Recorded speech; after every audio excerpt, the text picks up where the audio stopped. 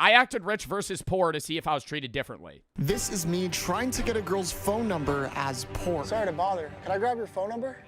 No. I feel like the bigger problem isn't that he's acting poor. It's that this is the worst fit of all time. He's wearing Adam Sandler shorts, flip-flops, a baggy white tee, and a forward-facing hat that's like 2 sizes too small for his head. That's the point, no? Well, that's the point, no. You're insinuating that poor people wear bad clothing.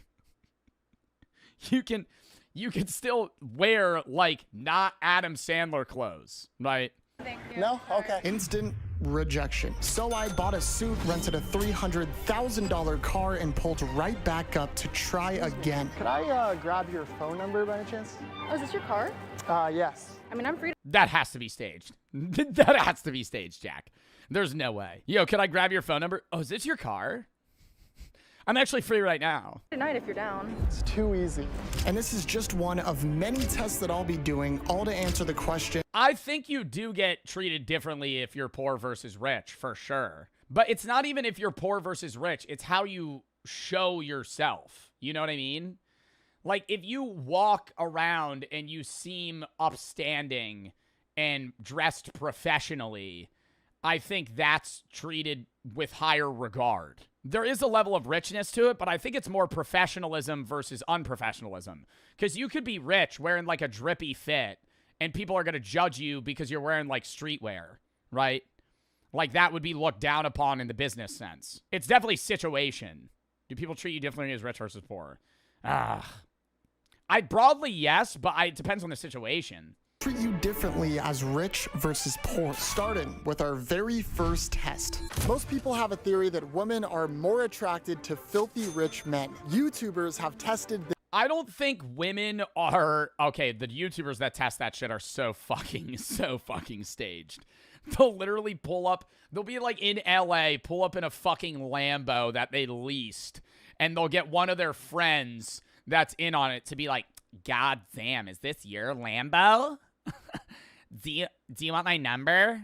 That's just not happening. I think it is true that, like, being more financially stable makes you more attractive, but not in, like, a gold-digging sense, just a safety sense. Is that... Like, some people try to say any woman that likes a man that's wealthy is a gold digger. I think there's a difference between seeking men that are rich and also just kind of liking the fact that your significant other has wealth. Like, nobody's going to look down on that. It's like that in finding a partner, a perk of them being financially stable in your brain is like, okay, well, if we get married, we'll be okay. If there's a financial crisis, we'll be okay. If we have kids, they won't grow up poor, right? Like, that's not bad in that mindset. But if that's the only thing you're looking for, that's bad. This age-old theory in what we know as the coveted gold digger pranks. Except all of these videos are fake. The hell away from my car. You're not going? But today, we're testing. Do YouTubers even make those videos anymore? I feel like that's all shit from like 2016. Those have to be old. Like the acting rich to see if like baddies hit on me. This is my poor outfit, and my alter alias for this character is gonna be Schmidley. Schmidley. Jack, you're making yourself Schmidley. You're that's more of a problem than your fit. Like, if you walk up to a girl and you introduce yourself as Schmidley, that's going to be the first and foremost problem. My total outfit cost is just $8.35, and my vehicle to pick up chicks is gonna be this bike. It's got a flat tire as well. I'm gonna be asking 5 single women to see how many phone numbers I can get as poor. Then we'll see how many phone numbers. Bro, but I hope he doesn't, like, just walk up to them and say, hey, can I get your number? Like, shouldn't he try to be conversative as well? There's a lot of factors that we're not bringing into this of, like, the woman he's walking up to. Like, you would need like 2 guys. For this to be, like, a controlled experiment, you would need 2 people of the same exact personality and same exact conversation to walk up to the same exact woman. Because he could just be, like, he could just talk better, and then it would work. Sorry to bother. I just moved down here, and I don't Oh. really have many friends. I was wondering, could I grab your number? No, sorry. No? Okay. Damn, bro. Oh my God. Well, that's one no for Schmidley in the books. But I'm confident we're gonna get a number. Sorry to bother you. I don't have many friends or... That woman's like 35. She's not giving you your she's not giving you her number, Jack. That woman is 35 years old. You're wearing the worst fit possible. Connections. I was wondering... Yeah, me too. Oh, okay. Could I get your phone number? Ooh. I don't think I've ever felt more hated in my life. I thought surely I wouldn't get rejected a third Could I time. grab your phone number? I have a boyfriend, I'm sorry. I have a boyfriend. We're all from Colorado. Excuse me? And a fourth rejection, Whoa. but on my very last Yo, this is like torture. Like having to do this. I gotta say, the respect I have for YouTubers to stand, regardless of whether or not this is for a video, like him having to just stand on the side of the street and just like soft hit on women is like a brutal, like this is actually so unbearable. This, like just getting rejected 100 times, just being like, hey, can I get no? Sorry to bother. I just saw you from afar, and I was wondering if I could grab your phone number. Why is he putting on like a fucking fake accent? Is anybody else noticing that? Is anybody else noticing that? He's like, oh, sorry to bother you. I saw you from afar. What is that? What accent are we going for right now? I saw you from afar, and you were just a looker. No. Amazing. What was your name?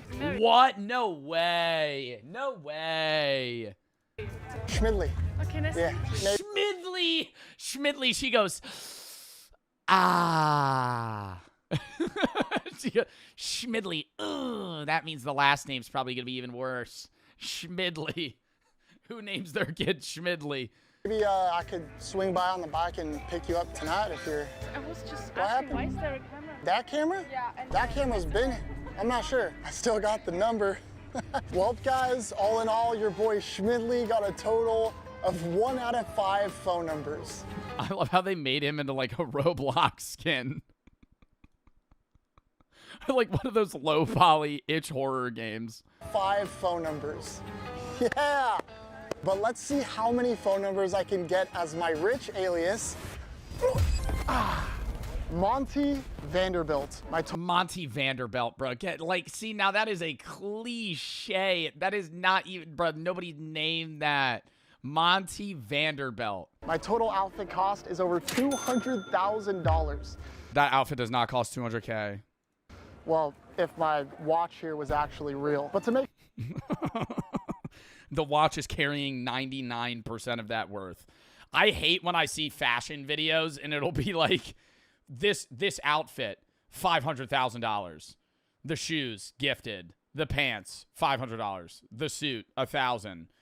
A diamond studded watch. That's not a part of the fit. That's not. Remove the watch.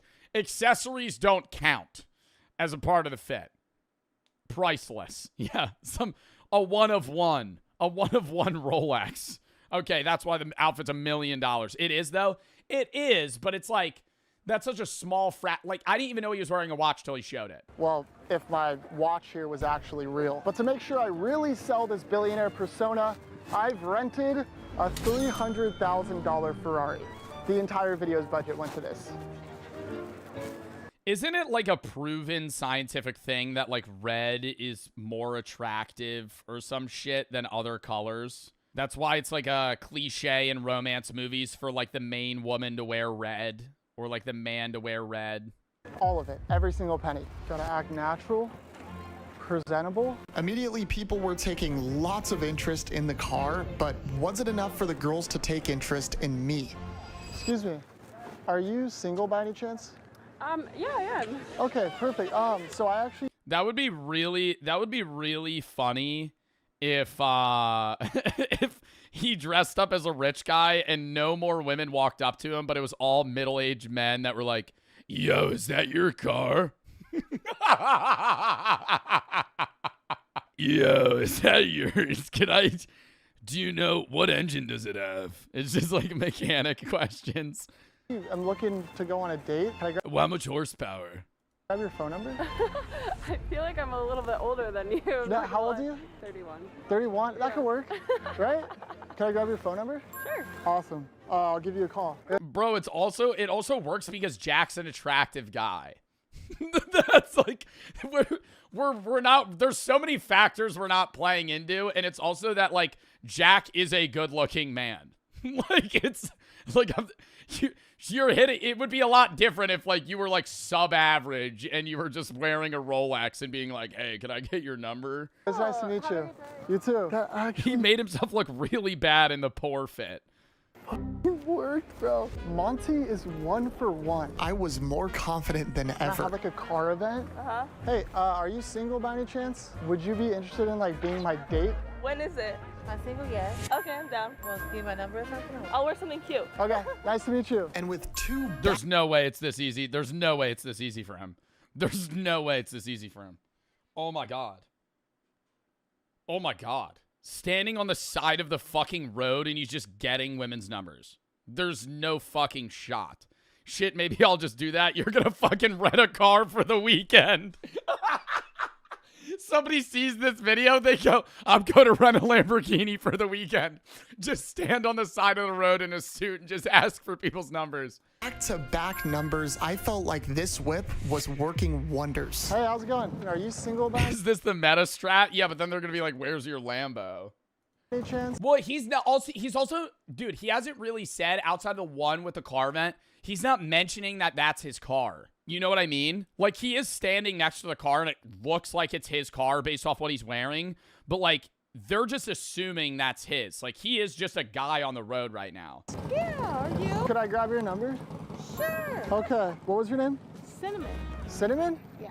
Oh, well, I'm Sugar. Nice to meet you, sugar. Oh, that was cold. That was cold. Guys, Monty is 4 for 4. The Cinnamon, he should have been like, my favorite spice. And then did a maniacal laugh.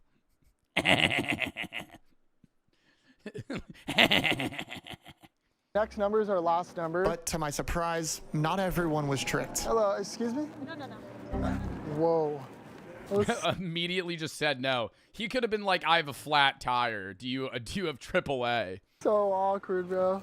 I think it's safe to say Monty absolutely crushed the competition. As Monty Vanderbilt, I got 4 out of 5 phone numbers. So compared to Schmidley, I mean, Do you think he tells them it's for a video and cancels on them, or he sets up a date and goes on to all of them because he's like that? Well, it's not his car, so I'm assuming he probably ends up mentioning that it's for a video. come on, it's not even comparable. But to get more calculated results for this test, I've created 2 Tinder profiles. One with Monty and one with Oh, dude. Schmidley. We're gonna Bro, the name alone is getting a no swipe. Which one's yes or no? Is it right or left? Right's yes or right's no? Right. Which one's right? Right is yes. Yeah, he's getting a left swipe here then. Schmidley. Into sushi, art, parties, NBA, aquarium, pop, EDM, and Xbox. Oh, he's the same interests on all of them. Aquarium. How's that an interest? Aquarium. How often are you going to the aquarium? I think this is more like, dude, honestly, I think if this is me, like say I'm on Grindr, I think I'm swiping on Schmidley. Oh. I don't, doesn't this, he looks like an asshole, no? Like, if the first picture on a dating profile, the fucking thing in the front and center is a designer bag, is that the stock market open on his phone? with Monty and one with Schmidley. We're gonna check back in on this profile in about a week. Oh my God, why would, dude, literally nobody's matching with you. Literally nobody's matching with you. I feel like everybody that's gonna match with him is gonna be like, yo, you're Jack Pembroke. You're not Schmidley. Yo, who the fuck? He's taking a picture with his Xbox controller and it's it's plugged in. I think the women that are swiping on Schmidley because it's funny.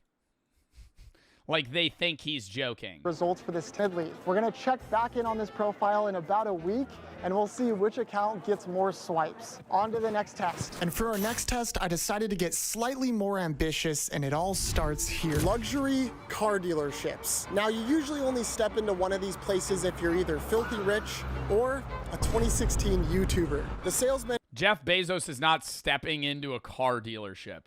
Jeff Bezos is looking at a picture of a car and telling his assistant, who has another assistant under him, that he wants that car. And then they're going to end up going out and getting it for him and bringing it back.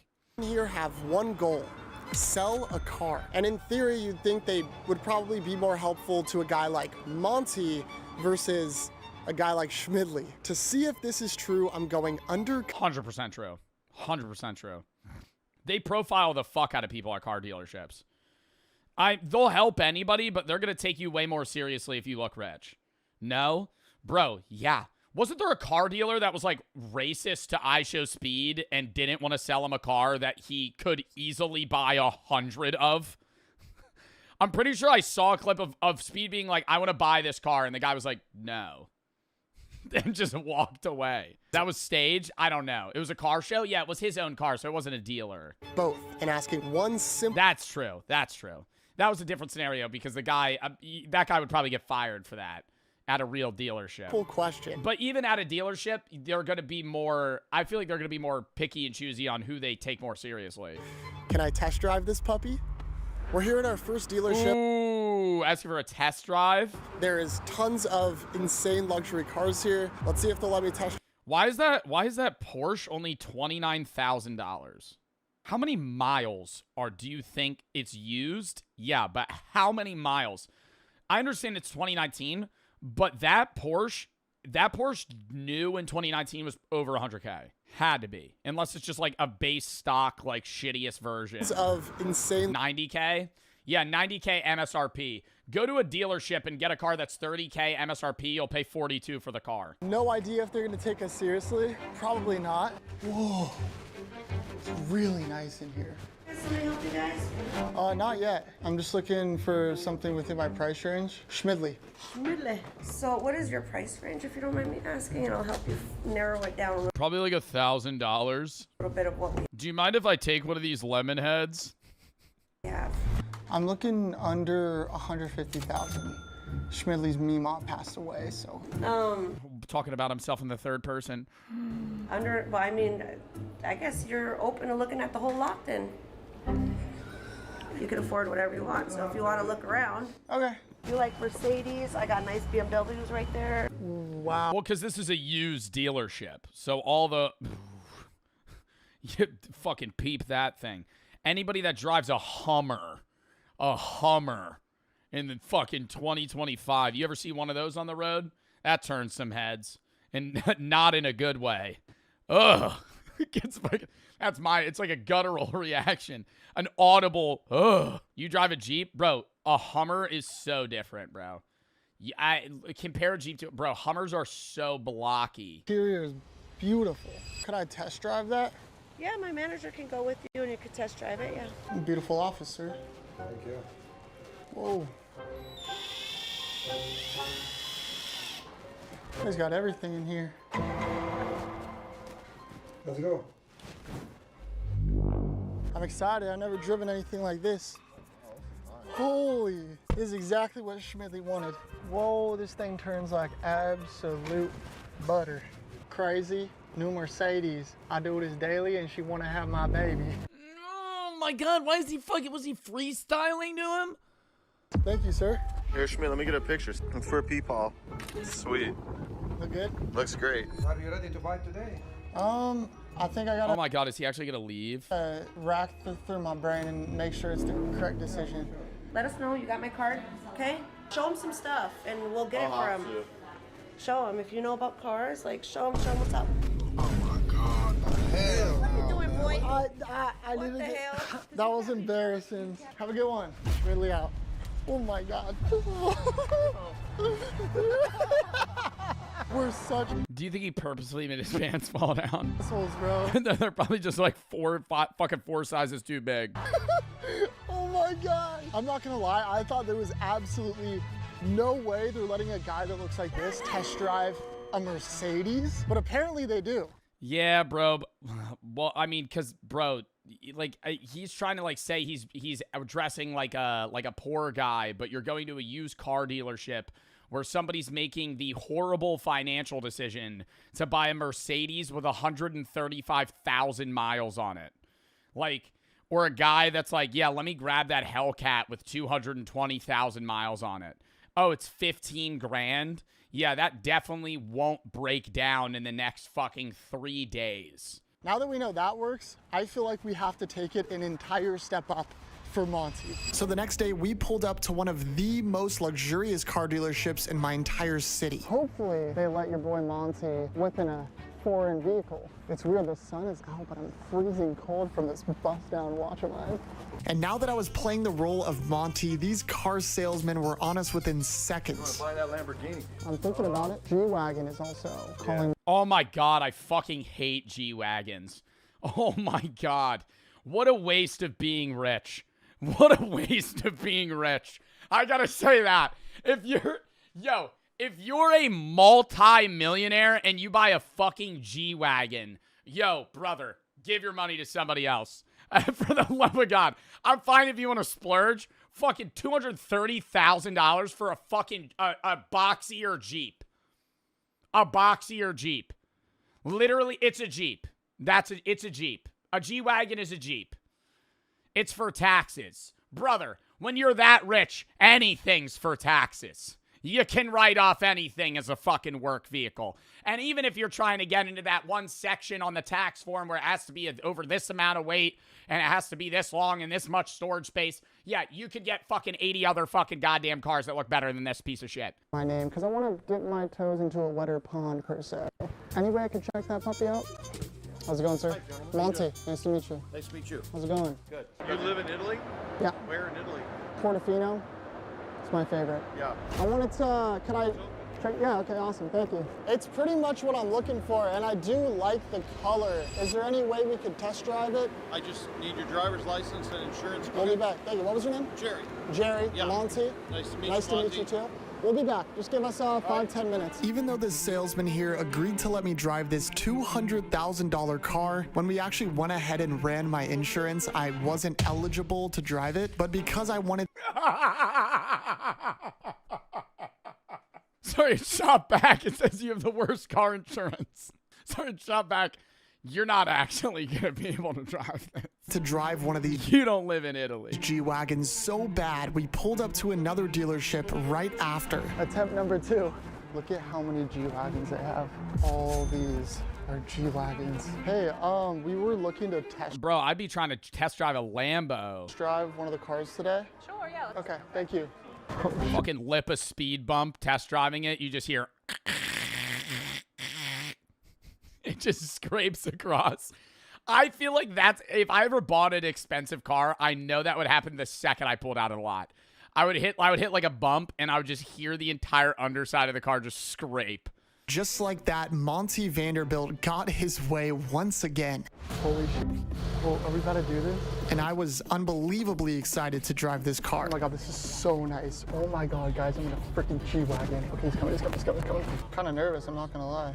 I've never driven a car this nice before, and I'll be honest, my palms were sweating. I don't know what the nicest car I've ever driven was. Have you guys driven many cars outside of your cars? Or your car, rather? Like, I think outside of the cars that I've owned, I've driven like five other cars. Like rentals. I've driven like when I was in Iceland, I drove a rental. Does GTA count? No. What about American Truck Sim?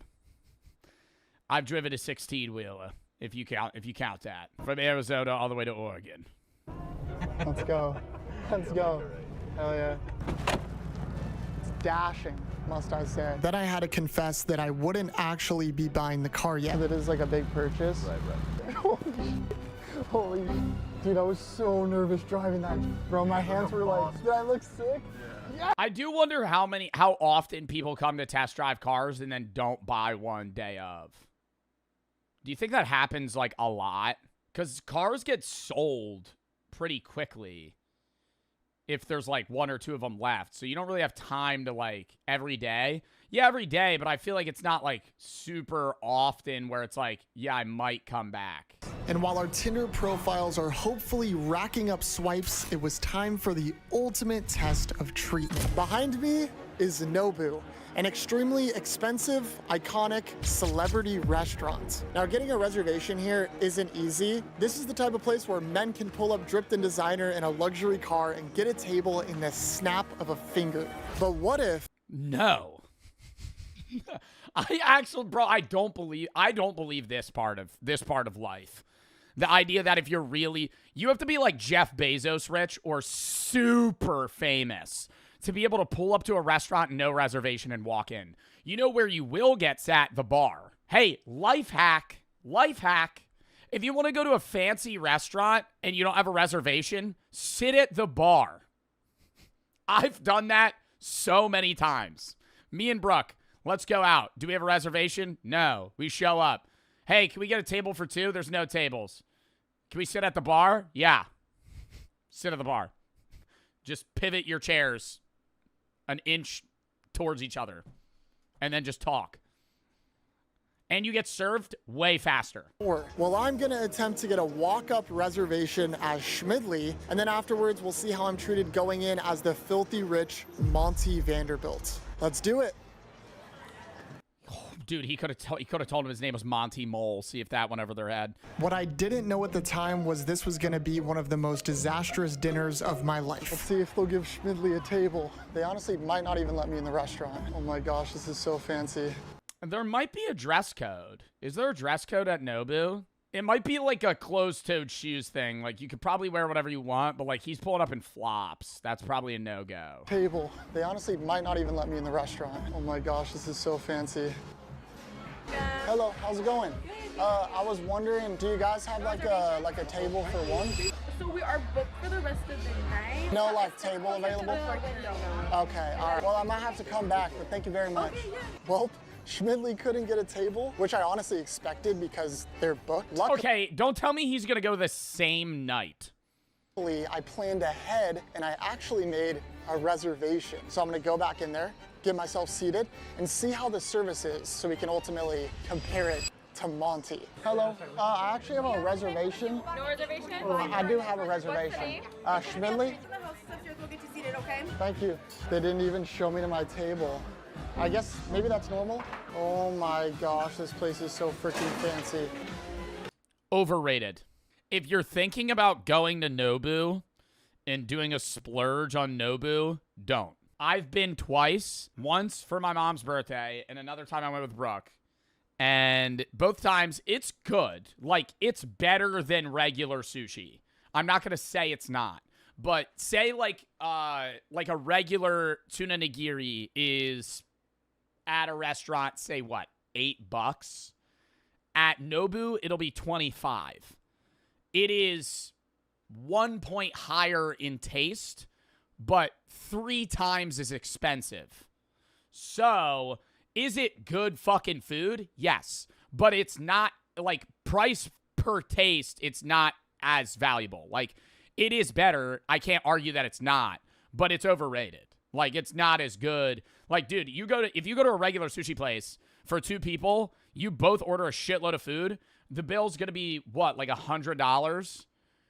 If you order a lot, like if you order like multiple rolls, maybe an appetizer, like an actual cooked dish or something. But if you go to like 100 pre-tip, if you go to Nobu, it'll be like $320 with drinks too. This place is so freaking fancy. It's unbelievable. Everyone's just dressed to the nines. Yeah, right now I feel like I really, really don't fit in. And it's a little bit awkward almost. Yeah, now stun lock them, Jack. Ask for the omakase. Stun them. Be like, I don't even know what I want. Make the chef choose. $300. I don't care. I've been sitting down for about 5 minutes and I haven't been approached by a waiter yet, but that could be normal. Like I said, I don't really eat at places like this. I'm gonna sit tight and order some food. Yeah, I was just waiting for like a waiter or something. Oh, yeah, could I have like an apple juice? Could I have like an apple juice and maybe like a bowl of shrimp? And just ask for like, just talk in that voice too. Just confuse the fuck out of him. He's never seen somebody eating alone in a Nobu asking for that. Did you get seated by the hostess? Stop by the hostess stand? Oh, I gotta go there? Yeah. Oh, okay, Look okay. at you guys seated. So Okay. All right, well, apparently Schmidley's Get you guys. Oh, it's just me. fucking idiot. I guess there's like a hostess area I have to go to. So Yeah, another thing. You gotta wait 5 hours to get seated at a fucking Nobu. You could show up and if your reservation's at 7:30, you show up at 7:30, you're not gonna get seated till like 8:15.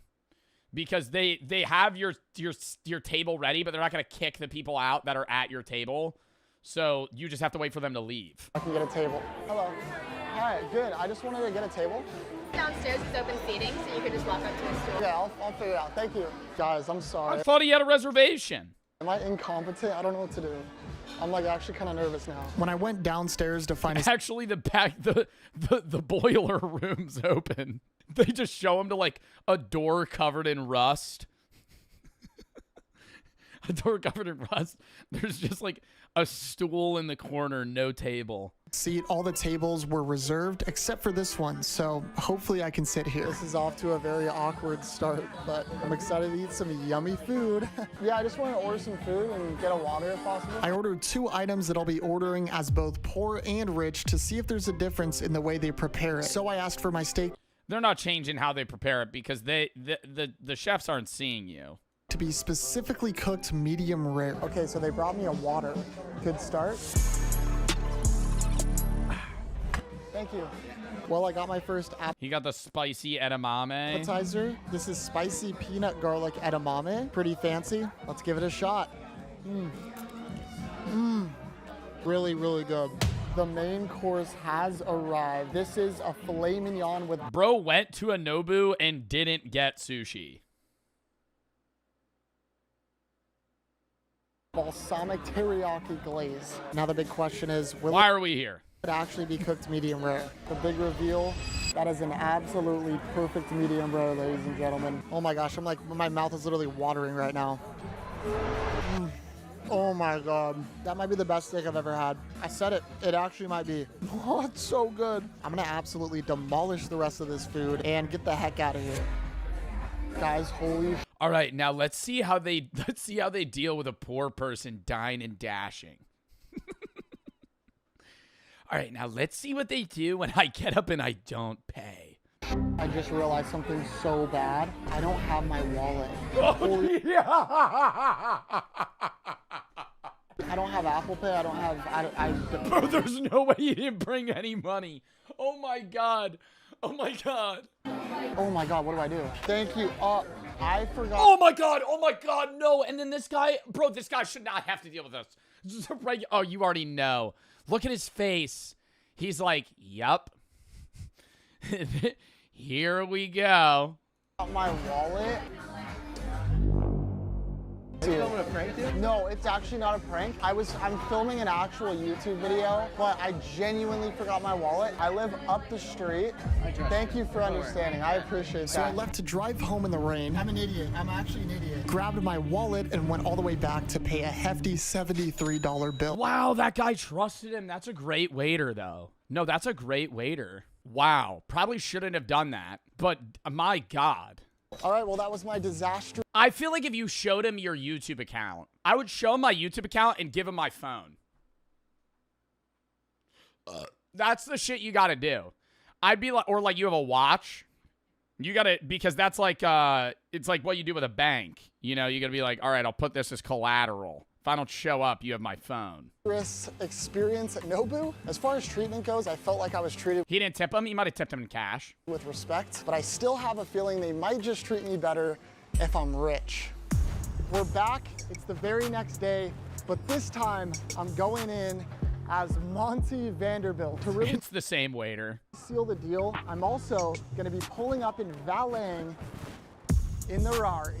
Hopefully I don't crash it. Oh my gosh, bro. How? Can I say valet is the stupidest shit that shouldn't exist in society? Your bum, lazy ass can't fucking... I think it's different if it's like somebody's handicap and it's like, all right, we're going to pull up your car because like you're old or like you have like movement problems. But if it's just like, yeah, I don't want to walk to my car. I don't want somebody to valet my shit. I'd be like, I'm not giving you my car keys, you bum. Fuck you.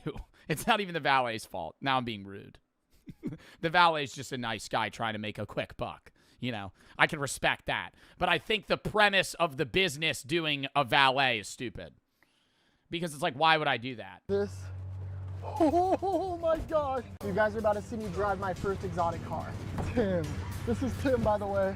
He's teaching me how to drive this thing. Do I put my foot on anything? Yes, on the brake. Okay, the brake's the one on the left. Yes. Okay. Bro, I had to double check that. Oh my gosh, I'm actually terrified to drive this right now. Oh my gosh. Okay, Nobu is right here. I'm pulling up. I'm about to look like a freaking boss right now. Are you guys doing walk-in reservations right now? I might have to throw in some cash. I would go find out. I'm not sure. Oh, actually? Pretty popping right now. Thank you, boss man. I'm test riding that fucking car if I'm that kid. Bro, that guy's like 19. That guy's like 9. I'm test driving this fucking Ferrari. See, that's another thing, too. I'm not trusting the valet. I know he'd get fired, but I'm like, you pull up in a nice-ass car? Hey, man, go park it. I'd fucking spin it around the block real quick. Here we go. Hi, I just wanted to get a walk-in for a quick dinner reservation. We have a table getting cleaned off right now. It should be another like 5-ish minutes. Okay, cool. We got it. Do you think that's because they were just less busy this day, or it's because, like, he's rich? Or rich? We got it. There's an actual DJ behind me. I'm gonna try to act cool, calm, and collected and wait for my table. After waiting just 2 minutes, I was escorted to an absolutely incredible table. I am looking over one of the most beautiful views I've ever seen. It's been about 20 seconds. They've already brought me a water.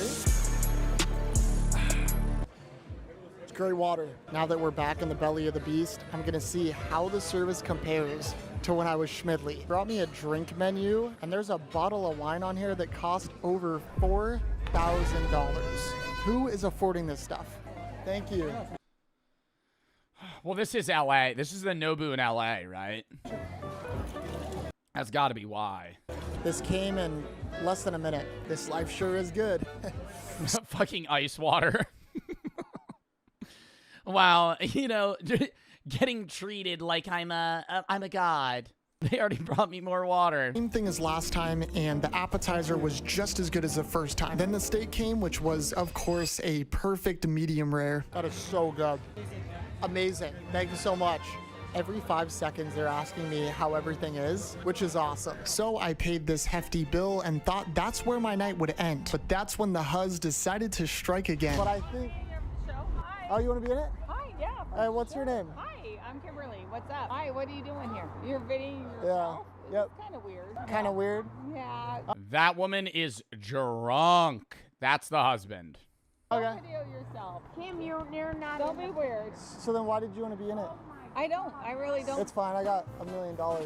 $1 million doesn't matter. I have $2 million. I'm rich, baby. God, I feel sorry for you. Get out of the way. How much money you have because you suck. Anyways, oh my God, bro. I guess acting rich in public doesn't always get you respect. On to the next one. And now for our final and most devious test yet. We are here on Kings Road. Houses here average anywhere from $7 to $10 million, and today I'm gonna attempt to get into one of these mega mansions. I'm gonna be knocking on as many doors as it takes, first as Schmidly, then as Monty. What? To just fucking see if you could go inside? And when the owner opens the door, I'm asking one simple question. Can I use your bathroom? The goal I think you're getting a hard and stern no from any bro. Bill Gates himself could knock on my door and I would go fuck off You're gonna get shot, Jack. You're gonna die. I don't think anybody's letting you... dude, if anybody lets you into their house, they're insane. So we began looking for the perfect house, and I think we might have found it.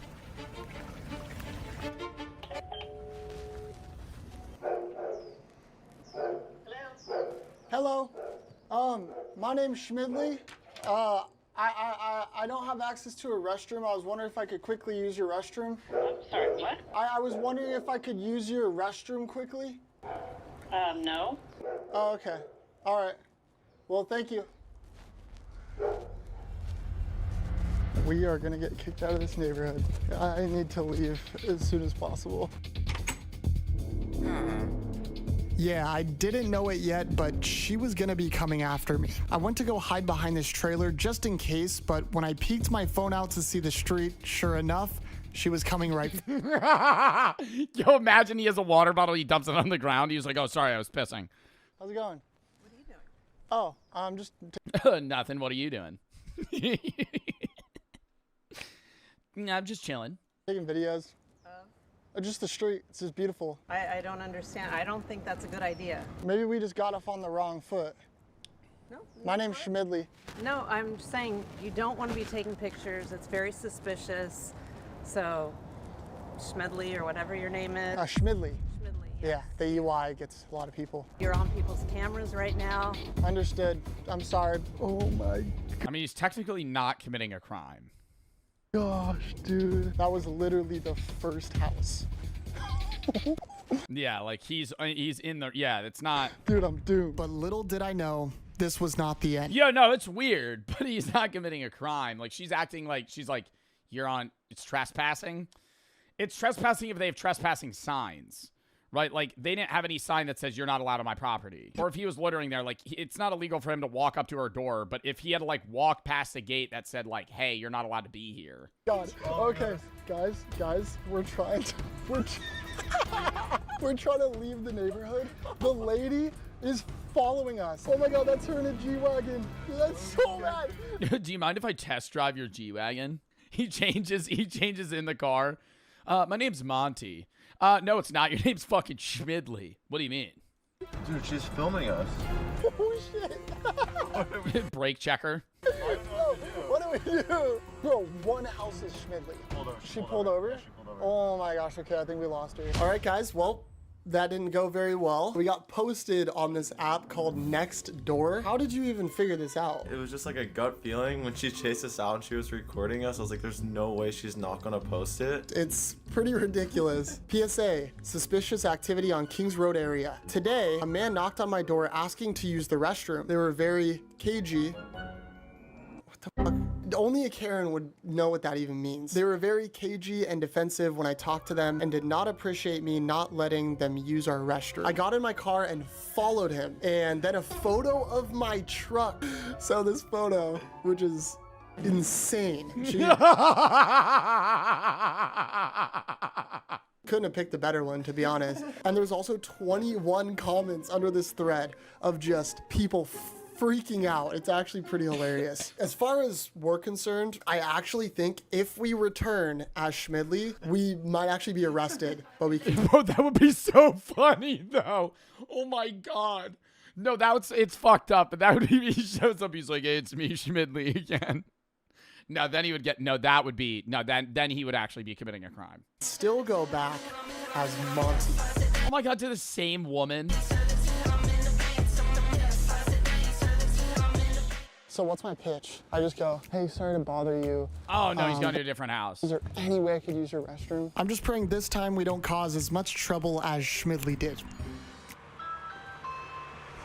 Hi, sorry to bother you. I'm here You're about Schmidley from Nextdoor. an inquiry just for the house next door. Is there any way I could use your restroom real quick? Sure. Okay, thank you so much. I really appreciate it. And before I knew it, I was inside of a $10 million mansion. Lovely home. Thank you so much. Is it this one here? Yeah. Okay, thank you, sir. And let me tell you, this was the Yo, imagine he clogs the toilet. There's no plunger. nicest bathroom He jumps out the window. possibly ever. The toilet had this crazy bidet system, which I didn't know how to use, but I made sure to take full advantage of this luxurious hand soap. Yo, can I say this house is too nice to feel homey? I feel like I have that take about a lot of LA homes where it's like, it feels more like you're in a hotel than an actual house. Like all cold marble floors. The whole house is just pure white. Oh, there you are. Thank you so much. Have a good one. Very nice person. Let's go. Let's go. Bro, this house is insane. Craziest bidet system. I stunk it up, bro. Spray. That was the first house. Bro, it's the suit, bro. This works infinitely better than Smidley. Ladies and gentlemen, the time has come. We're gonna check our 2 Tinder profiles. I have Monty. Anthony has Schmidt. I feel like Schmidley's gonna have like 5 matches. Monty's gonna have like 100. This will be our last experiment. It's not even just the rich factor, bro. It's that the Schmidley pictures, bro, he's holding an Xbox controller. You wanna check yours first? Take a guess. 10. A whopping 2 likes. Whoa! They did not like Schmidley, bro. Should I be hurt? That's me, bro. Let's check Monty now. Here we go. Wow. Is there a difference? 14. Okay, wow. That's so Yeah. It's not a huge difference, though. I don't know what that says about our society or any of that stuff. At the end of the day, obviously, it doesn't matter how rich or poor you actually are. What matters is what's on the inside. No, but for real, sometimes you gotta... It's 7 times as much. Yeah, but I'm saying 2, like, it's not like one got 10, one got 100. One got 2, one got 14. It kind of is, yeah, but I'm like, ugh. I think that's ultimately what we learned. Okay, how do we end it? No. I loved that video. I loved all of Jack's videos. Okay. Next video.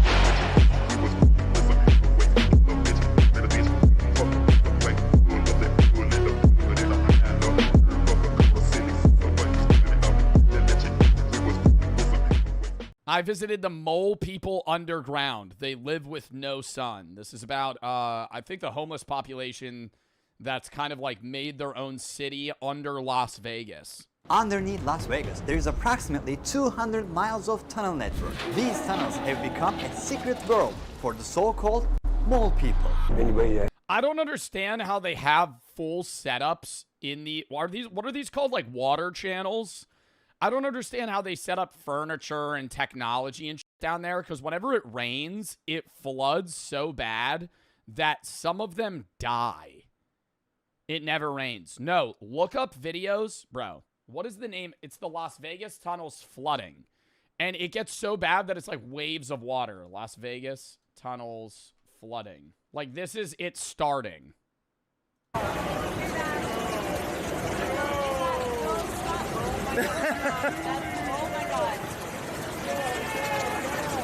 And all of that water is gonna go into the ducts. So that's why it's so dangerous for them to live down there, because it wasn't meant for homeless people. It's meant for like water escape travel, because it's such a dry area that when like an inch of rain occurs, it's like a tsunami.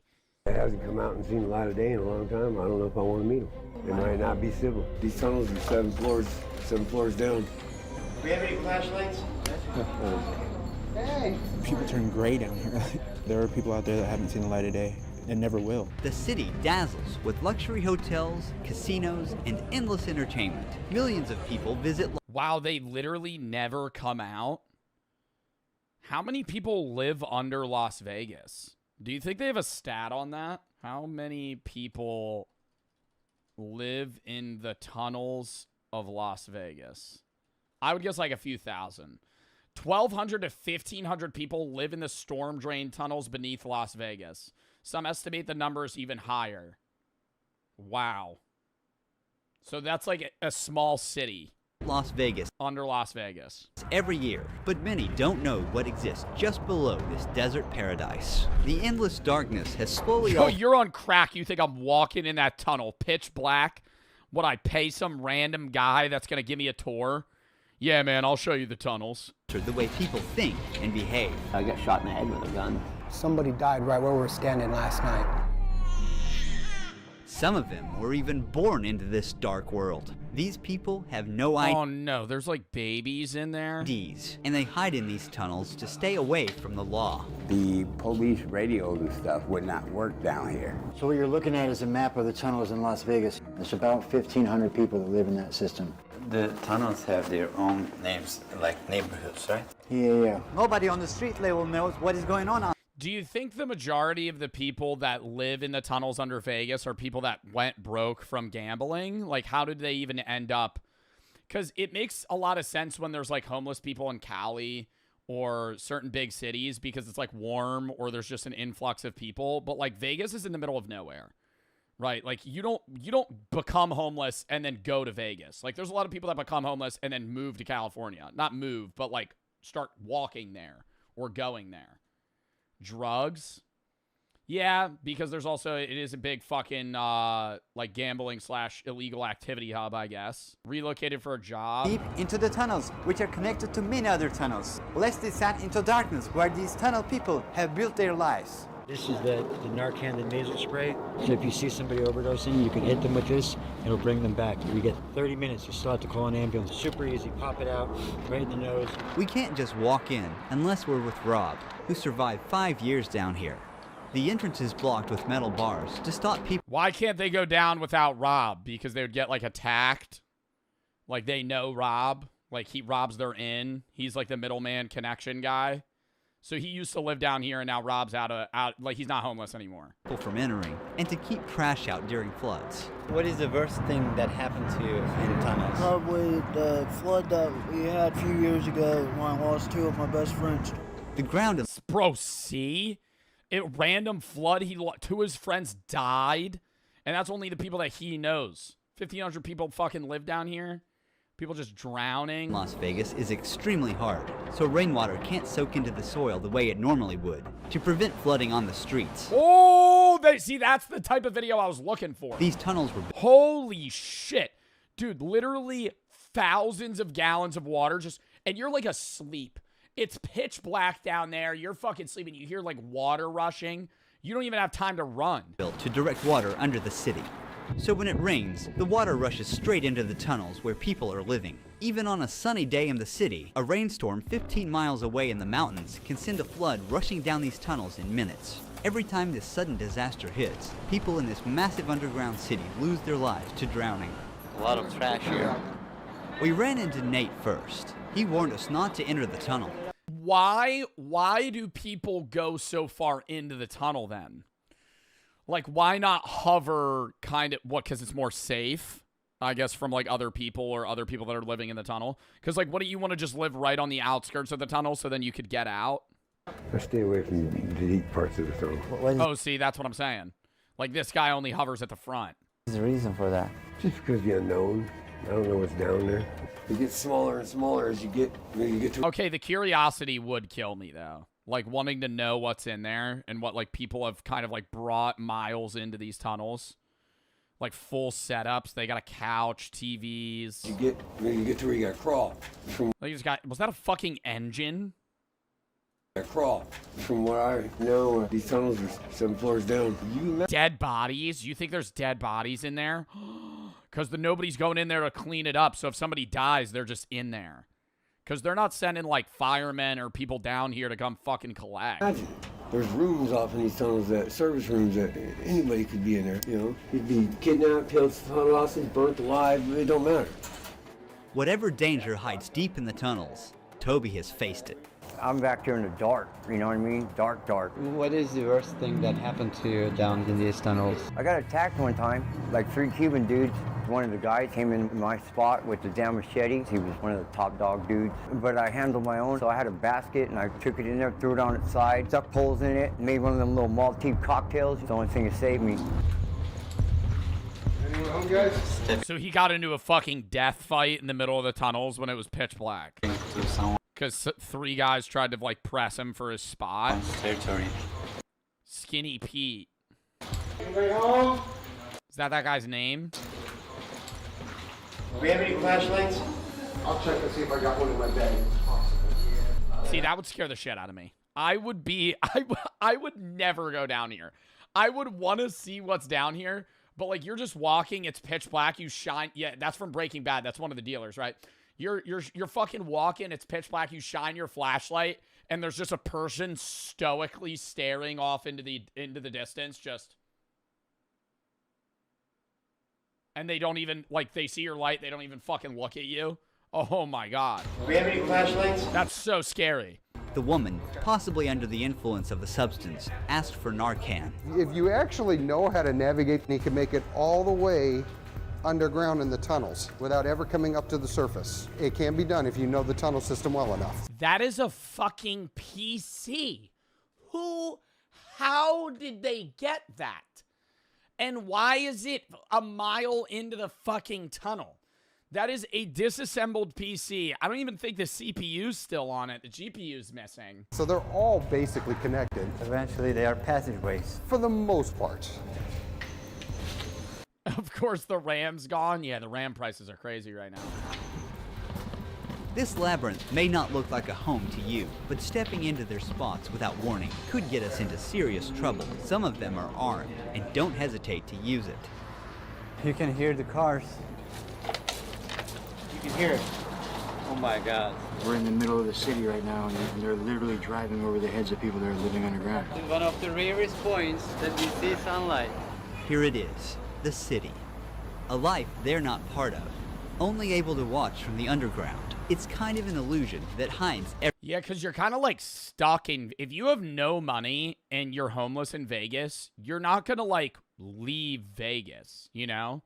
I mean, maybe you get enough money to get like a bus ticket to go elsewhere, but it's like Vegas is in the middle of nowhere, near nothing that's like usable for homeless people. Obviously, I mean, there is probably aid for homeless people there, but like I'm wondering how they get like daily food supplies, shelter, like clothing.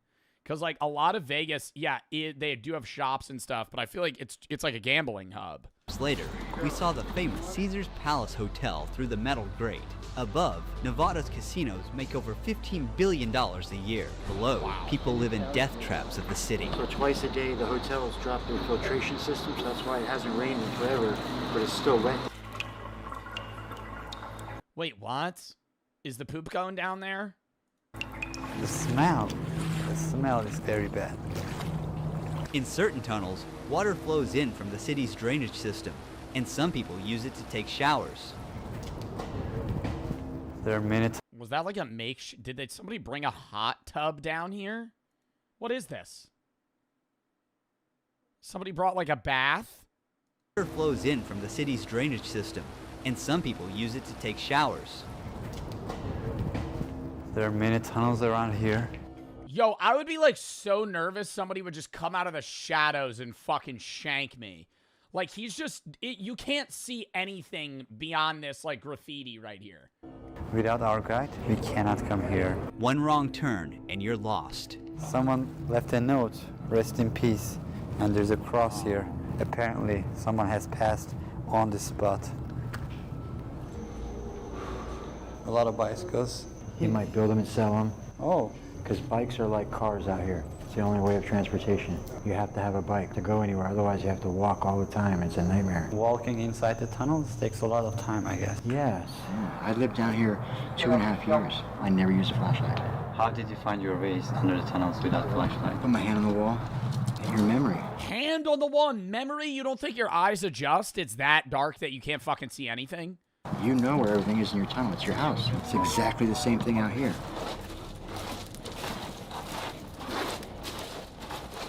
Is that Tony? Yeah. When I heard a voice echo through the tunnel, it hit different. This dark, damp tunnel that gives me goosebumps is actually where some people feel the safest and live. Here he is.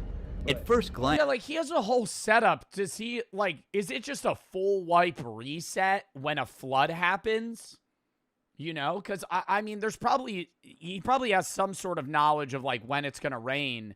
But if it just randomly floods, does he just lose everything and then yeah, like somebody said rust wipe, actually. Like, I'm not trying to make a fucking video game reference, but it's like, it'd be like falling into lava in Minecraft. Like, you just lose all your items. Like, all this stuff. Look, he has a whole bed. He has crates, food items, shelving. Like, all that would just get swept away. It looks like clutter, but to Tony, every single item is essential to his survival. I've been in these tunnels for 6 years, and there has been times where we've had good people here, and it was a sense of community. But now we've got some people in here that don't give a shit about nothing but themselves. You know, just they're bullies. Some asshole over That's sad. there started a fire because he's just a mean dude. The fire didn't hurt Tony, but nearly took the life of his only companion, his cat. This one right here was Oh, yeah, I'm fucking scrapping, dude. You try to kill the cat? That's crossing a fucking line. burnt from the tip of her nose to the tip of her tail. 5 days later, she's still hanging in there, thank God. So what is the toilet situation Oh, my God, this happened 5 days ago? Dude, that cat might die. here? We have certain areas that we go to the bathroom, and she's usually a 5-gallon bucket. Yeah. We put a bag in it. Yeah. Where do you see yourself in 5 years? Possibly right here, but I hope not. I don't plan on being here for the rest of my life. I mean, how do you get out of that? He's been there for 6 years. He's been homeless for 6 years. How do you, like, you have to get a job and a place to live. How? In Vegas? Like, you're not getting hired. I mean, I'm 57 years old. I'm getting old. I just haven't been ready. I think the big worry is, yeah, like, if you're 57, like that one guy that was smoking a cigarette in the beginning, he looked like 60, 65. If you're that old, you have a health problem. Like, you can't go to a doctor. You can't go to a hospital. You're just, like, so you have a growth. Like, you can't even get it checked out. Like, nothing. It's, like, beyond just, like, oh, I don't have insurance, right? And, you know, you only go to an urgent care when you need, like, you don't even have money to go to a fucking urgent care. Like, you can't do anything. You have an infection, you're not getting antibiotics. You're just fucking toughing it out or dying. Just 10 minutes into the tunnel, Tony wanted to return to his spot. We handed him a week's worth of supplies and kept walking deeper into the tunnels. And there's so much randomness that could happen. Anybody could just decide to come down that tunnel and steal from you or take your stuff or attack you and then disappear, and who would know, right? It's not like it's happening on the streets where you're laying there and somebody could see you and call the cops. Like down here, it's like another layer, like not knowing what could ever happen. It could be peaceful now and come back in 2 hours and the wrong person walks through and it could be hell, you know? As we go deeper and deeper, the less we know about what— Yeah, because it's so private that it offers safety, but also concern in that, like, nobody's around you. So if somebody wants to, like, walk past you and kill you, nothing's going to happen to them.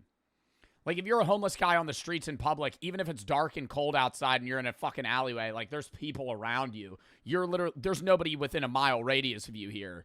Somebody fucking walks by, they could just hack you to death and leave. Take your shit. What if you were born down here? I would hope that if you were living down here and you had a child, you would put them up for adoption. I would hope you would give them to the fire department, or, like, not anything would be better than this. Dwellers make pans out of aluminum and use hand sanitizer as a heat source to cook their meals.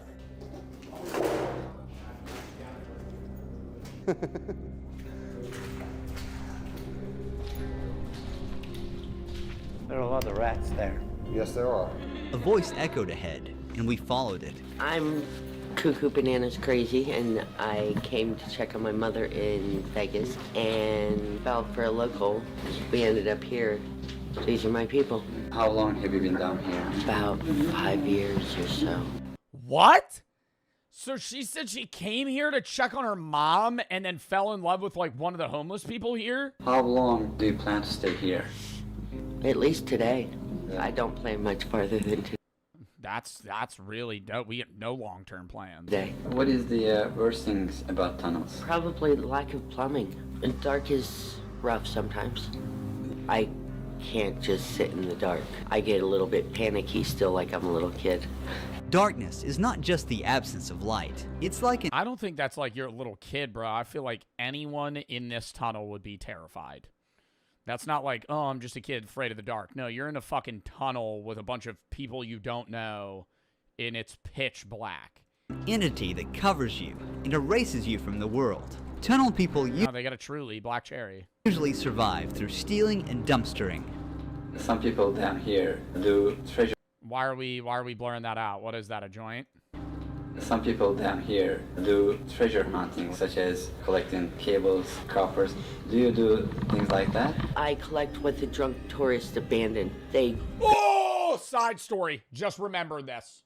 I know a guy, not I have a friend. This is going to be I know a guy that number one, the copper tubing brought it up. He had to respond to a call. He's a firefighter. He had to respond to a call of a guy that was stealing copper tubing at an abandoned house, and the electricity was still on, and it electrocuted him so fast that his body was still rigid, and it burnt the entire upper half of his body off. And I was like, damn, that's crazy. And he was like, you want to know what else is crazy? He was like, I responded to the Boeing whistleblower that died. The guy that was on the news and he took his own life, but everybody was like, that was weird. And he was telling me about it and he had no idea. Who's that? The Boeing whistleblower that was like going against like the Boeing company, saying that there was like factory problems and they were kind of ignoring it. Shit like that. Like, I mean, that's like if you know about the news. If you know what I'm talking about, crazy. I was like, you responded to that? He said, yeah, he didn't even know who it was. He didn't know who it was until after the fact, and he was like, I'm not going to tell anymore. I'm not going to tell anymore. I'm not going to get into the details, but I just thought that was crazy. I was like, I've known you for so long. You didn't bring that up. He was like, well, I don't know. And they pay. I collect what the drunk tourists abandon. They go to Louis Vuitton and they pay $3,000 for a t-shirt, and then they win $100 on a slot machine, and they get so excited that they jump up and down and they leave their $3,000 purchase right there to go cash in their winnings. And they remember that they spent that money, 2 days later, because they've been day drinking in the sun, and they plan to lose $10,000 a day while they're here. What do you think of people losing thousands of dollars to machines? It's the American way. Decadence and excess and debauchery. I don't even think it's the American way. I think it is a flaw in human biology that we are incapable of recognizing. Well, actually, we are capable of recognizing the odds of wins and losses, but you are so much more enthralled by the potential to win millions that you don't care. It's a dopamine rush. That's why they're all flashy and colorful. There's no windows in casinos. They give you free drinks. They're panning into your brain's anatomy, knowing that they're basically crafting the perfect situation for you to be happy and okay with losing tons of money. This is why people come here on vacation. Then Beverly showed up in the darkness.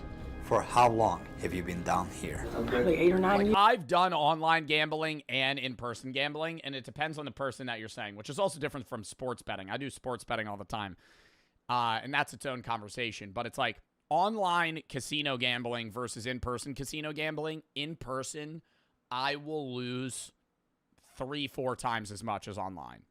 The dopamine from sitting in front of a slot machine, actually at a roulette wheel, playing a game while you're drinking versus like sitting and watching a screen, it's not even comparable. How is the situation here when it rains? Horrific. Very scary. I've been caught up in it twice, and one of the times I really didn't think I was going to make it out. What do you think about Las Vegas City? A lot of it's almost like wallpaper, like it's just made to look good, These big casinos aren't built on winners. Do you change your spots time to time, or do you always stay right here? Oh no, it definitely changed. What is the hardest thing about tunnels? She packed years of disappointment into one word. The people. Even this deep down, there's stuff. I mean, yeah, being alone would be, like, if you knew that nobody would fuck with you, it would be a hell of a lot easier to be down here. All over. Some of it was probably brought in by the flood. Some carried in with shopping carts. After walking for another 20 minutes, we came across an eerie shadow stretched across the wall. Don't shoot. We don't mean any harm. Before we go further in the tunnel, I want to share how my heritage DNA kit helped me. Bruh! Hey there. How are you? Look at this trash. Yo, he's got a whole fucking survival tent. Like, where did he find that? They had to have bought that. It's like an expensive-ass tent. Hey there. How are you? Oh, I'd be so scared of that dog, bro. We first offered him some supplies. Then he invited us into his tent. This is where this guy sleeps. He puts his clothes here. This is his table, kind of workstation. 6 years ago, I moved to Vegas alone, and my parents died in 2018. the 2 years I've been down here, if not more. So. How do you find water and food? I go turn on the fire hydrant right around the corner from here. I have my food stamp card, but if I really, really have to, I'll go steal food. How do you stay safe? Where do you steal food, though? Like buffets in Vegas? Like you're going into the casino or something and just grabbing food and dipping? In this tunnel. Like everywhere else, you just gotta watch your back. There's a scar on your forehead. What happened? I got hit in the head with a 2x4. And what the fuck? Got 11 stitches. In here? Yeah. What was the reason? Over a bike. Bikes are a hot commodity in this area, and a lot of people need them, you know. Have you ever seen... It is weird how the people they're interviewing have different things. Like, he seems like he's pretty geared up comparable to a lot of the other people. Like, there was one guy that literally just had a shopping cart and a chair. That woman had a whole bed. He has a fucking tent. A whole setup, a dog, a table. And someone at the moment their life was taken. Yeah, he seems really chill. Unfortunately, yeah. I remember hearing somebody come in and 2 shots go off. He got hit in his back and in his neck. And before I knew it, he was standing right in front of me with a white t-shirt on that was turning red really fast. It was his brother who shot him. The psychology of being down here in the darkness must be He watched a guy kill his brother in front of him in the tunnels. really hard. Some people can't take it. There are people out there that haven't seen the light of day and never will. People that turn gray down here, like. Really? Yeah, I've never seen anything like it. At night. Oh my God, like vitamin D deficiency. They never leave the tunnels, constantly in the dark. And it's also like, if you're down here for such an extended period of time, the sun's probably disturbing, you know? Like you almost become nocturnal in that you don't even want to leave unless it's nighttime because it's like leaving. Like imagine, you know, when you go to a movie theater and you're there for 3 hours and you leave and it's so bright and it fucks you with your eyes. Like imagine that, but like days in the dark, weeks in the dark. It sounds like there's people walking. Like you would walk outside, it'd be actually blinding. Right outside your tent. Like you wouldn't be able to see. And multiple times I've gone out there and there'd be nothing. You never know who you're going to run into down here. That's for sure. Here in the dark, most of them lose their ID cards and never get them back. Without an ID, they can't apply for a job, rent a place, or access social services because they don't officially exist according to the system. It's a roadblock. It's not really true though. Yes, they need those things, but if I handed out IDs today to every single one of them, yeah, they still want to go get help. They'll still be here tomorrow. There's a lot of things happening at the same time. Traumas, mental health, all these things we need to address. I was like 2 years, 3 years homeless, walking down the street and I saw 3 people that I knew having a sword fight in the middle of the night. I heard cling, cling, I saw blood, I looked at it, it was like nothing to me. That's what happens out here, you become traumatized and used to these situations. Phil once lived in a house with a pool. How did he get out, though? How did he get out? Like, I feel like you need somebody, you need to show willingness to leave and also have somebody to lean on to get out. Because it's not as simple as just like, oh, I'm going to get a job because you still don't have enough money to like be presentable and go to work. I mean, it depends on the job and what you're getting, but like, how do you go from being homeless and living in the tunnels for 6 years to being able to afford an apartment and also like clean yourself up, go to work? But after retiring, life slowly pulled him underground. The police radios and stuff would not work down here. For the people that are like all on black, bro, all on black, you're like, oh, just fucking gamble it. Do you know how much money it cost? Dude, yeah, maybe you somehow scrounge up $100 as a homeless guy and you fucking run it up to $2,000.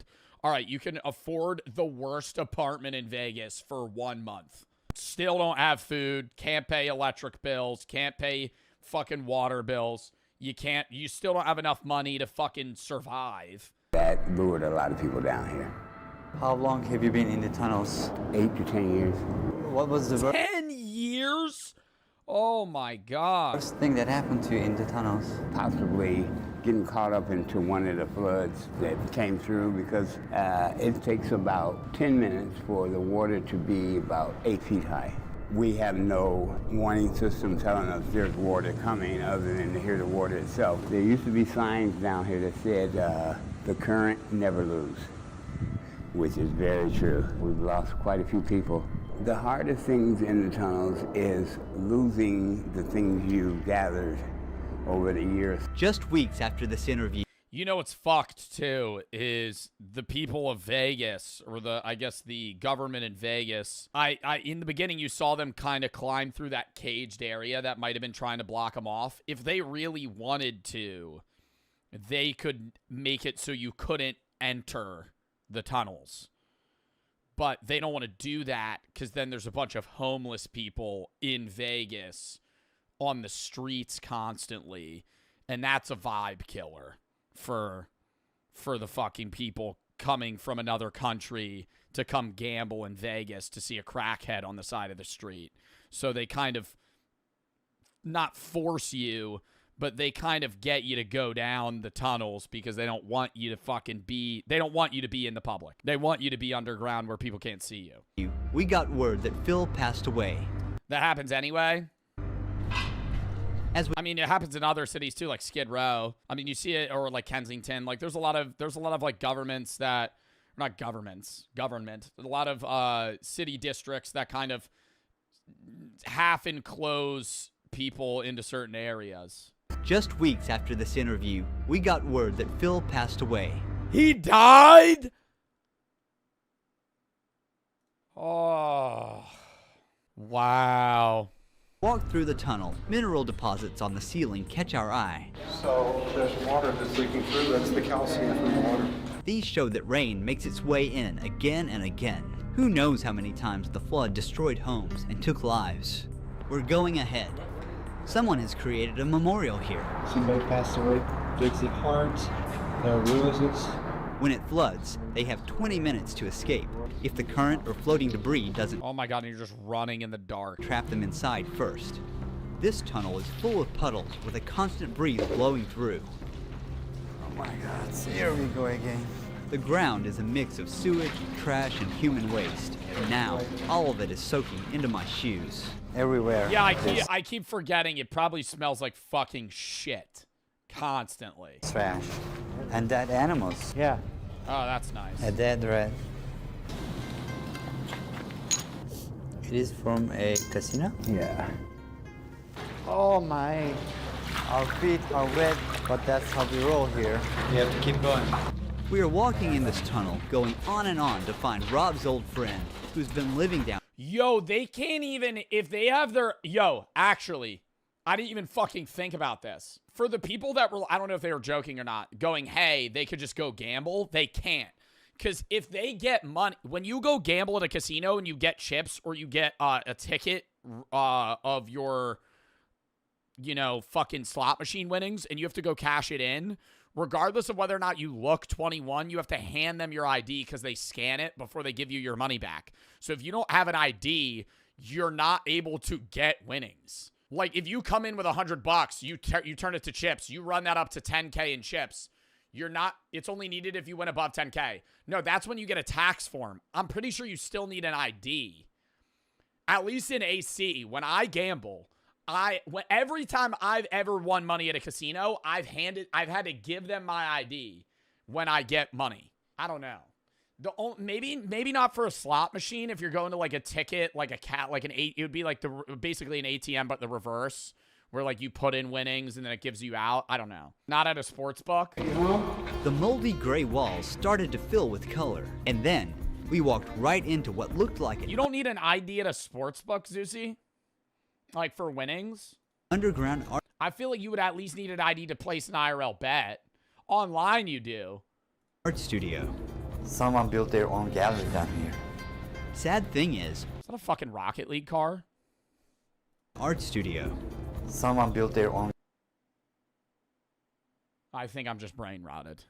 Gallery down here. Sad thing is, one heavy rain could wash it all away. That's actually really good art, too.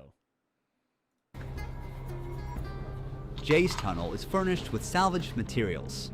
There are all kinds of random stuff. A baby stroller, bags, toys, but everything is surprisingly well organized. Yeah, my name's Jay. I live in the flood tunnels down here for like pretty much ever, like 8 or 9 years. I moved out here, all my luggage is stolen, my ID, everything. Basically welcome to Vegas with $27 in my pocket. There is really no safe anywhere. You'll get robbed by other homeless people, you'll get robbed by the police. This is where each day begins and ends for him. What happens when they come to them? You go to jail. What? Yo, don't you go a little insane too? Where it's like, if you're in the darkest parts of the tunnels where like you can't really see light on one side or the other, and you don't have technology, you wake up and you don't even know what time it is. You have no idea how long you've been asleep. You could have been asleep an hour, 8 hours. You're kind of just gauging it off of how you feel. Go to jail for trespassing. Whose property is this? This is by state property. It's a flood zone. They put you in jail for anything. I went to jail the other night for being on the boulevard. They are the undesirables. The government banned them from everywhere. People often see these individuals as potential criminals, but Jay is tired of this. I hate being hated by most everybody for what other people do. Not all homeless people are bad. Every day at war with myself, it's just not worth it. Stigma. With time, he developed survival tactics. There's really no food or water here. There's water in the back. If you're homeless, just steal and go to jail. You get food and bad thoughts. People do that. In a lot of colder regions, people do that, where they'll purposefully do petty theft or crimes so they don't go to prison. They just repeatedly go to jail. But I mean, that's also not helping you, long term. Then it's like yes, you have you get like air conditioning or whatever, but like now you're in jail, You have even less freedom. Yes, but it's all like wastewater. I usually eat what people throw out. Everything you see here, I found in the trash. How do you get shower here? Basically with a 5-gallon bucket of water. What exactly happened to your eye, if you don't mind? Shot in the head with a 45. I don't remember none of that. How did he fucking live? He got shot in the head? What is the worst thing that happened to you here? Probably the whole haunting situation, like shit following me. I mean, I've seen demons. It'll move stuff. It'll make stuff disappear. Like, I'll be laying on my bed. It'll move the bed. It'll mimic people's voices. It'll call, like, from outside, call down the tunnel, my name. Just go in the back, hang out for 15 minutes with no flashlight. Tell me what you think. What have you seen exactly? Oh, my God. What, like, you fucking started losing your mind in the dark? Looks like a man, very thin, probably 6'5". The Hat Man? Pointed. Looks like a man, very thin, probably 6'5".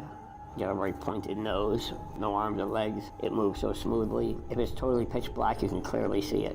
It's blacker than black. That's the thing that drops the temperature. What are you planning for future? Where do you see yourself in 10 years? Dead. I don't know. Oh.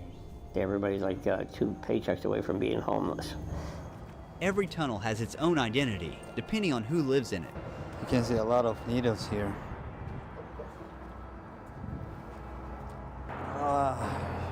Disgusting. Where was I where I was thinking about that? I always wonder how in certain areas that have such high costs of living, how people make ends meet that have regular jobs, like being a barista in Los Angeles. Like, do you live outside of LA and then you like commute in? Like, how do you make enough money even with roommates? How do you live in like New York City as just somebody that's, fucking, I guess, working 35, 40 hours a week at like a regular, 9 to 5. A lot of side hustles. That's what I'm thinking. Lots of roommates, lots of side hustles. You're kind of living on the outskirts of the city. It's like, fuck, dude. Multiple jobs, good budgeting. Yeah, it has to be. That's what I'm saying. Like, that's why if you're somebody in New York City, you're living in a shoebox apartment that you're sharing with somebody with a shared bathroom. You're working a minimum wage job. You're not working 40 hours a week. You're working 70, to be able to fucking make enough money. And you're never even home. That's like, we watched one video about, I mean, this is just different New York City versus Vegas. It's probably very similar in Vegas, but it's like, we watched the one video about one of the smallest apartments in New York City, and the person they were interviewing was like, I just need somewhere to crash. They're never home because they're always working. If they ever have free time or money, they're not going to stay at their apartment. They're just going to go spend it elsewhere. So it's like, they're literally just paying fucking thousands of dollars a month to just fucking have somewhere to fall asleep for 8 hours and get back up. Life. Do you have contacts of your family? Somewhat. What do they think that you're doing right now? They don't ask. What did you do before you came to these tunnels? Before I was in this situation, I was a family man. 2 boys, 1 girl. They still live out here. My son just turned 17 last month. When is the last time did you see them? 10 years ago. Wow. What is the He hasn't seen his son since he was 7. worst thing that happened to you in these tunnels? Somebody died right where we were standing last night. Last night? Last night. How? OD. Life is precious. And short. Nearly 7 out of 10 Americans live paycheck to paycheck, barely making ends meet. For many, it takes just one unexpected event to lose their financial stability. Oh my God. We were in the tunnels and you can see the Caesar's Palace on that side. This is a drama. If you want to shine a light into these tunnels, consider donating to the Shine a Light Foundation. Don't forget to subscribe to our YouTube channel for more documentaries like this. Huge thanks to MyHeritage for sponsoring. Oh my gosh, man. That was a sad fucking video, bro. Dystopian, really scary. This is the society we live in. Yeah, bro. But let's give tax breaks to people that make fucking $100 million a year. What a fucking great idea that is. Oh, 7 out of 10 Americans live paycheck to paycheck. Why don't we vote for people that fucking, sorry, I'm not trying to make it political. It's just fucking insane, man. Like CEOs. And this is coming from somebody, I make good money, right? Like I should get taxed more. I should get taxed more. I'm not going to sit here and argue that I need to make more money.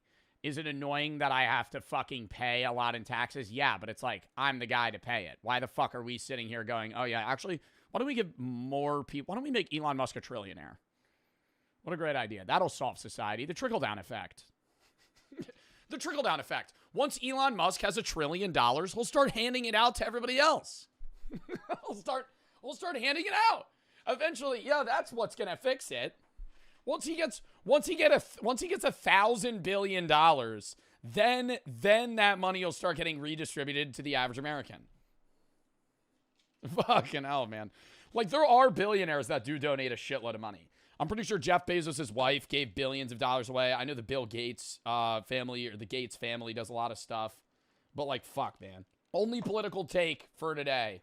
I believe no one should be a billionaire. I think that you could breach $999 million, and after that, it is a hard cap. You've won at life. You should not. You can work. You can't own a business anymore. Shit's got, maybe you could be like a supervisor. You should not be able to get more money. Your net worth should be capped at $999 million. And that's a lot of fucking money. Next video.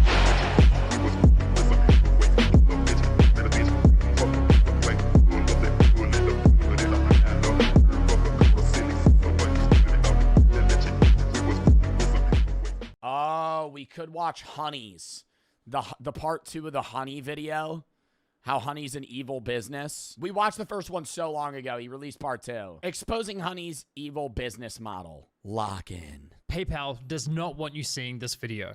A few hours ago, PayPal's lawyer sent me a cease and desist letter and requested Patreon take down my video under a copyright infringement claim.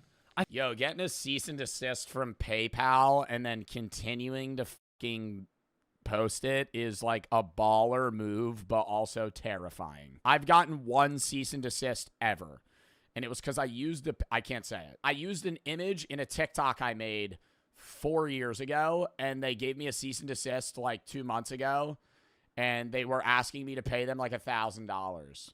And I was like, yo, I didn't even make money on your video. That was like before the fucking creator fund. And they were like, well, we want money. And I was like, I'm not paying you.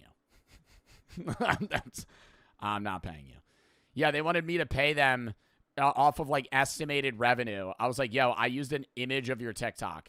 You're a millionaire, Joe? Yeah, and I'm not giving some scam. Bro, I'm not going to be hyper specific. The video's taken down now. It was a picture of food. It was a picture of food. And he wanted me to give him $1,000 for the picture of food. Up your ass. Consider this a no. You can copyright that. I always say, too, I know I do react videos, right? And a lot of people will be like, yo, you don't make content of your own. You've just fucking do react videos. Number one, somewhat valid. You know, I can't sit here and be like, my content's entirely creative. I'm not as creative as any of these other guys that are making content, right? I'm a riff guy. I understand that. But What I will say is, I'm not like these other, bro, motherfuckers will try to, when motherfuckers hate on me, they'll try to compare me to these reactors that literally just sit in the corner and go,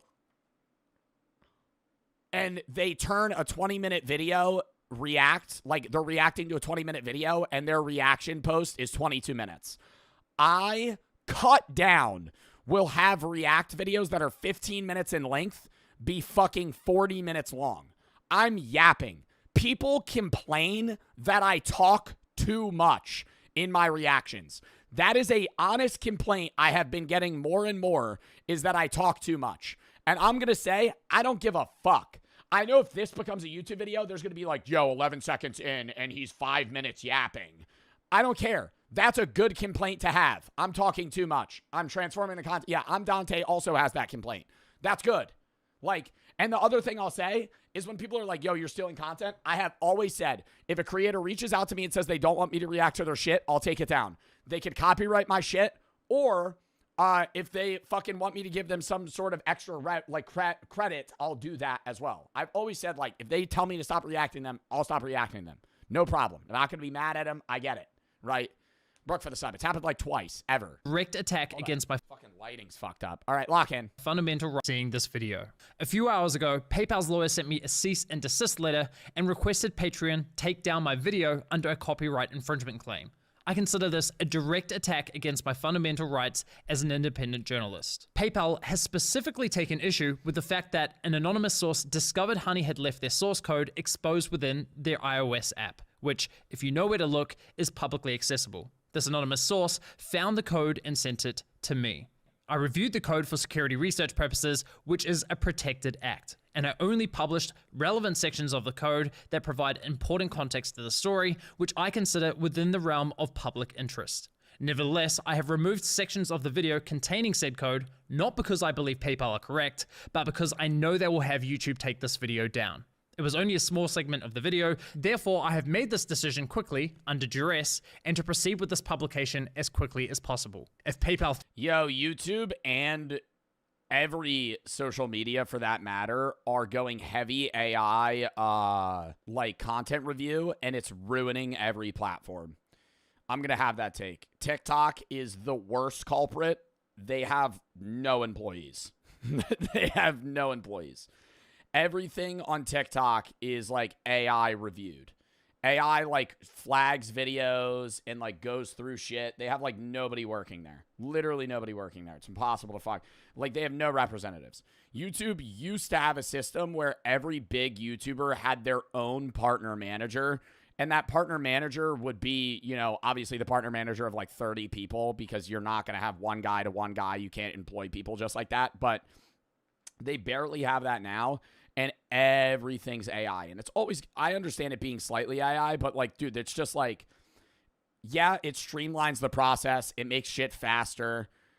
It's not as efficient. It's not. Like, there has been endless times where I get a video age restricted or demonetized. I review it and it's instant denied.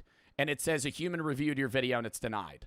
And I'm like, yo, is there a motherfucker sitting at a security screen waiting for Joe Bartolozzi to hit review and then instant presses no? Like, I know damn well a human did not review that video and tell me that it's not okay to use, right? And I love YouTube. YouTube's not the worst of the bunch, right? They're better than many. They still do have people, and you can reach out to YouTube on multiple regards. I've talked to them before. I still think they're going down the wrong path, but I think they're still capable of working with. TikTok, on the other hand, is horrible. Everything's AI. And so in the same sense of that, it's like, dude, if PayPal like set a dispute, YouTube wouldn't even look into it. They would just go, okay, sure, and just take down this guy's video. Thought this would stop me. They were sorely mistaken. Enjoy the video. I don't trust Honey. I don't know what it is. I don't trust it. They push so much advertising. They push so much advertising, and then people are getting money out of it, and then people are saving money out of it, and that makes sense, but the other part doesn't make sense, and then something's going on here. Where's all this money coming from? I have a feeling there's gonna, in like a couple years, there's gonna be the great Honey conspiracy. Well, now there's like, there's certain advertisers that spend more than others, and ones that spend way more than others. And companies that spend a lot are like gambling agencies, like Cash App's really big in the space right now. And it makes sense because they're like a huge company that obviously rakes in revenue through, you know, people using their platform to spend money, right? Honey was so weird because they were spending at the same level as like DraftKings. But Honey marketed themselves as this company that like saved you money and was free to use.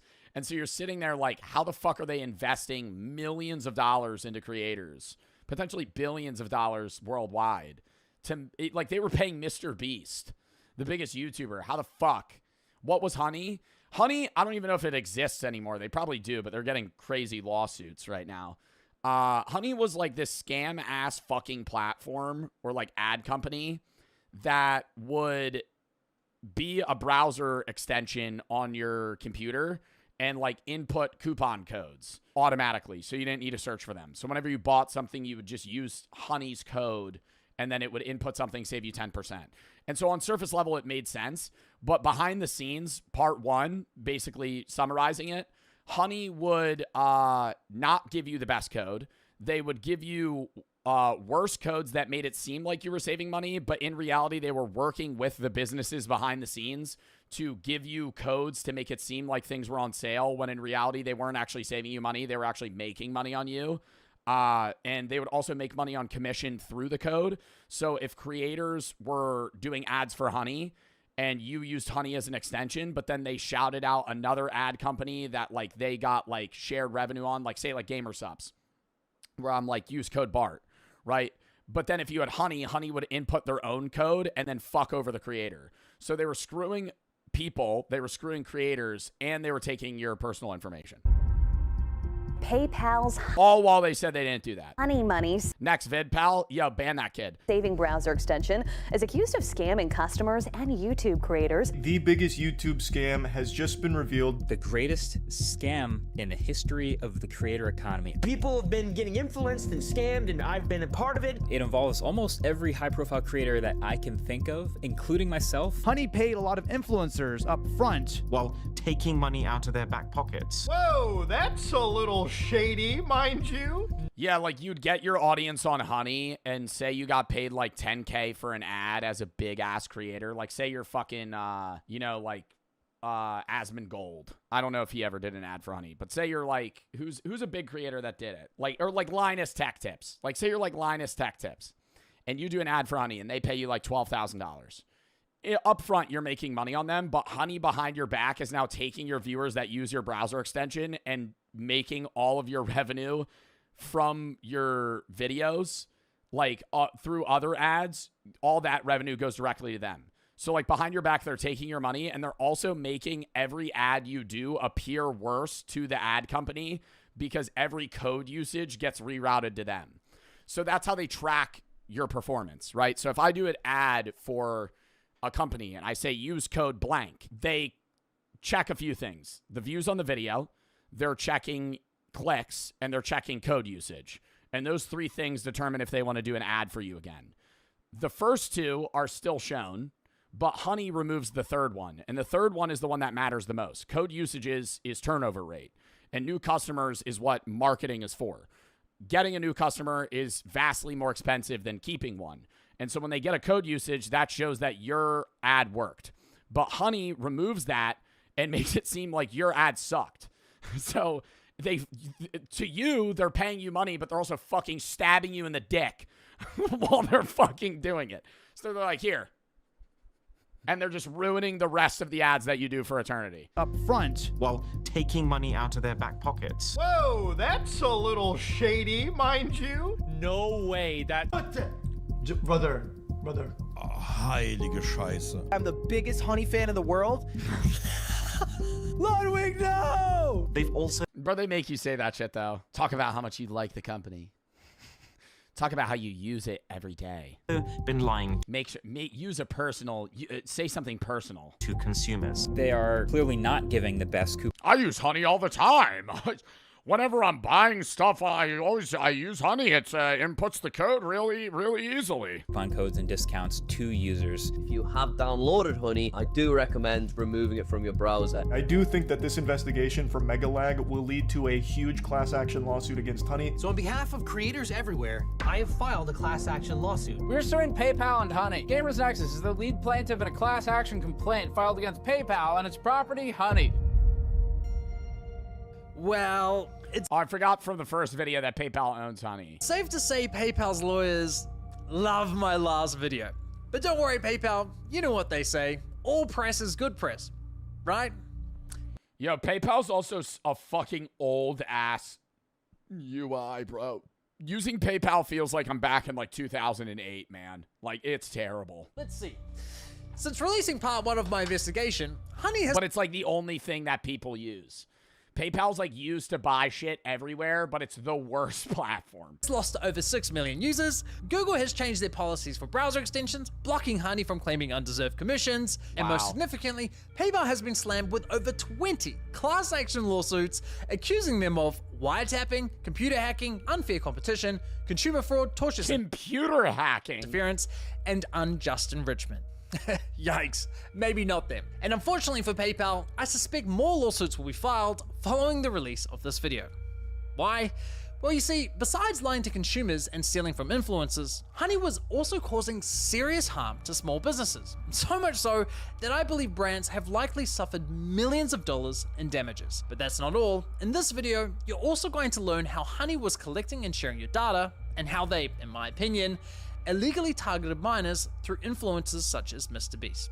Strong accusations, I know, but I have the receipts. I've reviewed internal data, Honey's source code, their pitch deck to investors, disturbing emails. What, they were doing like a Facebook Mark Zuckerberg thing where they were selling people's info? Dude, anything that's like, I feel like the best thing that I've ever heard marketing-wise is if a product is free, you're the product.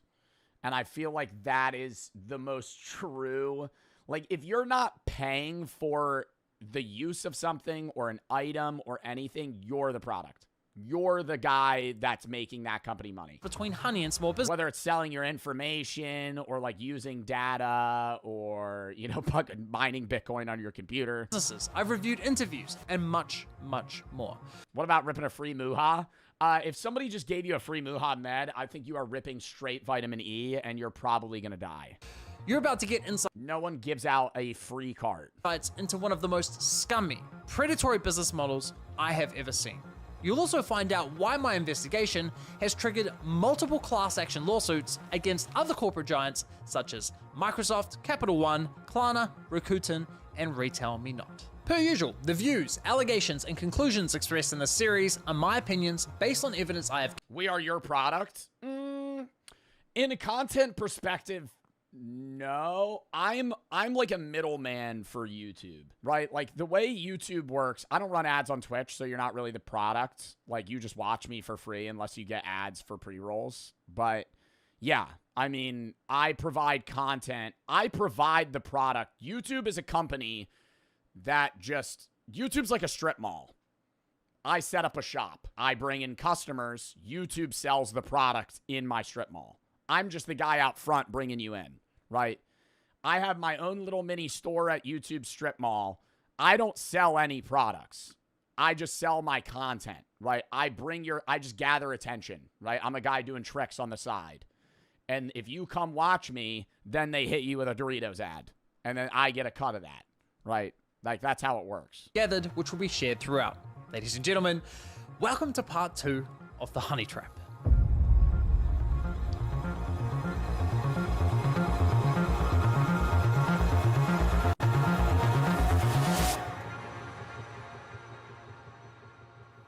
There were many moments throughout this investigation where I thought I'd reached the end of the rabbit hole. I thought I understood everything there was to know about Honey's dirty business model.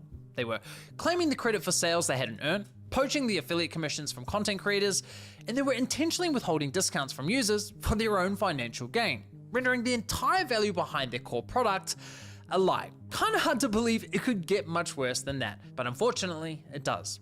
And I realized this after noticing a strange but reoccurring anomaly. You see, in most cases, when honey popped up at checkout and I clicked apply coupons, a discrete tab would open in the top left corner of my browser. That's honey injecting a simulated referral click, attempting to claim the credit for a sale. But here's where things got weird. Every once in a while, I'd come across a store where, after clicking apply coupons, honey wouldn't load their affiliate link. So why not? At first, I thought it might be a bug, but quickly ruled that out after noticing the same anomaly on multiple websites. Even stranger, when this would happen, I was generally finding better deals. So what gives? Well, for the longest time, I was under the assumption that honey would only pop up on websites that had agreed to partner with them. But I couldn't have been more wrong. And I realized this after stumbling across a post on Shopify's community forum, where a store owner complained that honey was leaking their coupon codes without their permission. And as I read through the replies, I could see other stores had the same issue. Now, this was a pivotal moment in my investigation because it turned my entire understanding of Honey's business model upside down. Until now, I was so focused on the impact Honey had on consumers and influencers that I didn't even think to consider the potential impact to businesses. Though in my defense, Honey consistently referred to the 30,000 stores on its platform as participating stores. So one would assume that every store on Honey's platform joined willingly and with consent. Yet clearly, that wasn't the case. So I reached out to several business owners to learn more. Honey takes the codes that people use on our website, the discount codes, and makes them public to everybody who's using Honey. We started having problems with... Oh my God. So if you were just like some random guy that had a 20% off coupon code, then Honey would just leak that to all your customers? I mean, like, that's something that's good for the consumer, but terrible for a small business. Like, horrible for a small... Like, if you're trying to make money and you're just giving, like, a nice code out. Customers would get in touch via our support website saying, oh, hey, I just tried to use this discount, this 60% off coupon, and it doesn't work. And I'd be like, 60% off? I don't think there should ever be a coupon 60% off. What the fuck? I feel like 10, 25 tops. 60% off, brother. What? Like, how are they making money? We can look into it. Like, dude, that is not your discount. Like, how did you get that? And they'd be like, oh, it just showed up through the Honey extension. I hadn't heard about Honey before, and I was just hanging out on the couch with my girlfriend, and she made some comment about, oh, this app Honey that basically gives you all these coupon codes, and I think she asked if we were on it. I said no, and then she checked it out our website and said, oh, you actually are on it, and it's giving this 15 or 20% discount code. And so that's when I found out about it, and I was pretty shocked because I didn't know how long it had been going on for. Yeah, it cost us. Yeah, it costs them. I feel like the only solution in this situation, if you're a small business owner, is get rid of coupons. You know what I mean? Like, you can't get rid of Honey, but you could get rid of codes. Like, just don't allow coupon codes. You know what I mean? Like, that would be the... I'm not saying, like, Honey's not in the wrong here. They are. But, like, that is a solution. It just sucks because then you can't give... There's no sales. Thousands. And I haven't even looked into how far back it went, but I know we just ended the code right away. Now... Oh, so they could get rid of it. If you think that sounds bad, well, trust me, it gets a whole lot worse. Or the other loop around would be, like, a limited coupon number. You know what I mean? Like, if they just had on their website a 20% off code that only a few people had, and then Honey leaked it to everybody and they were just spam using it, they lose thousands of dollars. The only other thing would be, like, a code that's usable, like, 100 times. First, and then it deletes. It's important we understand the scale. Would you have partnered with Honey in 2019? I didn't do social media then. I was never somebody that did a Honey ad because I wasn't on social media when Honey was, like, popping off. I mean, they probably did ads, like, early 2020 into COVID, but, like, I wasn't nearly big enough or even making money to get offers. But I mean, on surface level, yeah, I probably would have taken it. Of this issue. As you just heard, these store owners clearly never consented to being on Honey, so they can't possibly be among the so-called 30,000 participating stores, right? So why? Okay, let me give you a rundown. When I get offered to do an ad, my manager hits me up. He says, do you want to do this ad? I go, do they have shit about them? And he'll go, yeah, no, or, you know, this, but it's been, you know, cut. It's been, it's been fixed. You know, like drama 5 years ago, but it's fine. And then I decide. If there's like shit about the company, no. Like I generally stray away from like straight up AI shit or anything crypto related. Like there's a lot of companies that are crypto related that want to pay me like crazy funny money. And I'm like, nah. Cause I can't be like, yo, go invest in meme coins on this site. Like, I do DraftKings ads. Like, I've done sports betting ads. But, like, I stay away from straight up casinos, generally.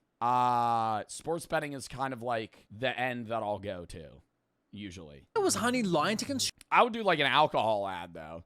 I've said that. I would be, like, 21 or older. If, like, Corona wanted to pay me, I'd be like, fucking Jack Daniels. About the true number of stores supported by its platform. And just how many stores did Honey add to its platform without consent? Was it hundreds, thousands, tens of thousands? Well, that's where things get interesting. You see, when I started coming... Bad Dragon, I got sex toy offers, never did them. That one I was like, I didn't know though. Right? I did a Trojan ad. That was easy because it was just like prevent STDs, use condoms. Trojan. Right. But this one company reached out to me. It wasn't Bad Dragon. And I was like, I don't know. Through the business side of Honey's website, I noticed... Why do they use you for those types of ads? Demographic. Like that company wanted to reach out to me because a large percentage of my YouTube audience is in their early 20s. And people in their early 20s would buy sex toys. So, like, that's just same thing with like DraftKings. Like a large percentage of my audience is like men between 18 and 30.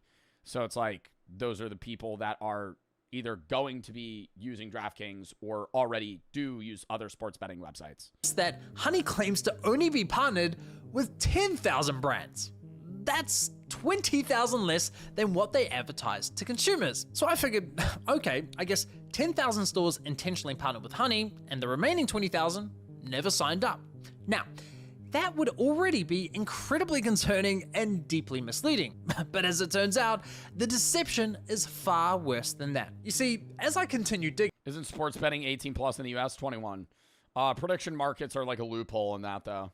I stumbled across this file from Honey's extension called Supported Domains, which gets loaded onto your computer when you install Honey. And this file contains a list of over 180,000 online stores. Wow. That's a massive discrepancy from what's advertised anywhere on Honey's website. Now, of course, we could start making assumptions based on those numbers alone, but we don't have to.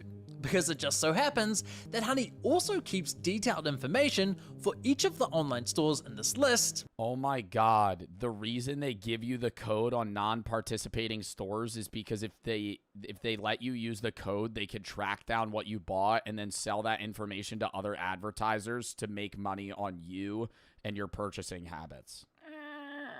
And it's relative. It's why every time, bro, you ever talk about something and then the next day you get an ad about it? Relatively easy to access. You're sitting there like, that data. For example, some hyper niche thing. On Chrome, if we click Manage Extensions, turn on Developer Mode, click on the Service Worker for Honey, and click on the Network tab, we can now monitor what Honey does behind the scenes a little closer. So if we say visit apple.com, we can see that Honey is now accessing information from their database related to Apple. Looking at this one in particular, we can see that 2.9 million Honey users visited Apple's website in the past 30 days. We can also see that none of those users saved any money from coupons because, well, Honey has no coupon codes for Apple's website. We can even see internal support and monetization notes that were left by Honey's It's just tracking everything you do online. Employees. Interesting. Most importantly, however, we can also see that Honey has an affiliate link for Apple's website,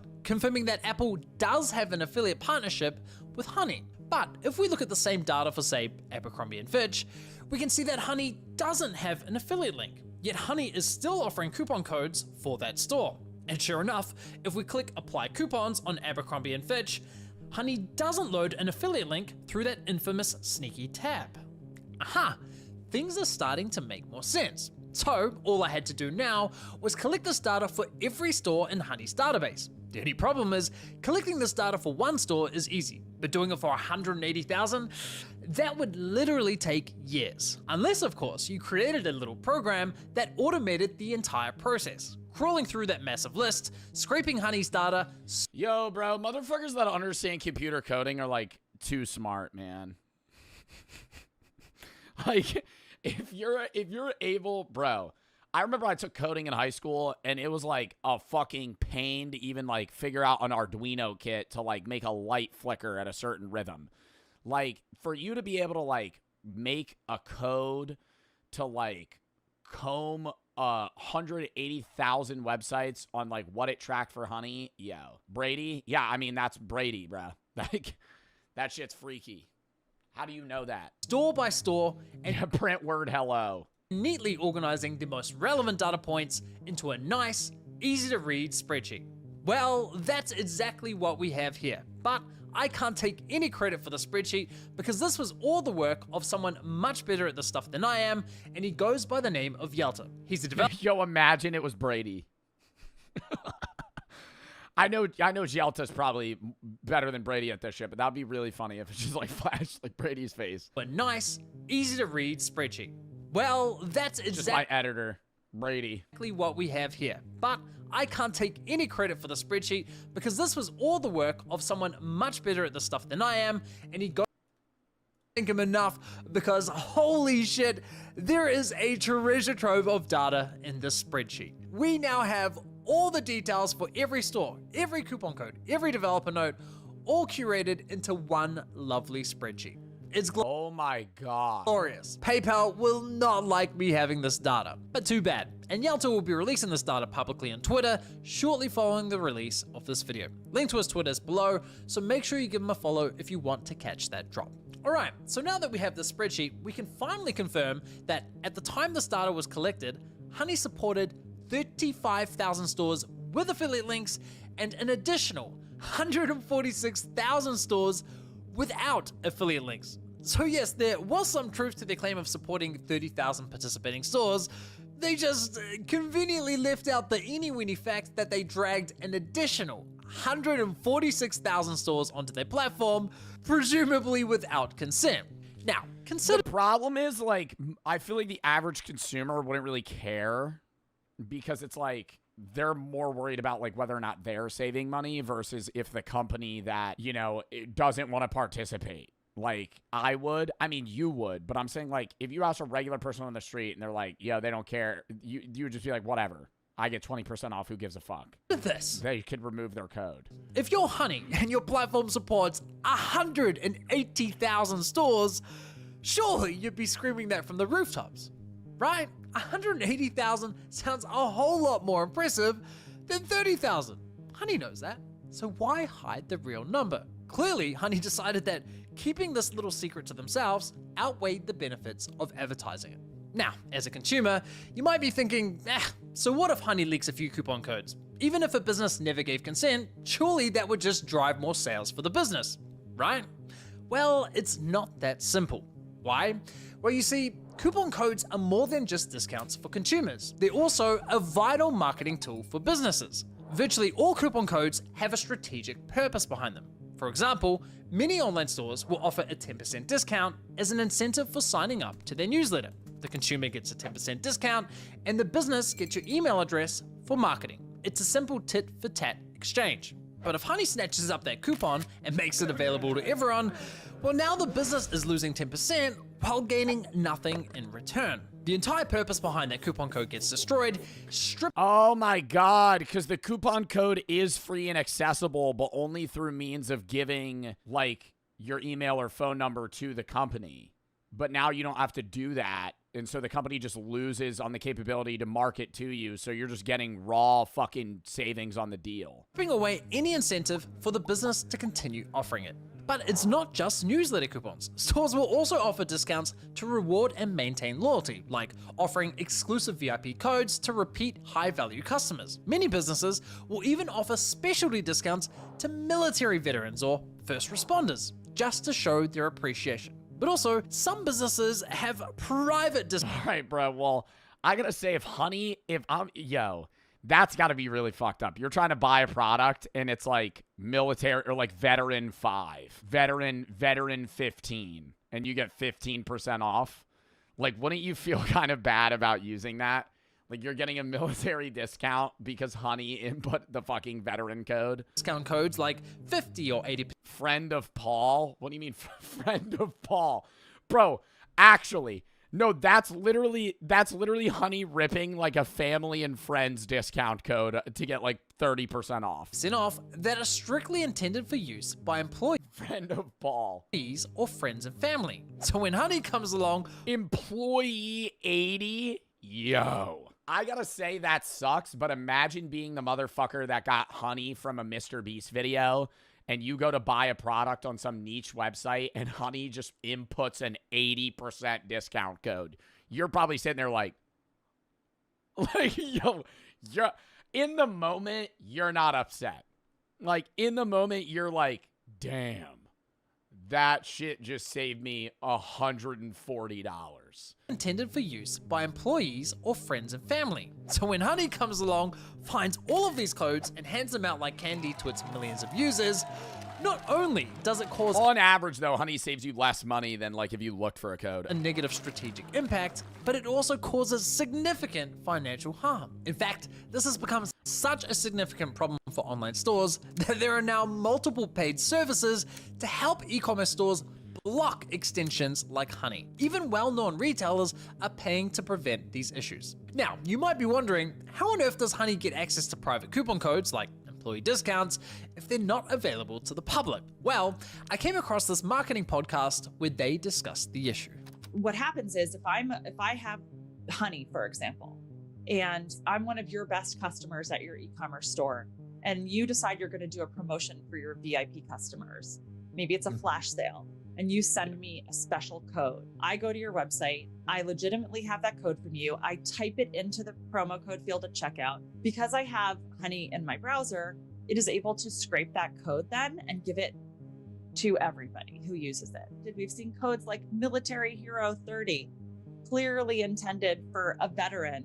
And then in another case, wow, even worse, in another case, my CEO found a men's apparel brand where they had a $75 off coupon code, but they didn't set a minimum order value. And so... What, so the store was giving you money back? What do you mean? $75 off, you could buy anything? People were able to get unlimited merch. Oh my God, free over and over again. Holy fuck. Bro, that probably felt like the Chase Bank glitch. Holy shit. You go on American Eagle, you get $75 off, you just buy a pair of jeans. Redo it. Buy a pair of jeans. Redo it. Buy a pair of jeans. You just start you just start getting money in product. Merchandise for free as long as they kept their order value at $75 or under. Okay, that's insane. But I have to admit, at first, I was a little skeptical of the claim that Honey was snatching codes from users without their consent. Because whenever I entered in a coupon code Honey didn't recognize, the extension would always ask for my permission before taking it. Or so I thought. But as it turns out, the moment you type in a coupon code, Honey immediately sends that code directly to their servers, and then they ask for your consent.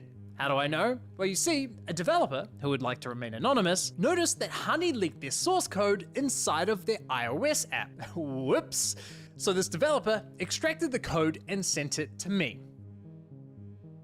We can actually further verify this with a live example. Watch what Honey does in the background as I enter in this coupon. Honey realizes that it doesn't have this code yet and asks for my consent to share it. But look at this. Before I've clicked anything, Honey has already sent that coupon code to their server, including the details of... So it's literally just a means of making you feel like you have control when in reality hitting share or not share doesn't matter. How much money that coupon saved me, all without my consent. Now, Honey might argue that if you click don't share, they never actually use those coupons. And maybe they don't. Maybe those codes just sit in their database doing nothing. We can't say for certain. However, if you read Honey's privacy policy, it explicitly states that they collect data such as coupons, promo codes, and deals you found. So while they ask for a user's consent, their privacy policy clearly allows them to take that data without it. So why does this matter? Well, it matters because when private codes get leaked, businesses don't just lose money, they're often left in the dark, unable to trace how those codes were exposed in the first place. I've personally found several coupon codes through Honey that were clearly intended for private use. This one coupon I found worked like a $35 gift voucher, meaning I could make unlimited free orders provided my cart value was $35. Yo, I would have fucking, I'm being 100% honest, bro. If I was like 18 back when Honey was like, you know, popping off, I would have fucking nonstop ordered shit, man. Like that would have literally been like Clash of Clans, free gems, glitch come true. Like I would have nonstop, I would have ran that shit up. Oh my God. If I was on a website, I don't even care what it was. I'd buy like pounds of paper clips. Yo, like if I was buying some shit from Staples and I got a $50 off gift card, I would just run that back 1,000,000 times. Or under. When I alerted the business, they appeared to have no idea how the code had been leaked. Now, believe it or not, this nightmare for online stores only gets worse. So we usually use discount codes as a way to track when influencers or partners are sending traffic to us so that we can identify the sale was... That's what I was saying earlier. ...attributed to that influencer. And that's what fucks over the influencers.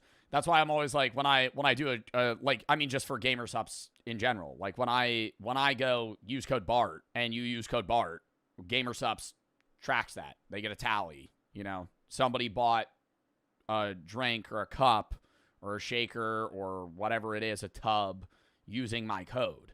And then you sometimes, depending on the company, might get a share of revenue, or they might pay you flat fee and then just see to track your usage and then re-up with another offer later on, because there's different types of ads. You do flat rate ads, you do view cap ads, and you do affiliate ads, right? Flat rate ad, most ads that you see on YouTube, company pays you a flat fee, you do the ad, you shake hands and leave. They might come back to you a month later and go, you know, we had a lot of code usages. We want to work with you again. They might pay you more or less, depending, or equal. Then you have view cap ads, which is ads where they go, hey, we're going to pay you a minimum of, say, $1,000, but you can max out at 500K views. And if you hit 500K views, we'll pay you this amount of money. And I've done a few of those, but they kind of suck because it's really dependent on viewer performance. And then they have just affiliate ads, which is like what your friend that has a Gymshark code does that is at your high school. And he says, Gymshark partner, use code Blake for 30% off or 20% off. He doesn't get paid from them. He just gets raw affiliate code revenue. That is also the same format of like many long-term partners that streamers do. You just get shared revenue. Pay them a commission. So I think we saw one code started to get used like way more, and we were like, wow, we're paying this influencer so much, they're doing so well, and I was like a little bit suspicious. A lot of times discount codes are the only way for you to understand if a YouTuber that you love and would love to partner with is actually driving incremental value to your business. Those codes would immediately get picked up by Honey, and then they'd be used. It would be picked up by Honey, and then that influencer, then this company seeing that influencer as a bad marketing person, right? They're seeing their audience is not engaging, and then that company never comes back. Hundreds of thousands of times. And you'd be like, all right, like not only does that negatively impact our business, it was for that audience, but we have no idea which podcaster we should continue to support. Now, if you're someone who listens to podcasts, you probably know exactly what Chip is talking about here. When brands advertise on podcasts, affiliate links aren't always practical. Listeners could be running, driving, or doing the laundry without easy access to a computer. So, instead, brands will provide podcasters with a unique coupon code. And each time the listener uses that coupon code at checkout, the podcaster earns a commission. Just like an affiliate. Oh my God, yo, I was watching Family Guy on the hotel fucking TV on cable when I was in New York. And there was I forgot how often ads show on cable TV. Every 5 minutes there was ads. And it was for this off-brand, it wasn't Dollar Shave Club. It was like an off-brand Dollar Shave Club. It spammed that ad 1,000,000 times, and it spammed the same Nugenix ad every time. And it was this old fuck that used to be in the MLB that was like, yeah, like my dick doesn't get hard anymore. And then I used Nugenix, and like now I'm a big man again. I'm like, yo, what the fuck am I watching? And it was that ad over and over again. Bro, listen, this is relevant to the honey story. Trust me, I'm going to loop it all back. He didn't actually say that. It was like this guy lifting, and it's like, yo, Robert, you look big. And he's like, thanks, man. I've been using Nugenics. Total T. Total T. You know, men over 40, their fucking testosterone goes lower, so they need to use this, and it makes them stronger and shit. And then it flashes to this big burly man that's like really fucking hot. And he goes, and she'll like it too. And it's basically saying like, hey, your dick will fucking work again. And then I got Vietnam flashbacks to when I used to work at GNC, and they used to tell me that I should tell that to old men. And I was like, oh my God. Because when I used to work at GNC, they used to sell Nugenics. And part of the selling point was like, hey, if you can't get hard, like, this might help. But like, you got to nonchalantly bring that into the conversation. And the reason I'm bringing this up is because every ad break was a Nugenics ad, but every Nugenics ad break had a different discount code. It was the same ad, but it was like, use code HUNT20, use code MAN40, use code fucking CASH10. And it was like, text this number or some shit. It was stupid. Did you use them? No, but I almost texted the company because I was like, dude, what the fuck would it respond with? It was a different code every time. So these are not your typical coupon codes. Behind them, you have an influencer that's trying to earn a living, you have a business paying to promote their product, and there's usually a contract binding the two together. Regardless. Dude, I couldn't get over it too, man. It was just, and she'll like it too. Just say it. Honey will step in, leak the codes to users, disrupting that business relationship. The result? Not only do brands end up losing money from the leaked discounts, on top of that, they're now forced to pay undeserved commissions to the influencers whose codes got leaked. It's easy to imagine how quickly something like this could spiral out of control. In fact, one business owner on Twitter reported losing $100,000 from this exact issue, and he only realized it happening several months later. It's no laughing matter. And if you think this is a huge win for influencers because they get paid a bunch of undeserved commissions, well, think again. I mean, we basically pulled all out of the podcast realm because there was really no way to figure out how to attribute any successes or failures. We basically can't do that anymore because as soon as a code becomes used by one person, it's suddenly used by everybody. This is a nightmare situation for everyone involved, but not all businesses are affected equally. Honey's actions are especially devastating for small businesses that lack the resources of larger brands. The big retailers can push back. They have dedicated marketing teams, advanced analytic tools, and the legal muscle to respond. Smaller businesses, on the other hand, don't have that luxury. So when a multi-billion-dollar company like PayPal piles on more obstacles, it's not just frustrating, it's downright predatory. In fact, Made in Cookware CEO Chip perfectly summed up the devastating impact Honey's actions can have on a small business. When you're in the early stages of building a business, you're in the stage of, will this company even work? Is there product market fit? How do I scale this thing? Can the economics work, right? And so all the things we talked about, these discount codes and the kind of removal of attribution and killing margin, like those really affect the early stages of a company, from everything from where do I put the next dollar in to make sure I can survive down to, you're taking 10, 15, 20% of my sales without me wanting it. And we have digital marketing costs, we have shipping costs, we have all these stacks of costs that not only are getting more inflated over time, like FedEx has been raising their rates over time, warehousing. Well, and being a small business is really hard because you already have to try and have competitive pricing to match other big retailers. And then when Honey's already slashing those codes, that you're still, in a profitable margin, but those codes are kind of making you really like tread the line there on like red and green in terms of profitability. Like it fucks you. Like that's why you don't really see small businesses anymore outside of like rural air, like really rural areas. Like when you're in the middle of nowhere, there's always like a local coffee shop and all this other shit. Or if you're in big cities, there's a mixture, but kind of like that in between town where you're that kid that hangs out at Walmart on Fridays. Like you never really fucking see small businesses anymore because those big companies that come in just steamroll everybody else. And now like that's hurting even more companies, especially in the online business where you're trying to fucking compete with Amazon and you're just getting fucked. Costs have gone up, COGS have gone up, as you know, through inflation for the last 4 or 5 years, right? Like all the cost structures have been going up, and to have someone just stealing and compressing the actual revenue you want, like puts small businesses in a real squeeze. It's just really disappointing, and like it doesn't even work, because at the end of the day, like you need to make the numbers work. And if Honey is going to steal 10% of your revenue all the time, you're gonna have to raise prices at the end of the day to make up for that, right? And so it's not only not effective, but it makes it worse for the consumer. It compresses for the small business owner any margin, and it's just like a really awful business model. Like we've been so mad at them for so long. Really sad. And Chip's point about the impact to consumers is especially important. If Honey's eroding profit margins from retailers and they're forced to increase prices, well, that ultimately affects consumers. Now, as you'd expect, these businesses don't just let these issues slide. Naturally, they reach out to Honey to complain, asking to be removed from the platform. And that, unfortunately, is where the story takes a much darker turn. You see, Honey is well aware of the inconvenience it creates for these online stores. So when they inevitably reach out to Honey, asking to be removed, does Honey oblige?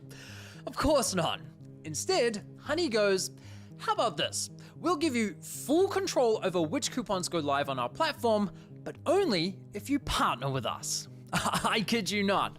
Yo, that's like some Monopoly Man shit. Like that's like, yo, that's actually crazy. Like, yo, we're not gonna take your shit off, but we will let you put codes, but you have to give us a cut. In fact, Chip was kind enough to share his email exchanges with Honey from 2020, and you need to see it because holy shit, it's bad. Now, it is a long email chain, so I'm not gonna read the entire thing, but you're welcome to pause to read the bits I skim over. Hi, I am the CEO of Made in Cookware. Please remove us from your app. You've scraped a private friends and family code from our checkout and put it on the platform for others to use. We've lost a bunch of revenue. 4 days later, Honey responds with, hi Chip, thanks for reaching out. Honey supports over 40,000 stores online, and we always prioritize protecting the Honey experience for users by supporting available stores and displaying available codes. We can absolutely remove the code in question. In order to protect the Honey experience for our users, we typically do not remove codes unless we have a working relationship. I mean, right off the bat, they're basically saying, we won't compromise the experience for our users unless you... But what does the working relationship entail? Pay us. Classy. We'd love to discuss how we can work more closely and partner with your brand. Chip replies the same day, we don't offer affiliate deals to coupon sites. We'd like to be removed from your site and extension completely. With the sales pitch not going to plan, Honey brings in their global partnerships manager, Kelly Rodek, who explains to Chip that, hi Chip, jumping in here. Oh my God, bro, the fucking email formality bullshit. Like, I get emails like this where they're like, hey, we could really increase your views. By the way, my name's Brian. Nice to meet you. Fuck off. Fuck off. Fuck off. Just talk to me like I'm a regular person, bro. Hi, Chip. Jumping in here. Name's Kelly, and I work on the partnerships team here at Honey. I know this must be a headache, and I'm happy to... What is this fucking cookie cutter ass response, bro? It's like, that's why people hate customer service representatives, because they're literally reading a fucking slot in front of them on like what to say in response to you. Holy shit. His leak code was added through Honey's user-generated coupon functionality. No surprises there. She completely ignores his request to be removed from the platform, only offering to remove the leaked employee discount. Chip replies the same day, our friends and family code was listed on your site. That was an internal code meant for a small group of people that was never published anywhere. Our whole site can't be removed from your app. Honey only responds a week later, confirming they removed the employee discount, but again, completely ignores Chip's request to be removed from Honey. Chip responds immediately, pushing for an answer, but they ignore his email completely. A month later, and Honey leaks another private discount code. Hi, please remove from your app. That is a private code behind a private employee perk login. This should never be public. I don't understand how you feel taking a private employee perk and making that public to the world is helping our business. Yo, Kelly Rodak is just dealing with pissed motherfuckers. Honey responds, confirming they removed the code. Hi, Chip. Hi, Chip. But instead of taking responsibility, they try shifting the blame onto Chip, suggesting his employees might be responsible for shifting. Is it possible that a Made-in Cookware employee is a Honey user? Sharing the code with Honey. But given what we know about their system, I'm willing to bet Honey were responsible for the leak. Bro, it's like that fake ass. It's like being fake nice. Like, I hate that. I'd rather somebody be a dickhead than like fake being nice. Not Chip's employees. Honey then suggests that Chip creates single-use codes for each and every employee, essentially making it his responsibility to fix a problem they created in the first place. I would be fuming if this were my business. 2 months later, and another private code gets leaked. And once again, Chip asks to be completely removed from the platform. And this time, Honey finally addresses the question. We proudly host a... Yo, lock in, bro. Stop asking me what's my go-to Wawa order, Bryce. A panini. Oven turkey, pepper jack cheese. If I could get mac on it, I would. Garlic sauce as well is amazing. Then I'm probably going to go... Fuck, man. What else? I mean, it really depends. You know, the drink's up for grabs. It could be a Propel. I could be getting like a vitamin water. I maybe not even get a drink, you know, or like a sugar-free. Consistent shopping experience for all Honey shoppers who rely on our shopping tools. Therefore, we cannot disable Honey for individual stores and never have. Would you ever do an ad for Cash App? Brother, why are you asking? I've done 10 ads for Cash App. Lock it! Never have, huh? Well, that's interesting, because it just so happens that Andrew from TrueGrit Texture Supply also shared his email exchange with Honey. And would you believe it? He was dealing with the exact same Honey employee as Chip. Hi, Andrew. Thank you for your patience. I'm so sorry that you had an upset experience with our platform, Honey. I'm here to make sure that you love our product and that we can show that we love you. I'm sorry that we leaked your 90% off code that's only for disabled veterans. We're not going to remove it.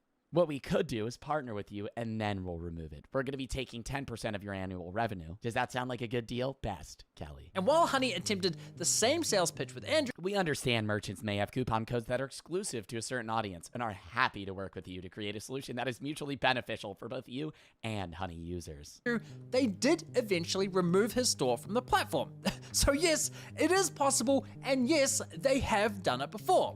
Once again, we've caught Honey in yet another calculated and deliberate lie. And make no mistake, it was deliberate because this employee, Kelly, confirmed the removal of Andrew's store just 1 month before assuring Chip that Honey had never removed a store before. Honey clearly has the capability to remove stores, they just choose to enforce that decision selectively. Keep in mind, Honey knows exactly how many of their users are visiting a given store and how much they are spending. So exactly how many Epic Games? What the fuck is, there's Honey codes on Epic Games? What are you getting, fucking % off on V-Bucks? Many of their users are visiting a given store and how much they are spending. So I'd speculate that this selective enforcement comes entirely down to which stores Honey believes will make them the most money. Now for the record, I didn't even get through that entire email chain between Chip and Honey. It goes on and on. And this behavior is not an isolated incident. It's a pattern. When merchants discover their codes have leaked and then they want to clamp down on that, they go to these coupon extensions and plea and request to have their codes removed. And 9 times out of 10, the response is join our affiliate program and you'll have more granular control over that. And so I think merchants tend to feel a little bit as though they're being blackmailed or extorted, you know, because you join the affiliate program and then you have to pay that coupon extension company every time somebody uses a code. And you're doing that in order to have them not share your codes. I mean, this has got to be one of the most f***ed up business models I have ever seen. And let's be real about what's going on here. In my opinion, it's economic extortion. Just think about it. Imagine one day deciding to start your own business. You've saved up all this money and invested it all into this one big idea. You're taking on a huge risk. And as you navigate the daily struggles of running a business, a bad actor sneaks into your store without you ever noticing. They quietly start collecting coupons from your customers and start handing them out at your checkout counter. Then one day, you notice a customer with a voucher that was clearly never intended for them, and you have absolutely no idea how they got it. But when you eventually catch the culprit and demand that they leave your store, they refuse, and there's nothing you can do about it. Knowing this, the bad actor leverages the harm they manufactured by strong-arming you into signing a partnership deal, where the only way to stop the damage they created is by paying them. Honey's business model starts to make a lot more sense now, doesn't it? It makes sense why they dragged 146,000 stores onto their platform and kept quiet about it, because by doing so, they wedged themselves between those stores and their customers, disrupting, interfering, and ultimately taking control over their coupon strategies. And the only way for those stores to regain some of that control is by paying Honey. I mean, why else would any of these stores partner with and pay Honey if they're already on the platform for free? The answer is simple. The stores don't pay for inclusion, they pay for exclusion, for damage control. It makes sense. Now, to be clear, I'm not suggesting that all of Honey's 35,000 partnered stores were coerced into joining their platform. I'm sure many signed up willingly. After all, more the big ones. I mean, it really makes sense for like larger stores. Like if you're Amazon or fucking some other company that is, you know, generating millions or billions of dollars of revenue with millions of customers. Honey does offer a cashback program, which some stores genuinely like to offer users. And just look at the glowing case studies on Honey's website. Some of the numbers they throw around make partnering with Honey look like an absolute no-brainer. Increased average order value, reduced cart abandonment, that's music to the ears of any e-commerce store owner. But of course, if the benefits were truly as good as they say, you'd expect that brands who partner with Honey never look back, right? Well, here's a little statistic Honey doesn't want brands to see, and it's from their own data. This right here is a list of stores that, at some point, tried a partnership with Honey, then decided, yeah, no thanks, and ended the partnership. There's 15,000 of them.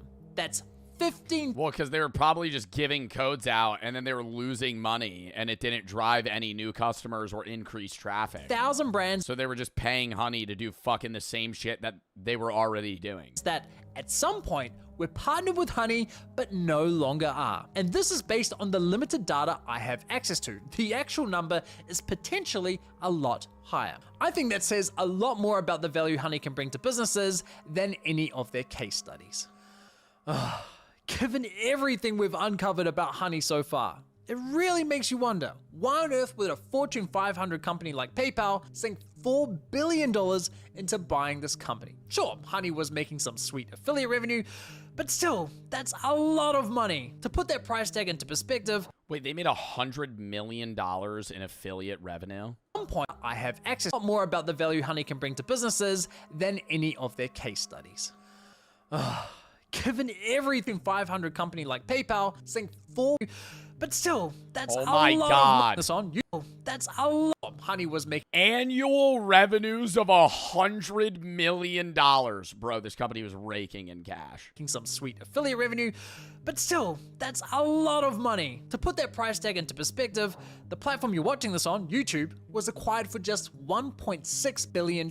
Combine that with the acquisitions of Instagram and Twitch, and it still equates to less. Yeah, Twitch be setting money on fire though. This company don't make shit. Like I'm not trying to be a Debbie Downer. Twitch is like constantly thinking like, how do we make this profitable? Than what PayPal paid for Honey, a coupon browser extension. Well, Honey brought more to the table for PayPal than its ability to churn out mountains of cash. They also had 17 million users worth of data, and as it turns out, lots of it. Remember in the last episode how I said, if a product's free, it's likely you're the product?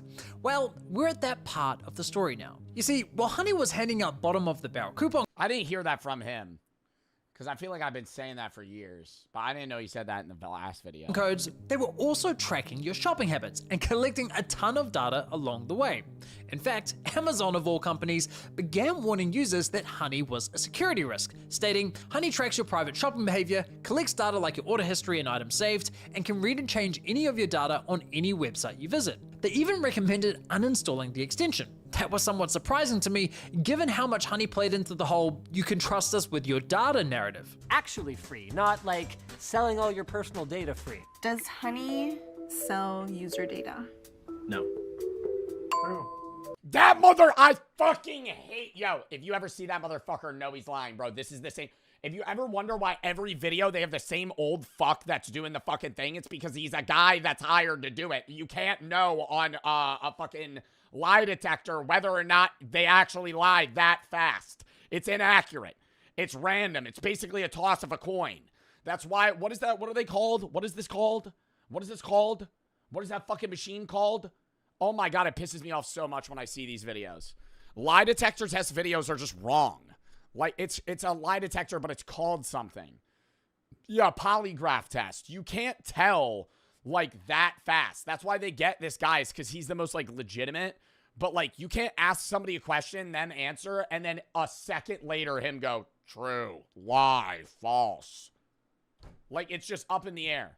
This prompted me to investigate Honey's data collection practices. And what I found was, unsurprisingly at this point, pretty darn concerning. Hilariously, the first thing I noticed when auditing Honey's website was that they explicitly probably paid that guy $1,000, bro. I mean, like, I don't know. It's just like they're interviewing the CEO of Honey or whatever, and they're like, does Honey sell user data? No.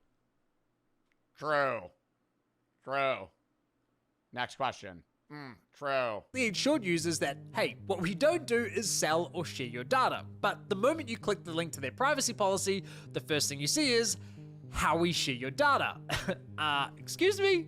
Red flag number 1. Now, this privacy policy was packed with vague language when it came to what data they were collecting and how they were sharing it. So I dug deeper and came across this incredible investigation by a German nonprofit called Data Request, who advocate for data privacy online. And they dug into Honey's data collection practices by submitting what's known as a GDPR right of access request. For those unfamiliar, under European law, anyone living in Europe can ask a company, no matter where it's located, for a copy of all the personal data that company has collected on them. So 2 of their members, Benny and Malta, both Honey users, each submitted a GDPR request. Their data revealed that Honey was systematically tracking their browsing activity across every website it considered to be an online store. They also collected timestamps, unique user IDs, device IDs, operating system info, geolocation details, and the full URL of the page visited. Now, Data Request showed that from these logs alone, Honey could infer some incredibly personal insights about a user. Here are just a few examples from Benny's data that was collected in 2020. Honey could see that on February 13th at 2:57 PM, Benny viewed an iFixit guide on how to swap the DVD lens on a Nintendo Wii. They could see that Benny checked an AliExpress order 13 times, his order ID fully visible, including the fact he opened a dispute for the order. They could see he had a Microsoft Family plan and that he added a new family member to his Office 365 account. Honey also knew that Benny looked for an Airbnb in Berlin for 2 adults from the 4th to the 5th of March. And apparently Benny had issues with his iPhone because he viewed an Apple support page on how to reset his passcode. On March 23rd at around 5 PM, Benny watched a documentary called Scanning the Pyramids on CuriosityStream, a service he subscribed to just an hour. Oh, it's literally just stalking his life. Like, this is crazy. Earlier through YouTuber Tom Scott's affiliate link. And apparently Benny's a gamer because he redeemed a game on Steam with the serial code 5HGP6. You get the point. All that information could be Yo, it tracked the Steam code he used for a game. inferred from just 27 page views. But in total, Honey collected over 2,500 pages of web activity between just February and May of 2020. On him alone. On him alone? 2,591 pages? 20, meaning what I just read to you represents only 1% of the total data Honey collected within a 3-month window. He just tracked what he did every day. That is insane. Now, while Benny willingly registered an account with Honey, Malta, on the other hand, didn't. Yet Honey collected the same data from him as Motherfucker said, I'm never eating honey again. well, suggesting whether you like it's some brain worm. Formally register an account with Honey or simply installed the extension, Honey was harvesting the same data regardless. Huge shout out to Data Request for their work. I'll link their full investigation below. They also have a great tool where eligible consumers can easily request a copy of their data from companies like Honey and also request to have that data deleted. Definitely check that out and consider supporting their nonprofit. So as you can see, it starts to make a lot more sense why a company like PayPal would fork out so much money for this platform. Honey was sitting on a treasure trove of data that provided detailed insights into its users' shopping habits. Honey could see what users were buying, how they shopped, what they searched for, the decisions they made before checkout, and even the services they considered but didn't purchase. That information is invaluable to a payments platform like PayPal. But don't just take my word for it. Here's Honey's former senior manager of partnerships, Daniel Pilkington, discussing the benefits of Honey's data for their partnered merchants. You know, one of the metrics that we assess very frequently for merchants that work with Honey. Yeah, because if you're a company that works with Honey, they'll give you all that info about users to help you recommend products to them to increase sales. Honey is, you know, cross-store shopping. So, you know, how many other stores is a user visiting as well as the store in question? You know, they go into 6 stores, they go to 7 stores, they go into 10 stores before they make a decision on where to purchase. And here's another former senior partnerships manager. So like one of the things we have insight into at Honey, because we're a browser extension and we can see our shoppers and how they shop, is that shoppers love to cross-site comparison shop. You know, we're really kind of following the shopper where they go, and we're with them every step of the way. We have all sorts of tools to make those consumers stickier to those direct-to-consumer brands. And here's a former PayPal executive discussing how beneficial the data is for their goals. We've got a full... Yo, what is with all these fucking, like, old heads that work at these fucking companies using these dumbass Zoom green screen backgrounds being like, so yeah, like marketing's like a big thing. Like Honey, like, dude, you don't know if they're at like 9 stores or like 10 stores. And like Honey, like knows if you're like they can provide that for you of like, what, like, so say you're like selling like a shirt, like maybe they're looking for a shirt on like 4 different websites. Like, yo, like you don't even need, like you could replace this guy with ChatGPT. Like actually. It goes. We've got a full suite of solutions across our consumer platforms that help drive new customers, that help drive loyalty, that help drive conversion, and ultimately sales lift. And we have a lot buzzwords, just buzzwords, bro. A lot of analytics and a lot of data, a lot of shopper data, obviously, and that's something that we can unlock on behalf of our partners. You've got to hand it to Honey. They've truly mastered the art of selling bullshit narrative. What the fuck is a buzzword? Shit you say that makes people pay attention and makes you sound smart. To use is what I would say in that example. So, like, yeah, we have, like, a culmination of different properties that we're able to, like, you know, fork over to a customer in a sense of, like, giving them, like, some sort of leisure on whether or not they're able to, like you're just yapping. Like, it's just... They promise... You're just saying words. Privacy. You're saying words that go, oh. Like, buzzwords for a crypto guy would be like, you know, like, actually, we've seen, like, a lot of dips here, but, like, you're able to, like, pull out... I can't give buzzwords for crypto. I don't know why I use that as an example.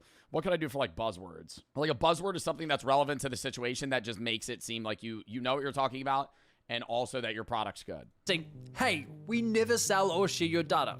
But to their merchants, they literally bragged about how much of your data they had and how it could be leveraged to provide them. Yeah, like if I'm just trying to talk about investments, I'm like, yeah, so like the S&P 500 and the 401k, it's like really like the Roth IRA is like really growing here. It's like, you know, like you're going to have like extended returns. It's just like price cost averaging at the end of the day. All you really got to do is like understand that like when it's down, it's honestly going to be back up in a sense of like right now we're sitting at like a 5%, like 8. With valuable insights into your shopping habits.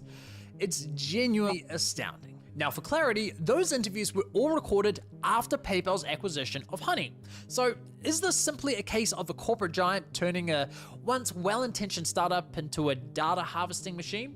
Nope. In fact, data collection was part of Honey's game plan well before they were acquired by PayPal. This right here is Honey's pitch deck to investors from back in 2015. On the business model slide, Honey clearly labels personalized offers to consumers based on cross-site comparison shopping data as a core component of their business strategy. And on the very next slide, proudly entitled Our Unfair Advantage, it explicitly states Honey's unique data allows us to predict what each user is about to buy, when they intend to purchase, and how much they are willing to pay. They even itemize the data collected as user behavioral data, stores visited, products viewed, and of course, your purchase history. So not only was data collection top of mind from the very beginning, but they were already actively collecting it and pitching that data to investors as a valuable asset. For years, Honey framed data collection as minimal and purely in service of saving users money. Well, it appears they were full of shit.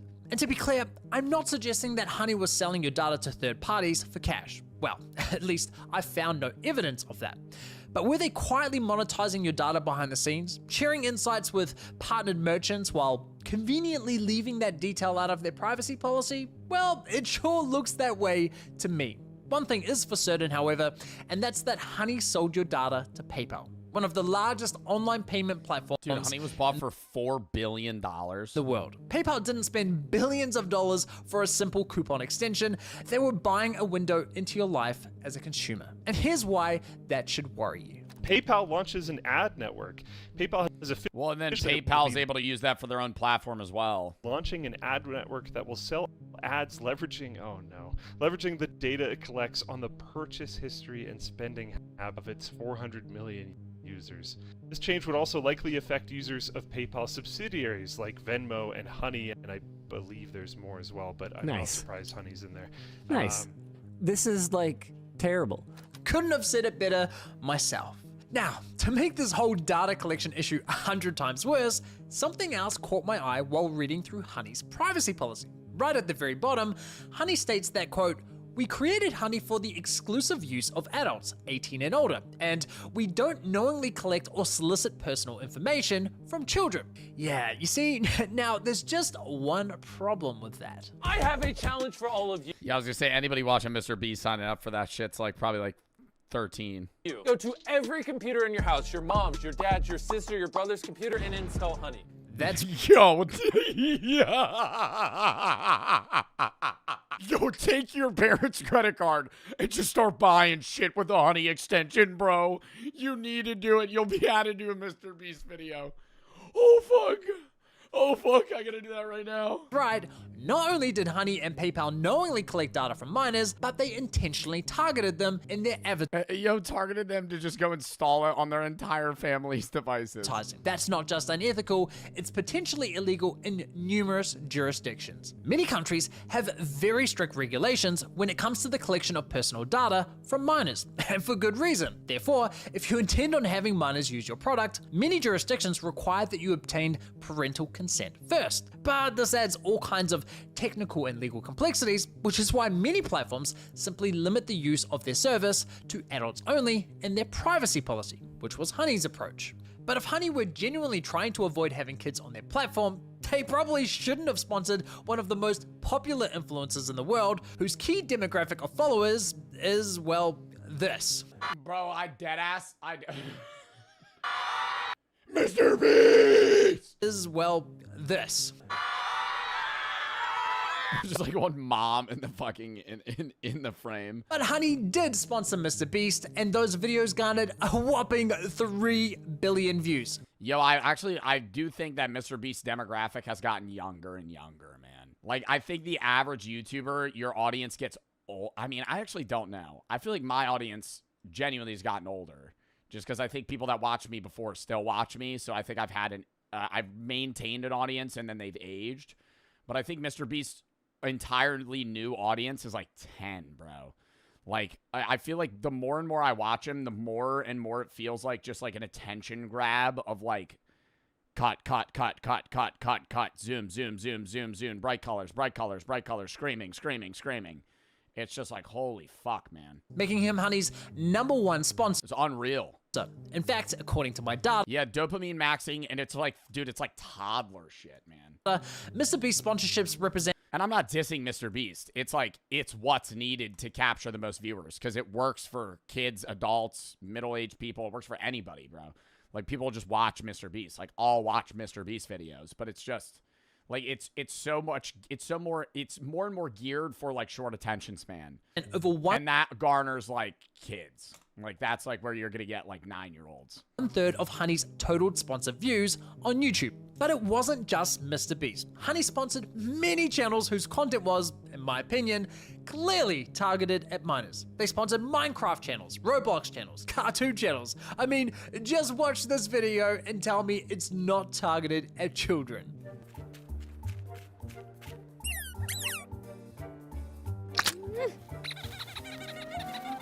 This video is sponsored by Honey.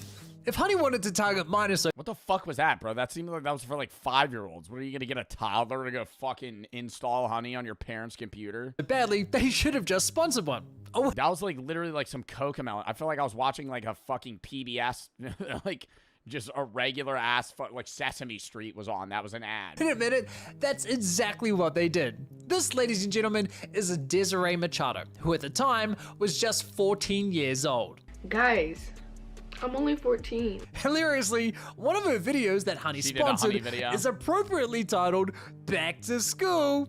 Honey even ran her sponsored segment as a paid advert on YouTube. Now, speaking of paid adverts, let's quickly circle back to that Mr. Beast ad, because of all the evidence, this has got to be the single worst example of Honey intentionally targeting minors.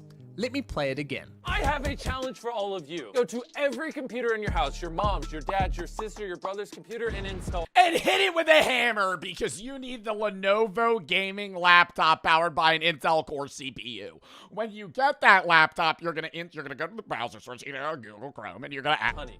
They are literally encouraging kids to install a browser extension that tracks and collects data onto every computer in their household, including those belonging to their siblings. That is fucking insane. And the emojis? I mean, come on. And look, this is not a good look for Mr. Beast either. Influencers have a duty of care to ensure that any advertising they engage in is compliant with relevant advertising laws, especially when your audience skews young. Of course, I did reach out to Mr. Beast and his team for comment, but never heard back from them. Now, in case... Yeah, I think it depends. Like, in Mr. Beast's case, it was clearly targeting children. I think for people like Ludwig, like, he was just doing the ad, and it wasn't... Like, Honey gave Mr. Beast that prompt being like, we want to get kids to use Honey. Whereas, like, the average, like, Linus Tech Tips video, bro, it's just like, all right, just shout out Honey. You're still not convinced that this was intentional because, I don't know, perhaps Honey had a rogue marketing team that was poorly aligned with upper management. Well... Here's a few words from Honey's former president, Joanne Bradford, talking about the benefits of working with Mr. Beast. We launched it with gamers playing YouTube on their desktop and a little gamer called Mr. Beast. So we were his first advertiser. And we did a deal with him. His collective ads, I think, have been seen, you know, I'm going to say billions, Yeah. 3+ close to 4 billion times. Wow. Every kid in America knows what Honey is. Every kid in America was telling their moms and their dads they needed to download, you know, Honey in order to save money. Oh, they weren't just telling their mums and dads to install Honey. They were installing it themselves. My 5-year-old brother installed Honey on his computer. Bro, that's crazy. That's fucking crazy. Kids started saving money earlier and earlier these days. Bro, how did they even explain to a 5-year-old how to install a browser extension? Wow, kids start I feel like I would not be able to do saving that. money earlier and earlier these days. And here's Honey's co-founder, Ryan Hudson, discussing how Honey leveraged the credibility that influencers have with their audience. We learned how to work with influencers, in particular on YouTube, to lean into the credibility that they have with their audiences, the ability to speak the language of their audience, and it's been incredible for us. And so we've done, if you watch YouTube or you have kids that watch YouTube, they have seen, if you watch Mr. Beast, It's a lot of honey. A lot of honey. This was no accident. Honey's leadership knew what they were doing and they knew it worked well. That Mr. Beast ad alone has 118 million paid ad views, the highest of any Honey ad on YouTube, which strongly suggests it was also their best performer. Honey likely invested millions into this ad alone. Honestly, it's genuinely shocking they've gotten away with it for so long. Now, given everything we've uncovered so far, you might be wondering how on earth there could be more to this investigation. Well, while Honey was the first extension of its kind, unfortunately, they certainly weren't the last. Surfshark? There are now hundreds of coupon and cashback extensions. And while I haven't investigated all of them to the same extent that I have with Honey, many of them engage in similar behavior, especially when it comes to poaching affiliate commissions. And that's why there are now multiple class action lawsuits targeting these other companies. Influencers haven't just been did that one say Klarna? Losing money to one sleazy salesman at checkout, they've been losing money to an army of them. In my opinion, these extensions are nothing but leeches. They are parasites in the world of e-commerce. In fact, I've encountered so much shady behavior with these extensions that I felt it was necessary to create my own browser extension to alert me anytime an affiliate cookie is loaded onto my browser. What? It's called Cookie Guard, and it's especially helpful because some of these extensions will load their affiliate link in ways that are Yo, that's actually pretty fucking fire. completely invisible to the user. For example, if you click to copy a coupon on Honey, it looks like a harmless feature because you don't see that sneaky tab opening in the corner, but with Cookie Guard installed, you can see that behind the scenes, they are quietly stuffing their cookie through what's known as a hidden iframe. You can Google it. Even worse, I found that the extension Karma Now would stuff their cookie the moment you landed on a checkout page. Completely automated, no interaction with their extension required. They also had a system that could detect when you used a competitor's extension, like Honey, and they would wait for that extension's affiliate link to load. Damn, dude, cookies. I remember I never even understood what cookies were when I was a kid. I would just accept all that shit. I feel like even most adults do that, man. Now I'll go through the pain of looking like additional extra and then unclick everything and hit save. Then immediately so they don't track shit. Override it with their own. Again, no interaction. All right, I think the rest of this is an ad. Well, or not an ad. He's not getting paid, but it's about the cookies, which is a fucking sick ass thing. Cookie Guard. I might install that. Gmoss and not for the sub. W fucking video though. All right, chat. We're calling that there. W fucking stream.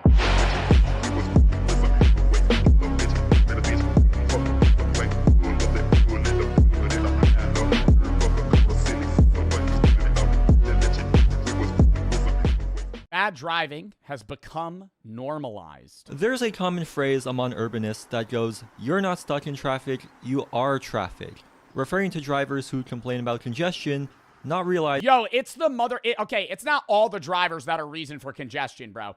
If everybody didn't drive like a dumbass, there wouldn't be bad traffic, bro. The amount of motherfuckers that see, oh, I have to get off in a mile, and they're in the far left lane, and then it's 0.1 miles. They got 100 meters till they gotta fucking get off. They go, oh, slam on the brakes. Jersey slide that. Everybody slams on their brakes. Now you just congested everything for 4 seconds. Then 9 other people do it. Now we're congested for 40 seconds. And then over an hour, now there's just fucking wall-to-wall traffic everywhere because people don't know how to fucking drive. That they are contributing to it. Suburbanites will say that the city is noisy, not realizing that most of that noise comes from suburbanites driving their cars into the city. Some people will complain that building bike lanes or transit lanes will make pollution worse because cars will spend more time idling in traffic, not realizing that providing viable alternatives to driving will mean fewer people need to drive in the first place. That's what we really need, dude, at least in the US. The public transportation is actually straight up garbage, bro. If you're in a big city, yeah, there's like subways and trains and trams. But like outside of that, bro, motherfuckers just be taking the bus. That's it.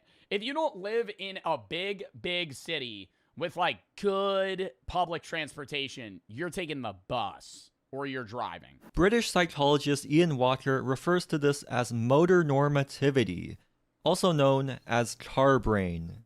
Many cities in North America are designed exclusively for cars. It didn't used to be that way. I would say most, dude. Most cities are car-to-car travel. Like, most people... Chat, for the people with jobs in chat, how far of a drive is your job from your apartment or house? 20 minutes? 25 minutes? 35 minutes? Some people be driving an hour. Hour commute, dude. Driving to a different state. Does it have to be? But because like New Jersey's weird because a lot of people in New Jersey work in Philly or New York or vice versa. They're from Philly or New York and they work in New Jersey. And so it's just people driving back and forth everywhere. And they're not taking the train. They're not taking this. They're not taking that because it's slower. Driving is so normalized, people view cars as the default form of transportation and can't comprehend how it's possible to live without them. Car crashes and dangerous driving are seen as unavoidable. It's just an everyday part of modern life. I mean, there's an entire genre on YouTube with thousands of videos dedicated to car crash compilations. And there's even an entire TV show called Canada's Worst Driver that has over 14 seasons. I've watched this show. It's astonishing how bad people are. Dude, I feel like if they do a show like this, they gotta take your license away. Like, if you fail the test, you know what it is? They got to make the driving test harder. They got to make it harder. And I know that's probably upsetting to hear if you're somebody that's like, 16, 17, trying to get your license. Bro, the driver's test, the hardest thing is parallel parking. What? You're never even going to use that most of the time. What? And the driver's test is literally stop at a stoplight, learn how to turn right, drive, and don't exceed the speed limit, and then just fucking parallel park. What about merging on a 6-lane? What about merging into a 6-lane highway when the semi-truck behind you won't get over? And his load is so wide, pause, that he's kind of hanging into the lane to the left of you. And you need to pass him when the median's about this far away from you, and the actual shoulder of the road's about this big. So now you're sitting there going, and the semi-truck puts his left blinker on, and he starts going into your lane. What do you do? What do you do? What do you do? We got to assess that. I think it's got to be, with the advancement of AI and technology, start doing simulation shit, bro. Microsoft Flight Simulator, but for driving, right? Do a mixture. Do the parallel park bullshit. Do the driver's test, but also put a motherfucker on a bridge. Put a motherfucker on a bridge. A 3-lane bridge. And say, all right, here's 9 exits right off the bridge. You got to get in the right one. Figure it out. Go. Shit like that. Because people don't know how to do that. And then they just suck at driving. And it's like, dude, there's types of drivers that suck at that shit and then don't and then do it, and then they just make traffic congested. And then there's people that flat out won't drive over bridges because they're that scared or bad at it. And 115 episodes. Like, there's people that only drive on back roads because they're afraid of the highway. Stopped at a green light. You're stopped at a green light? Yes. This assumption that everyone should drive and has to drive results in many bad drivers on the road because, believe it or not, some people are just not cut out to drive. And that's completely fine. No, and I don't even want to look at the motherfuckers, bro. The fact that, like, you talk to, like, dumbass people on the daily, and then you could see them going 85 miles an hour down a highway, barreling in a Ford F-250, just yo, you're in a death trap. You could kill people in that fucking thing. Yet we consistently build cities exclusively for cars and design streets that prioritize vehicle speeds rather than the safety of people. We need to change the way we approach road safety because, as of now, bad driving has become normalized. What are you saying, fam? Yo! What, fam? Yo! Toronto's most notorious speed camera was just taken down by vandals. Not only are full self-driving cars 1,000 times safer, it would fix traffic, and you'll be able to drive everywhere at like 100. Okay, I've never been in a Waymo, and I do think they are good. They're good in a sense of, like, you kind of need all the cars to be self-driving cars, but the funniest shit about Waymos is, did you ever see the one video where they got in a self-driving, like, Waymo, and it just kept doing loops in a parking lot, and he couldn't get out? So he starts filming himself, and he's like, dude, it's just doing circles in this Home Depot parking lot. I can't do anything. And he's like trapped in this car. 20 miles an hour. In March of 2020, at the beginning of the COVID pandemic, U.S. Senator Ron Johnson of Wisconsin made this statement. "We don't shut down the economy because tens of thousands of people die on the highways. It's a risk we accept so we can move about." Over 40,000 Americans die each year from traffic collisions, and hundreds of thousands are severely injured, many of which face permanently life. The problem with self-driving cars, though, is people don't care. Well, people don't want to die in a car crash.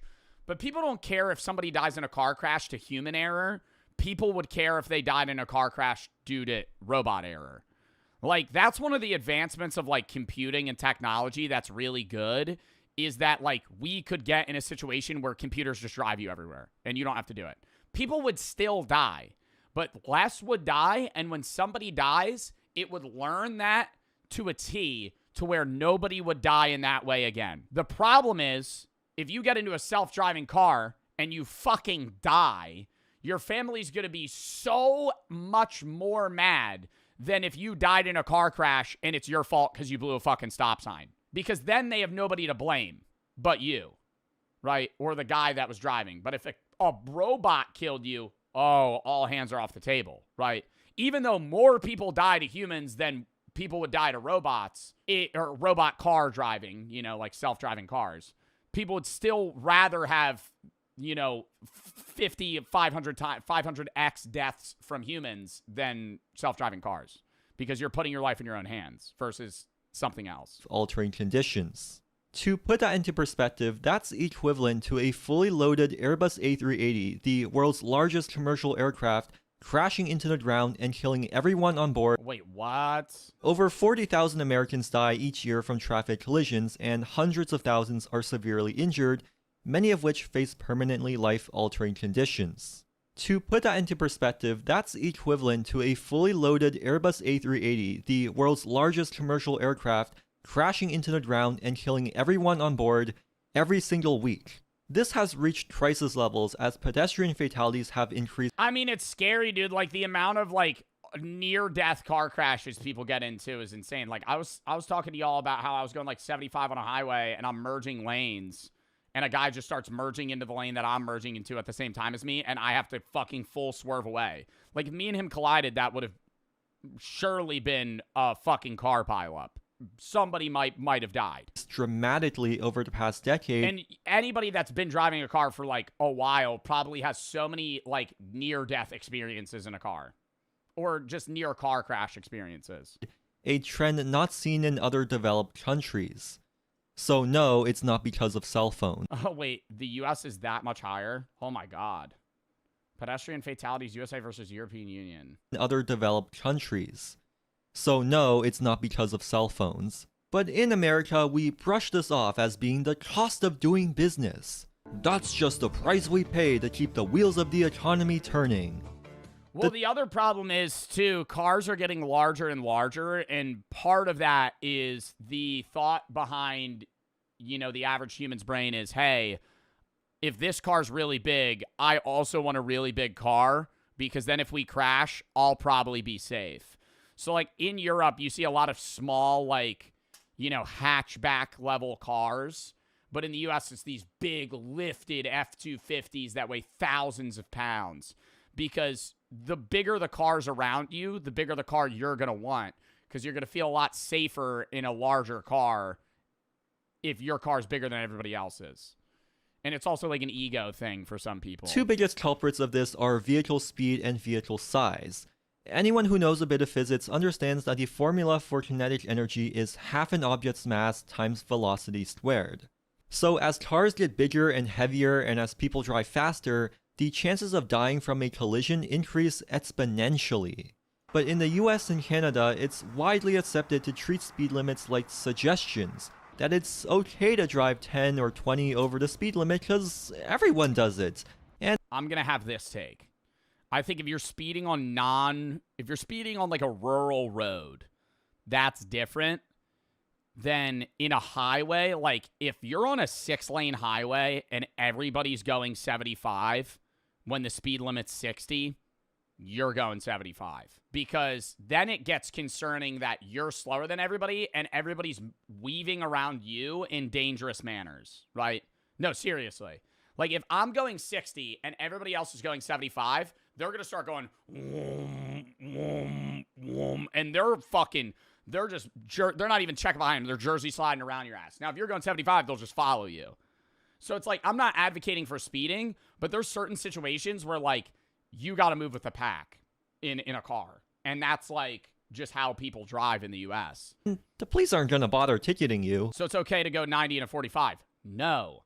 Not advocating that for you, Slimmy Jimmy, you stupid fuck.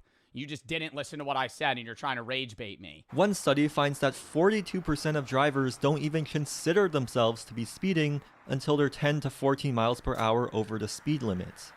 One psychological reason for this is... I think the average American, though, goes 5 to 10 over. On a rural road. On a highway, way more. Sorry if I was rude, Slimmy Jimmy. That shit just pissed me off. No, it's not okay to go 90 and a 45. You would get arrested for doing that. Like, there's a level of going over the speed limit where you have to appear in court and you get your license taken. If you went 45 over the speed limit, you're never driving again. Like, that the vast majority of drivers don't face any you would go to jail. consequences for driving dangerously most of the time. Speeding, running red lights, and driving while impaired happen very often, but for an average person, the chances of getting into a collision are pretty rare. I mean, see, like in that instance, in this instance, everybody should get out of the car and shame that person and just be like, shame, shame, shame. You almost killed somebody. Shame, and then move on. But then they just drive away. Chances of getting into a collision are pretty rare. I mean, if it wasn't, nobody would be driving. But this may— I lay on the horn, bruh. Hey, it's there for a reason. Motherfuckers don't use their horn enough. You gotta use your horn. I feel like that's a problem in the U.S. In big cities, motherfuckers use their horns.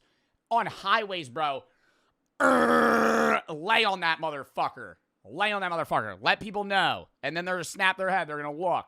Right now they know you're there.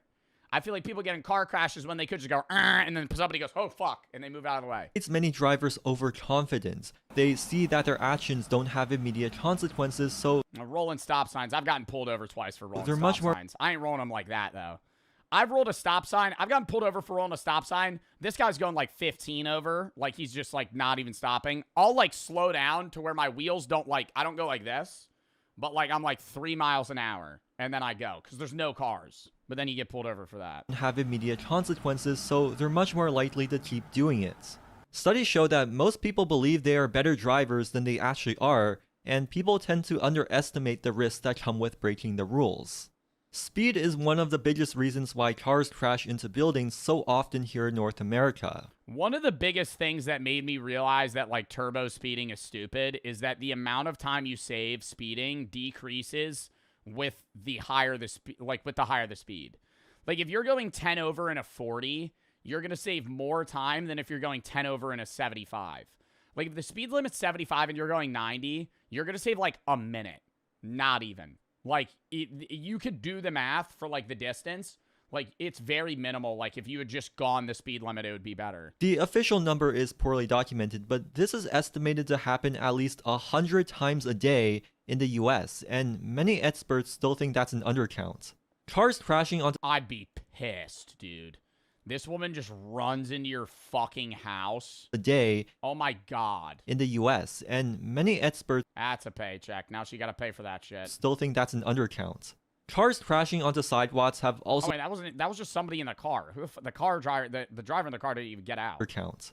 Cars crashing onto sidewalks have also become so common that this was a genuine tweet from the Colorado State Patrol. They're basically telling people to only walk one way down the sidewalk so you can make eye contact with the distracted driver. I do that. I know you're not supposed to. If I'm riding a bike on a road, I ride towards the traffic. Like, if there's not a bike lane. I don't like riding a bike and having cars pass from behind me. I would rather see the car in front of me, so if it's fucking driving towards me, I could weave, versus you're supposed to go with. I don't give a fuck. Have a cop pull me over for that. I'll gladly take the ticket.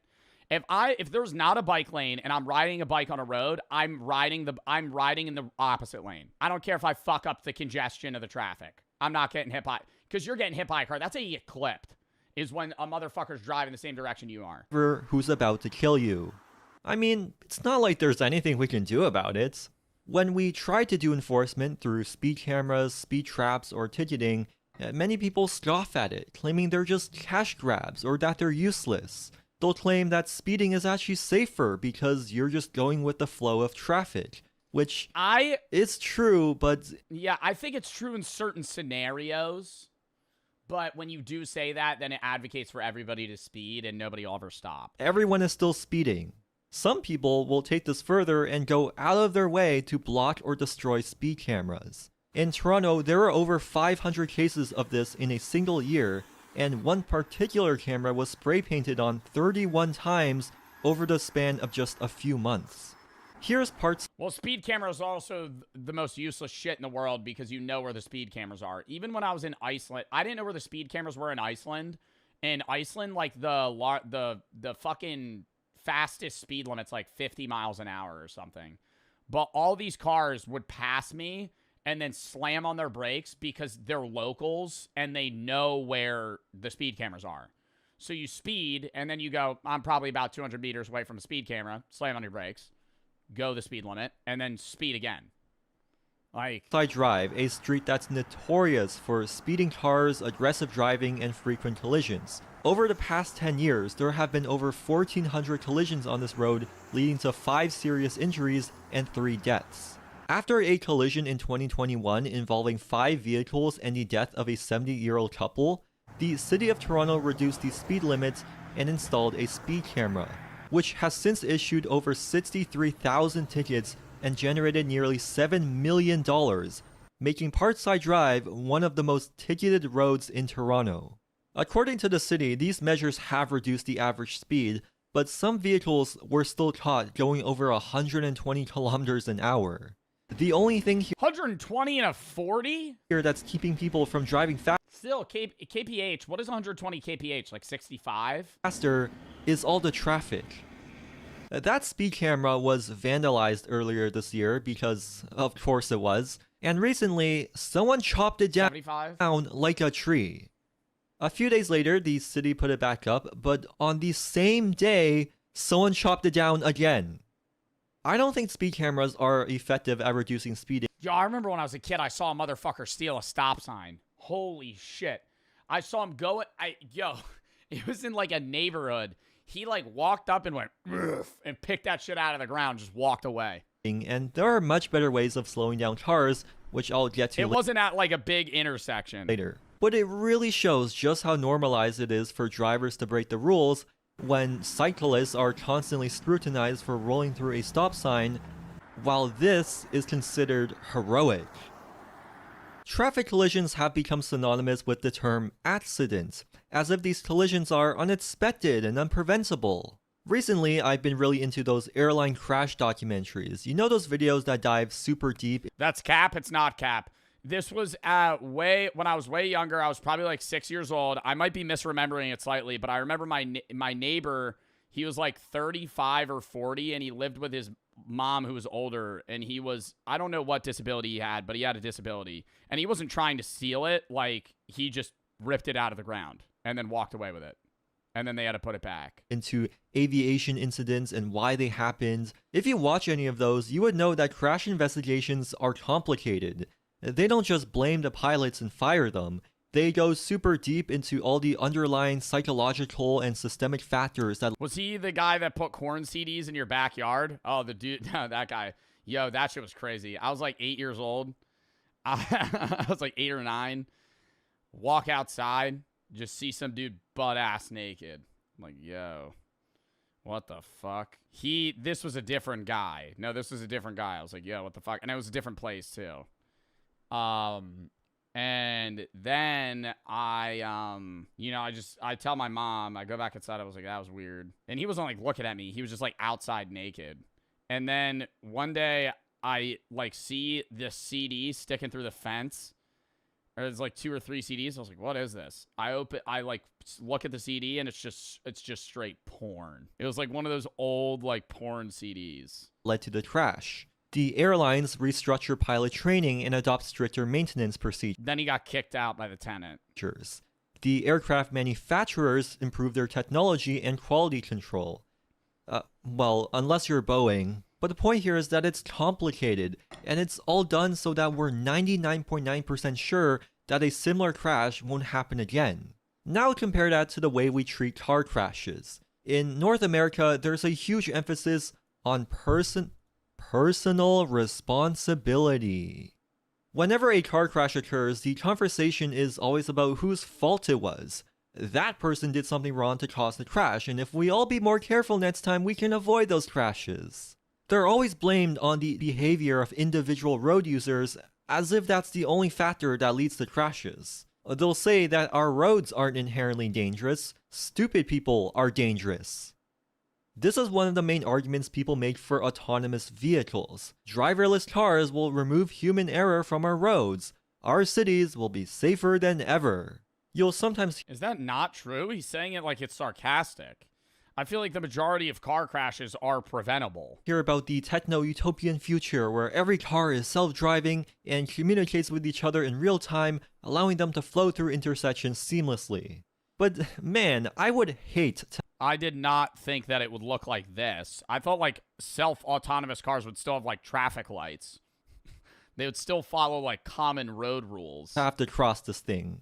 I didn't think it would just be like, all right, we're going to remove the stop lines. The AI are just going to read where the other cars are. First fatal collision involving an autonomous vehicle happened here in Tempe, Arizona. A woman jaywalked across this road at night and was hit by one of Uber's first autonomous vehicles. The crash report concluded that the person in the vehicle was at fault for not paying attention, the woman was at fault for jaywalking, and Uber was at fault because their vehicle didn't even classify them as a pedestrian until 1.2 seconds before the crash. But do you really think people have the attention spans to just sit in a self-driving car and look out the window in case anything happens? I don't know, man. I think that's a mixture of things. I think that mainly falls on the... dude, who does that fall on? I mean, that's kind of crazy to just walk across a highway in the middle of the night. But I think it's also like you shouldn't be on your phone in a car. It's the AI. But I don't know. Back in 2013, when Google was first testing its... Like, dude, you ever drive a car and you see some guy... Bro, this shit pisses me off.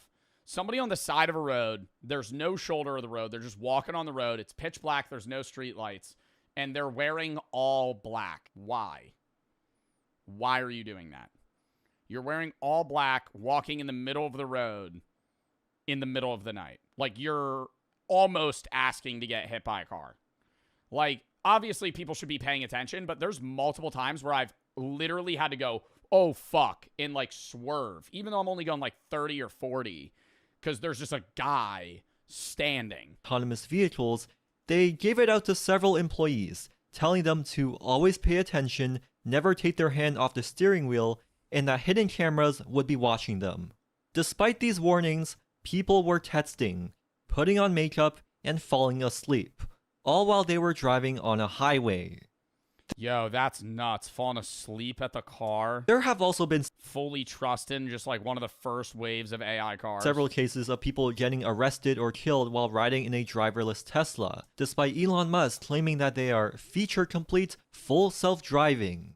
People just become reliant on technology very quickly, so if drivers are expected to manually take over when something goes wrong, what's gonna happen when people start driving less and lose their driving skills? Better technology and automation that's true allows us to push the limits, add backup cameras to vehicles and people might stop looking over their shoulders, add lane change assistance technology and people might stop using their mirrors. It would be naive to think that technology will just make all our problems go away without introducing new problems that we didn't even consider before. Going back to that crash in Arizona, this is where it took place. It's effectively a 4-lane highway sitting right beside a park and a concert venue. Before the crash, this median had a decorative brick pathway, which looks a lot like a pedestrian path. Yet there isn't a single crosswalk unless you walk nearly 400 feet to the north or... Damn, dude. Yeah, so the jaywalker jaywalking, it's like you blame them, but at the same time, like, I would also cross the road like they did, you know? Like, everybody jaywalks. That's like, I would say that is a crime that every person's committed. I jaywalk. Everybody jaywalks. You're just I'm crossing the road. Literally, when I was in New York, I jaywalked every day.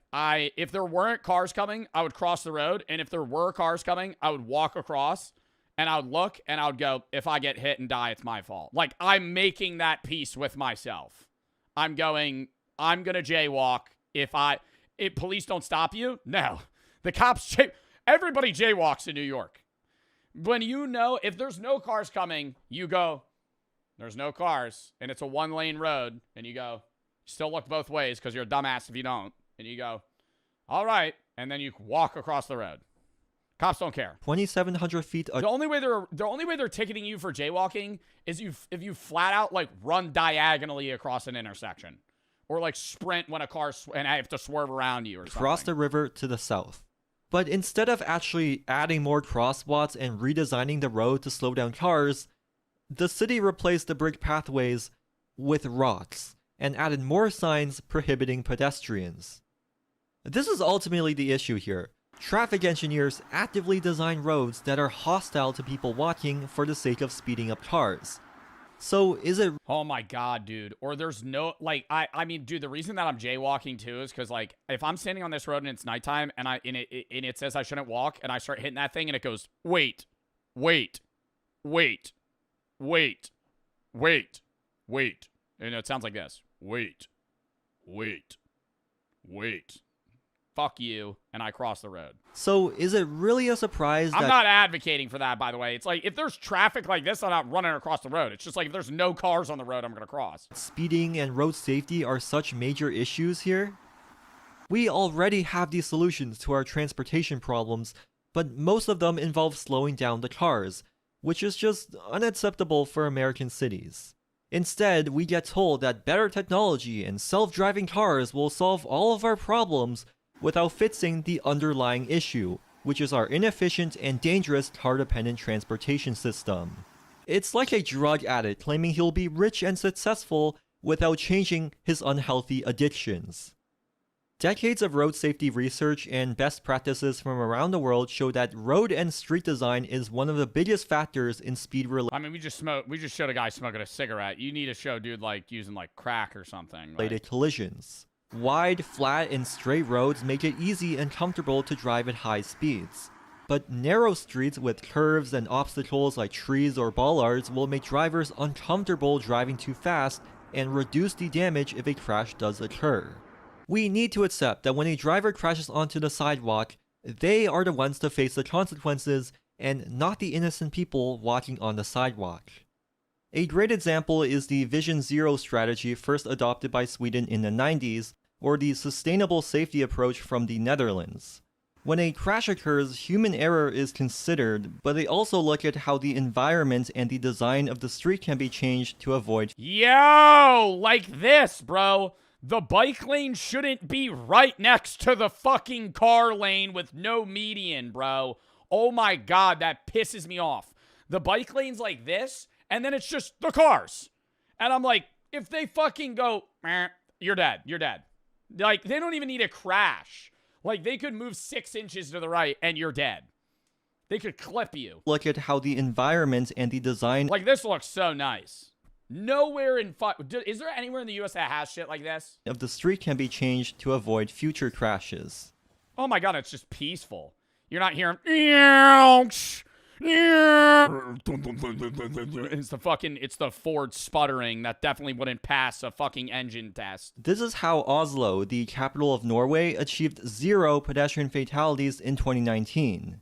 Hoboken in New Jersey hasn't had a single pedestrian death in the past 7 years after the city redesigned several intersections to improve visibility. Yeah.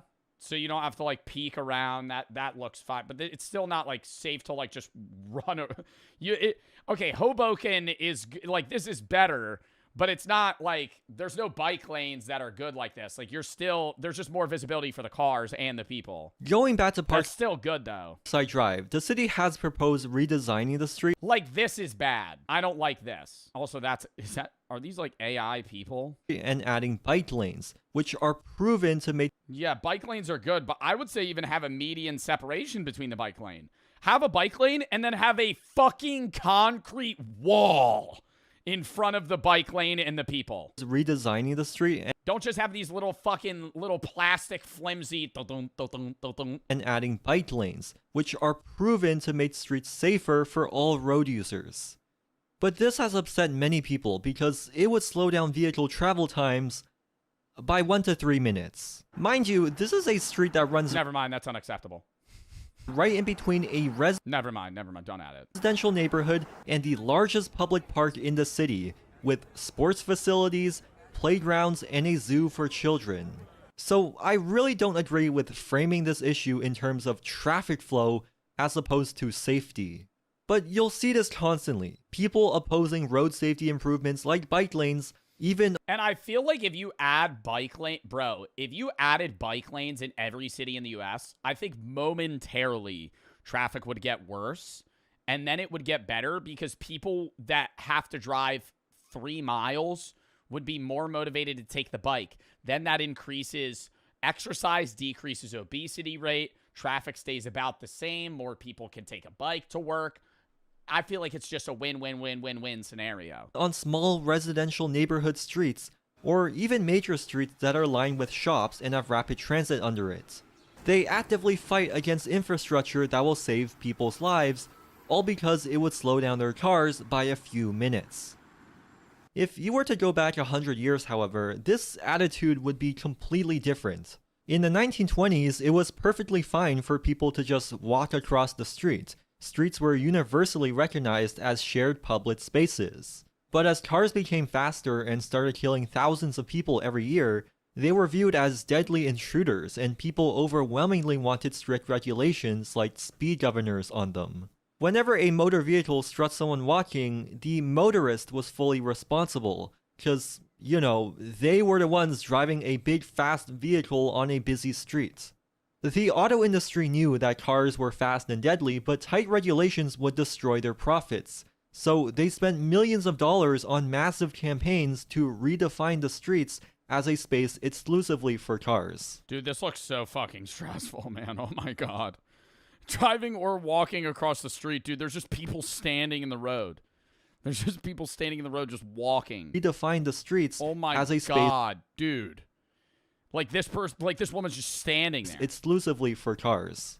They lobbied the government and actively fought against measures to limit their speed. They sponsored school lobbying should be illegal, I agree. Safety campaigns to brainwash children, and they invented the term jaywalking to shame people for crossing the street.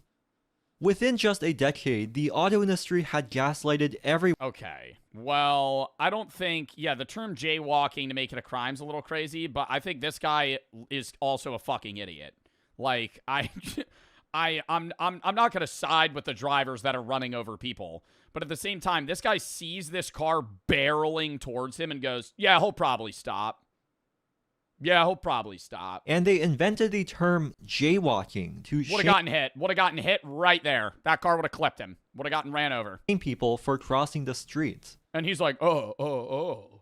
Within just a decade, the auto industry had gaslighted everyone into believing streets were motor thoroughfares, and people walking were now the intruders rather than the victims. Today, I think you just need two separate things. I think you need just a driver's place and then walking place. The way we treat bicycles and electric micromobility is the same way we treated cars back in the 1920s. When it comes to cars, we're willing to sacrifice safety for the sake of speed and convenience. But when it comes to bicycles or scooters, they're treated like a major safety hazard. Sure, there are cases where e-bike riders have injured people on the sidewalk, but the vast majority of fatal collisions and injuries are caused by cars. And we don't pay much attention to this anymore because it's so normalized. Micromobility isn't the problem, it's part of the solution. Like, how did that guy even run over the fucking sidewalk? Encouraging people to cycle instead of drive. That's TOS. I don't think he would show somebody getting gravely injured, chat. Will make our streets safer, because the safest car trip is the one that never happens in the first place.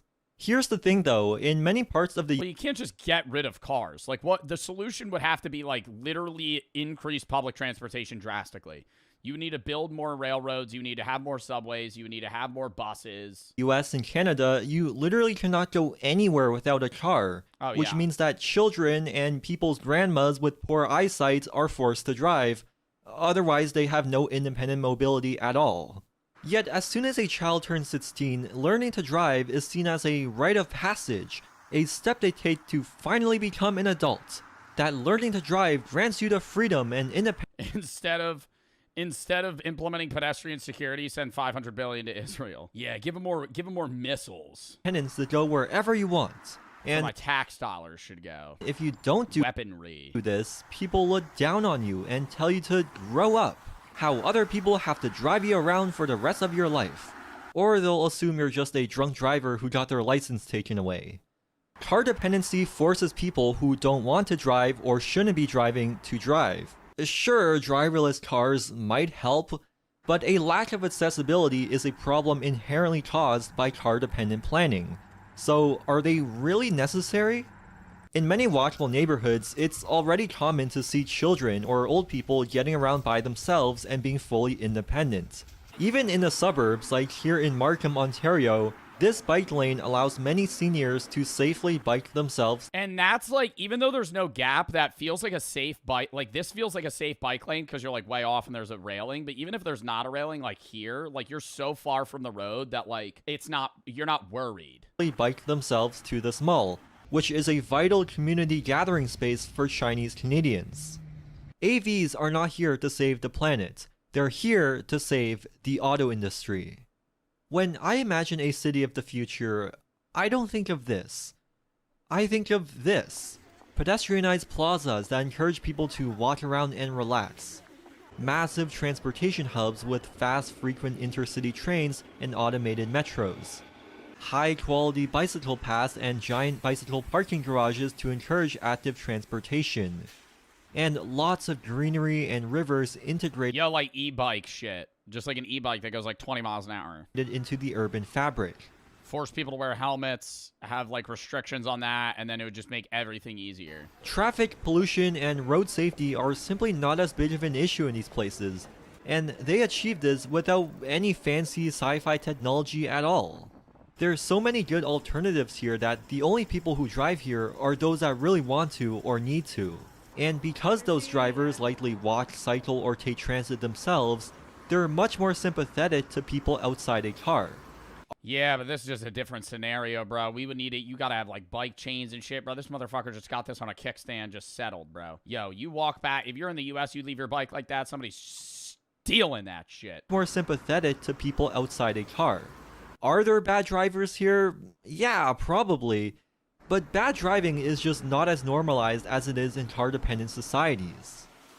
The solution is not banning cars. Def not, bro.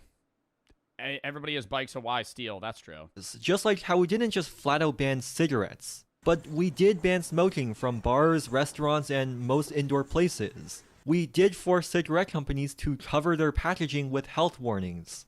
Cars are obviously different. Oh, that's Canadian people. I was gonna say the US did not do that. That is what smoking packages look like in like other countries, though.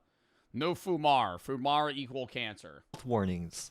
Cars are... Yeah, love that. It's a lot less appealing. It's a lot less appealing when you open a pack of Marlboro Reds to smoke them, and it has a person with neck cancer just straight up on the fucking package. Cars are obviously different. They're much more useful and have completely changed the way we travel and move goods. And sure, if you live on a farm in the middle of Nebraska, yeah, you probably need a car. This whole channel is probably irrelevant to you. But cars are also much more deadly and destructive to people and the environment. So for most people living in dense urban areas, limiting cars from certain places makes a lot of sense. We can start by pedestrianizing streets and slowly building wider sidewalks and bike lanes. Once we've expanded our public transit system and densified our downtowns, we can introduce congestion pricing and add stricter penalties for reckless driving. When smoking bans were first introduced, many people were against it. But after a while, people saw how great it was, and... Yeah, but dude, if you have, like, reckless driving, there's gotta be, like, oh my god. Then people are gonna get annoyed when they pulled over. They're gonna be like, what did I do? And it becomes, like, a subjectivity thing for the officer to decide whether or not you're, like, recklessly, you know, speeding or driving. Now you can... not speeding. Speeding's definitive. Never imagine going back. Likewise, congestion pricing in New York has made a lot of people upset because people don't like change, especially when it affects them. But I would bet you $9 that a year after congestion pricing gets implemented, most people are gonna forget about it because they'll see just how much better it makes the city. This happened when cars... Oh my god, yeah, when there's not fucking cars everywhere, dude. You don't constantly hear... were banned from Central Park. People were angry, but now you would be crazy to think that we should let cars back in. Like, this looks awesome, dude. The same thing is happening to Hyde Park in Toronto. The city started closing it to cars on weekends, which has summoned every single Karen to protest. And then it gives you a type B hangout, too. More people are willing to go out and hang out in public spaces and meet new people. About how they can't drive their 90-year-old grandma into the park anymore. But as surveys from the city show, most people would prefer a car-free park. Bad driving is normalized, but we can change what's normal through slow incremental steps. It just takes some time getting used to. That was a fucking W video, bro. Oh my gosh.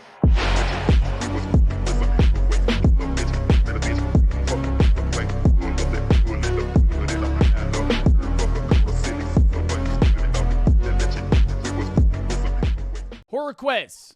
Would you survive the night? We did the zombie survival quiz a few months ago. Crystal makes some pretty fucking fire survival quizzes where, you know, it's in depth. There's like 20 questions and there's right and wrong answers. Some are kind of right, some are really wrong. I mean, it says horror quiz. The one we did with the zombies, like some of the questions I thought I was right and then she said I was wrong. But horror quiz, I think if I had to survive the night in like a haunted house, I'm for sure fine. But I don't know what they mean horror quiz. Like, am I running from a serial killer? Am I like, you know, in some sort of fucking Stranger Things situation? This is a survival quiz. You're alone in a foreign place. The locals whisper. Would never be in that situation. Already. Do locals whisper about something in the hills? All right, well. About something in the hills. Something old. They say it drinks blood. You don't believe them. Not exactly. I'm definitely not believing them, bro. What? If I'm in a foreign country and the locals start chirping to me about how, like, in the hills, there's some fucking Dracula, like, level creature, I'm going, okay, pal. But tonight something's wrong. This is a logic test. A psychological test. The questions start off easy, but they get harder. And each answer could be your last. For each question, you get 4 options to pick from. And after each question, I'll tell you the right answer. And I'll also tell you why the others would have been the last thing you ever did. Keep track of your score. And in the end... So if I get one wrong, I die? What? If I get one wrong, I die. And I'll tell you if you would have survived the night. So without further ado, let's begin. You're in a tiny town somewhere in the Balkans. You booked it on impulse. The town is barely marked on maps. The local currency is something you've never held. And the bartender in this pub doesn't speak much English, but he keeps refilling your glass. It's late. The pub smells like wood smoke and dried herbs. There's a fire burning. I'm loving the vibe thus far. Nobody speaks the language that I speak. I'm alone at the pub, and the bartender just makes like a eye contact with me and just fills my drink every time. So I'm a little drunk. Okay, 4 or 5, maybe 6 beer in. I'm in Europe, right? Or the Balkans. Balkans, what country is the Balkans in? If I'm in the Balkans, I'm in like Albania. All right. I'm in like Albania, Romania, Serbia. I don't speak the language of the locals, and I'm kind of drunk. They're probably drinking like 6% beer, you know. They're still at the back table. They keep glancing at you. One of them finally leans over and says something that sounds like, "You shouldn't walk back alone. Not tonight." I'm not thinking that's supernatural. I'm thinking that motherfucker's letting me know that I'm about to get mugged on my walk back, okay? If I am drunk at a bar alone in Romania or Albania or Turkey or wherever the fuck I am, and a local leans in and goes, "You shouldn't walk home tonight alone. It's not safe." I'd go, oh, so I'm going to get murdered by a human. Like a person's going to hurt me. You ask him what he means. He gestures to the window and says one word in broken English. Nosferatu. Vampires? Brother, I'm going, thanks, buddy. I appreciate that. And then I'm walking home. The table behind him laughs. How do you respond? Option A, laugh with them. Maybe it's a local joke. Option B, ask if something happened recently. Option C, say, "I don't believe in that stuff." Or option D, say nothing and finish your drink. Damn, dude. This is a life or death scenario here. If I get it wrong, what do they just shoot me? I fucking ask if something happened recently. Oh, you're an idiot. They kill me. B, I'm not asking if something happened recently. I would probably say, what do you mean? C, I don't believe in that stuff. Nah, I'm going D. Saying nothing. So the correct answer here is option B, ask if something happened recently. So the reason this is the right answer is because here you're not dismissing him. You're gathering information without feeding the myth or challenging it. And survival often starts with listening, especially when you're the foreigner without any cultural context here. Option A, laughing with the crowd, is not the best answer here because it alienates the speaker. They might shut down or play it off and you've lost a source. Option C, saying you don't believe in that stuff, draws a firm line in the sand and you've now made it personal. If they were I'm drawing that firm line in the fucking sand. Yo, okay, if I'm in a foreign country, I'd probably pan into it a little bit. I'd be like, what do you mean Nosferatu? Trying to warn you, they'll back off. And option D, going silent and... Bro, that's like me being at a local bar in New Jersey and somebody being like, the Jersey Devil's out tonight. You shouldn't walk home alone. I'd be like, you're crazy. You're an insane person. Information withheld now might cost you later. The man narrows his eyes. He speaks carefully, like he's trying to remember the right words. They come if you are soft. If you say yes too easy. If you listen, you should close your ears. You ask, how do you stop them? He looks at the candle and at the table, and then back at you. You don't, but you can delay. He lifts his hand and he pinches the flame out between two fingers. Damn, this guy's kind of hard, though. This guy's kind of got aura. I feel like now I have to listen to him. He pinches the flame with both of his fingers. And he glances. He's kind of like rizzing me up while he's like warning me. They ask you small things first. Just small. Can I come closer? Do you hear me? Will you look at me? It's not always the door. Oh, so I'm dealing with vampires that I have to let them in. And he leans closer. You don't say yes. You don't say no. You don't say anything at all. Someone behind him scoffs. It's one of the older men at the back table. Ignore him. This one still believes the old wives' tales. The bartender doesn't look back. He's staring at you. They came... What up? Bang. Last week. A girl was found. She was still standing when they found her. Still warm.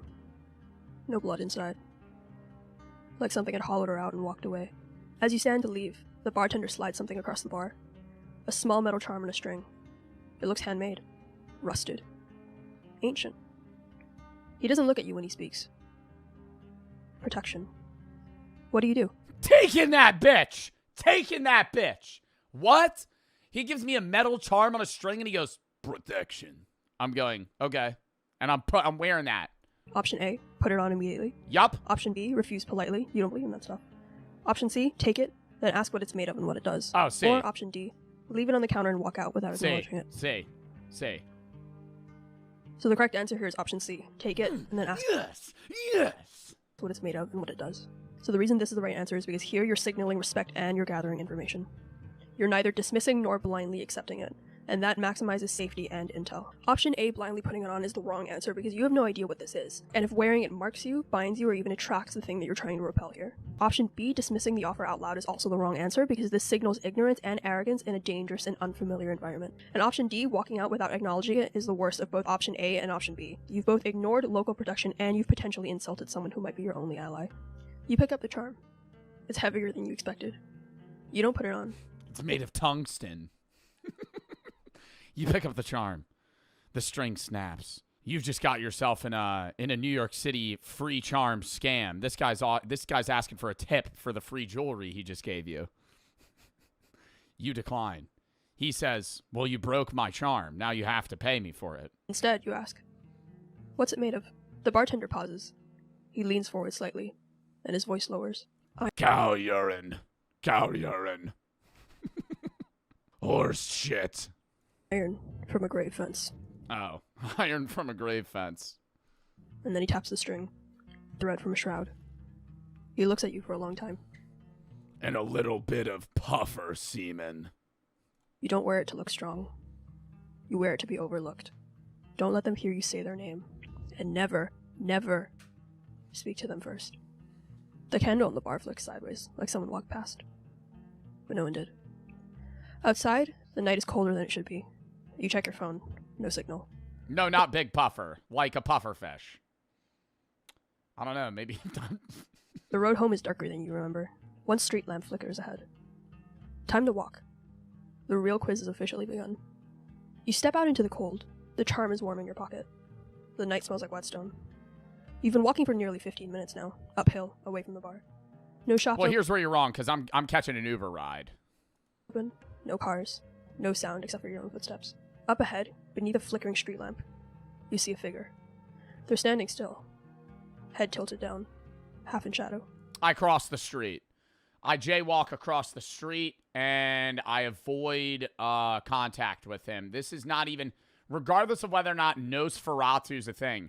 If I'm walking alone at night, and I see a guy standing under a street lamp at like 1 in the morning, I'm crossing the street. I'm not passing him. Not approaching, not retreating, just waiting. What do you do? Option A, keep walking toward them, confidently, like you belong here. Option B, cross the street and pass at a distance without making eye contact. Option C, turn off into a narrow side path to avoid them completely. Or option D, call out. Are you okay? B. I'm not going down a side path. That's really scary. I think B, cross the street. Still keep them in your peripherals. So the correct answer here is option B, cross the street and pass it. Fuck yes, dude. Fuck yes. The distance without making eye contact. Option E, run at him manically and scare him, right? Vampire, been alive for a long time, probably never had somebody when he's trying to hunt him down go, fucking just sprint at him full speed. Contact. Catch him off guard. So the reason this is the right answer here is because you're avoiding direct confrontation without showcasing your fear. You don't engage, you don't escalate, but you also don't turn your back on them. You stay in the open where you can be seen, and where they can also be seen. Option A, approaching confidently, is the wrong choice because approaching confidently is still approaching, and it assumes you understand the threat level, and you don't. Confidence won't necessarily stop a predator. It just gets you closer to their reach. Option C, ducking into a side path, is also the wrong answer because this gives up the only light source that you have, and you're trading visibility for panic here, and creating a choke point where you can't be seen or helped. Option D, calling out, is also risky because here you're establishing contact, inviting a response, and giving away your emotional state. Worst case, you're telling them that you notice them, and that you're also alone.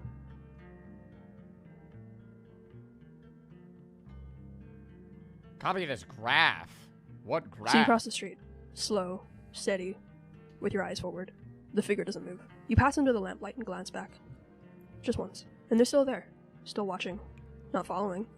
Not yet. But the air behind you feels full. You know, I don't think I would be as afraid of a vampire. Like, I'm imagining this guy in, like, a top hat and, like, a trench coat. Just, like, standing, looking at the ground. Right? It would be a hell of a lot scarier if they were, like, from the Smile movie.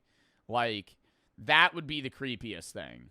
I wouldn't be able to do that. Like, alone at night, and you're just, like, in an alleyway, and some guy's just under a street lamp, just, like,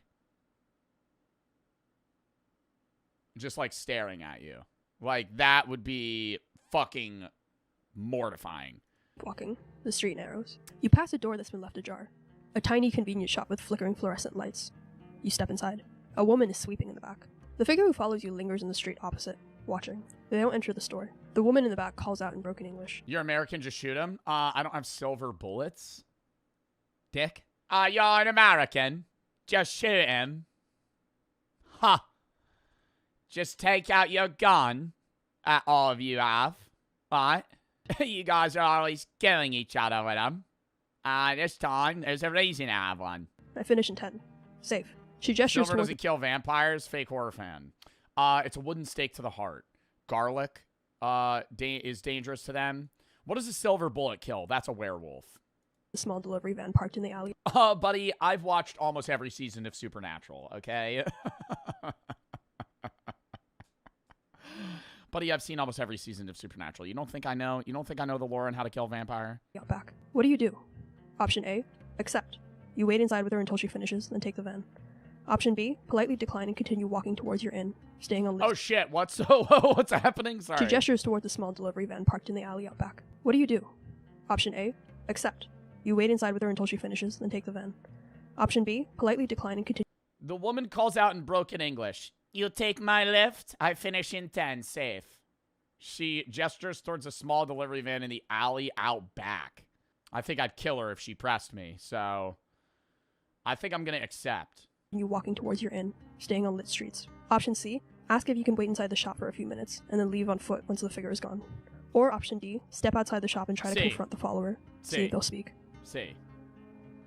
So the correct answer here is option C, ask if you can wait inside the shop for a few minutes and then leave on foot once the figure is gone. So the reason this is the right answer is because here you're buying time without committing to transport. Here you're under light, on neutral ground with a potential ally, and you're not putting yourself in a confined space with anyone. Option A, getting into a stranger's vehicle. And if this old lady presses me, I put her in a full Nelson.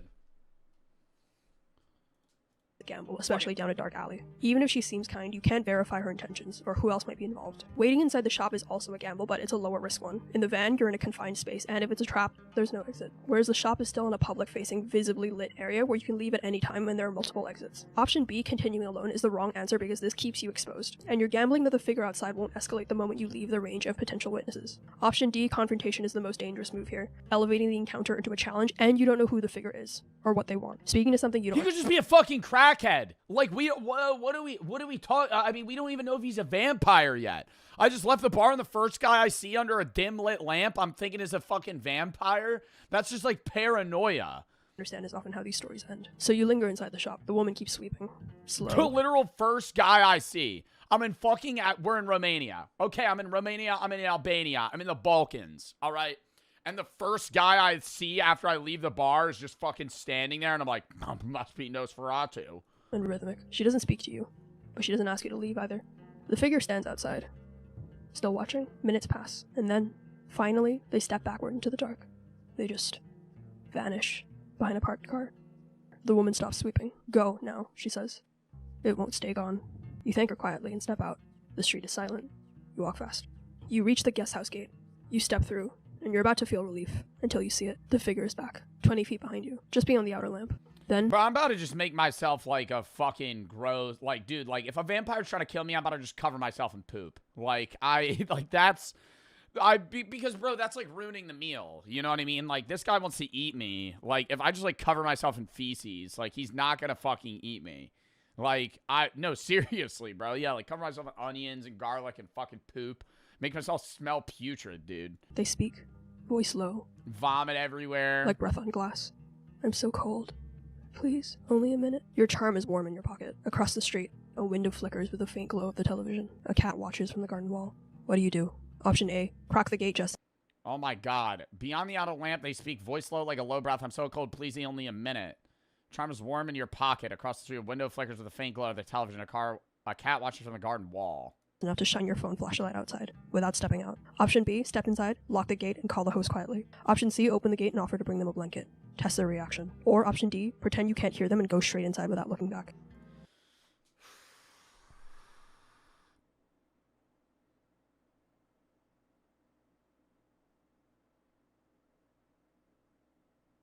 Crack the gate just enough to shine your phone flashlight outside. That's a bad play.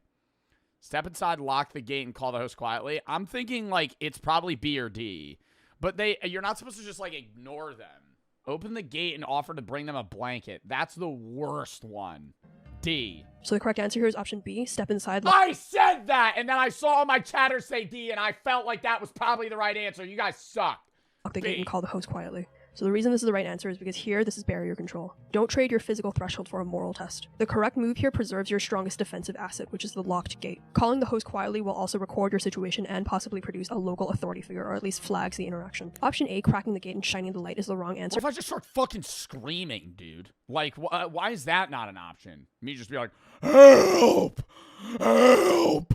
Because any opening here is a commotion. Leverage. A small light leak shows that you're present and reactive, and it might also reveal your silhouette, which might leave you vulnerable. Option C, offering a blanket, is also the wrong answer, because you've just invited proximity and possibly rewarded a manipulative plea. Even if it's genuine, you have no idea whether the person is alone or if they're baiting you. And you and it was a homeless woman. She froze to death. Well, have to prioritize your safe option B. That's because the outcome here is identical, but option D misses the communication step. The host call matters, because it creates a record and may add someone who can vouch for you or check outside. You're inside now. The door is locked. The hallway is dim. The air inside feels warm and too still. You listen for footsteps. You don't hear any, but the charm in your pocket is hot. You reach the stairs to your room. Then, a knock. Not at the front door, but the back one. You freeze. Then, a voice, low and calm. It's the guest house owner. We saw someone outside. Just checking that you made it in okay. Not responding. Yo, you know what I'm doing here? I'm locking all of the doors. I'm locking the door to the bedroom. And then I'm putting a blindfold over my eyes and shoving cotton in my ears. And then I'm falling asleep. Because it's not allowed in unless you let it in. So just fucking go to bed. Sounds like the same voice from earlier, but quieter, slower. How do you respond? Option A, call out from the stairs. I'm okay, no! Thank you. Option B, say nothing. Stay out of sight and wait for a follow-up knock. Option C, walk to the back door and check the peephole. Or Option D, text the host if you can get signal, and ask if he sent someone. C.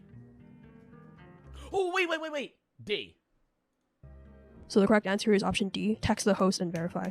So the reason this is the right answer is because verification is everything. If you're unsure, don't guess. Cross-reference. Even with no bars. All right, I don't need to know why the other ones were wrong. Light backup, no door camera, and no sound insulation. The figure outside is silent, unnaturally so. And if you press your eye to the glass, you might be gathering intel, but you're also giving it, the thing outside, your breath, your silhouette, and also your location. And if they're already covering the people, then you've gained nothing, and you've also just let them know you're home and afraid. You text the host. Someone just knocked. Did you send someone to check on me? Why don't I put like dish soap on the floor so if he comes in, he like slips and eats shit. Like I do like a Home Alone setup where, you know, I like put a mannequin up in like a window or something. You know, like, yeah, like set up like a booby trap. There's no reply. You stay quiet. You don't call out. You don't open the door. You wait. A banana peel. I only have one banana. I just put a banana peel in the middle of the fucking room.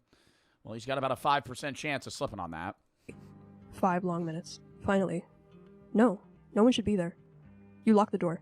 Move upstairs. As you reach your room, the charm around your neck suddenly pulses. A sharp heat, like it's reacting to something. Through the window, you can see a figure standing across the road. Not moving. You can't tell. Dude, that's terrifying. Any horror game you're playing, you look at the window, there's somebody just across the road under the street lamp, just like looking. It's the same one. What do? Option A, close the blinds slowly. Control what they see. Option B, keep the lights off and monitor them from the shadows. Option C, step into view just briefly and then vanish. I'm straight up mooning that motherfucker. What? Bro, that motherfucker follows you, and you know he's a vampire. You just fucking straight moon his ass. No, you're not afraid. Or option D, shift away from the window and try to track them using the reflection in the glass.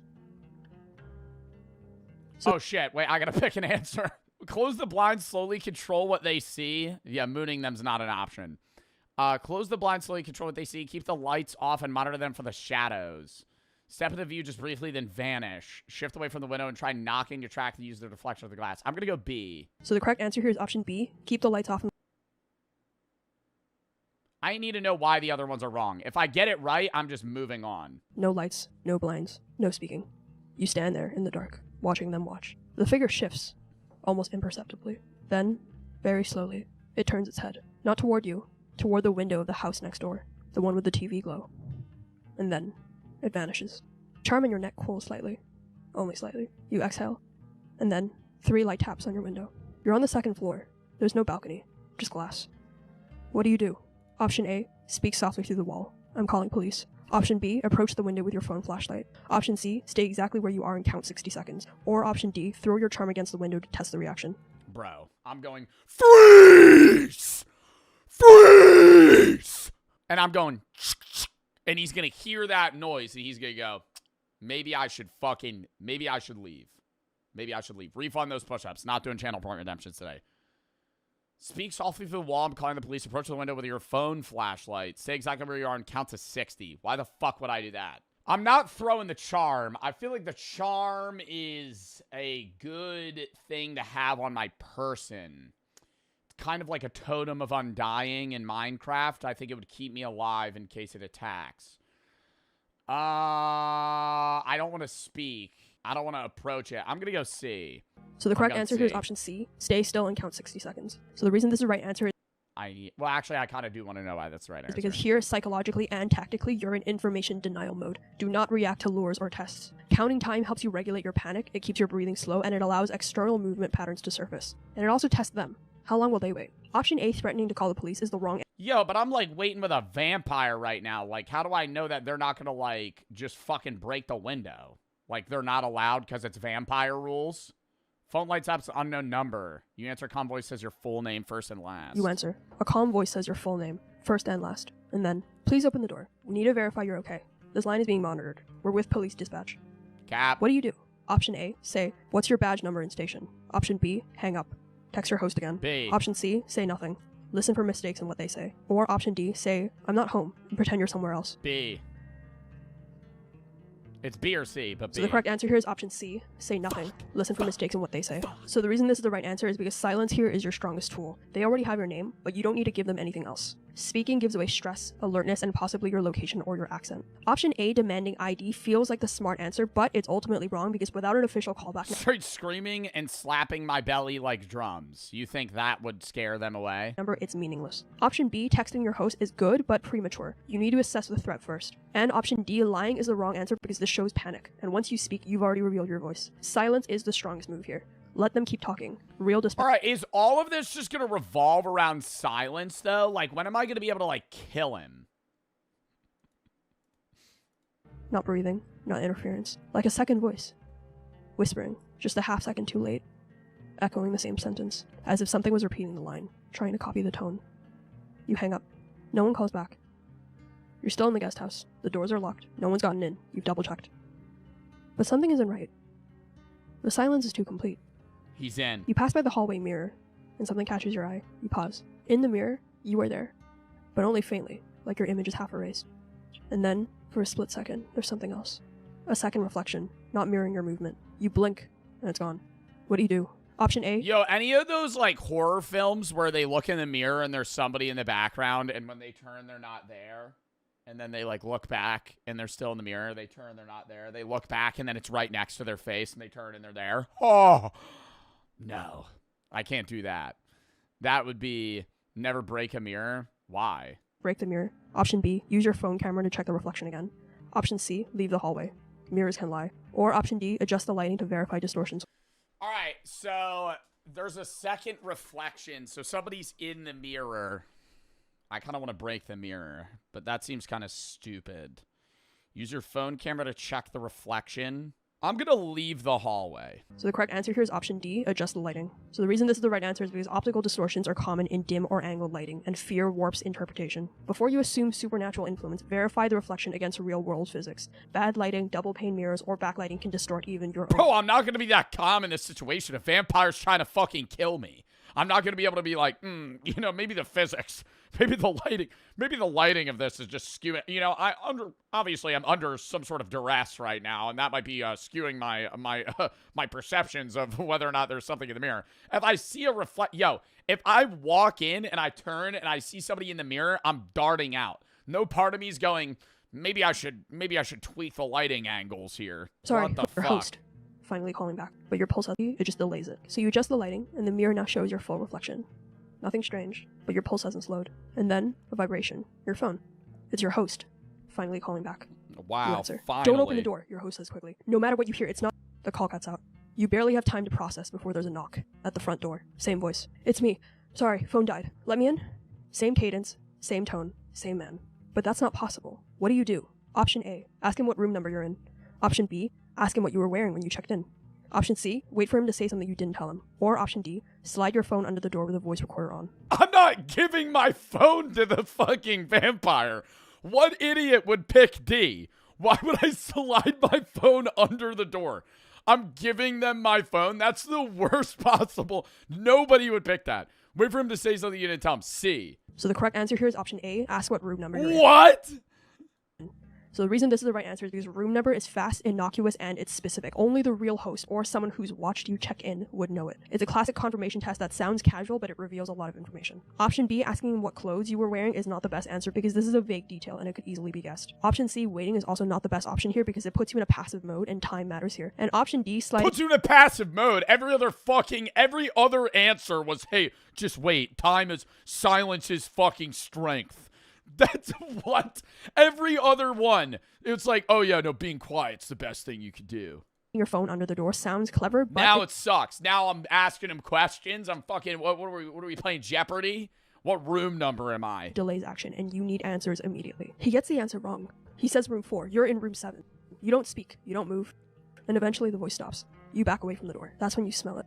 The air inside is shifted, and there's a new scent in the guest room hallway. And what if he got it right? What if you just got lucky? What if I go, what room number am I? He goes, 7. And I go, oh.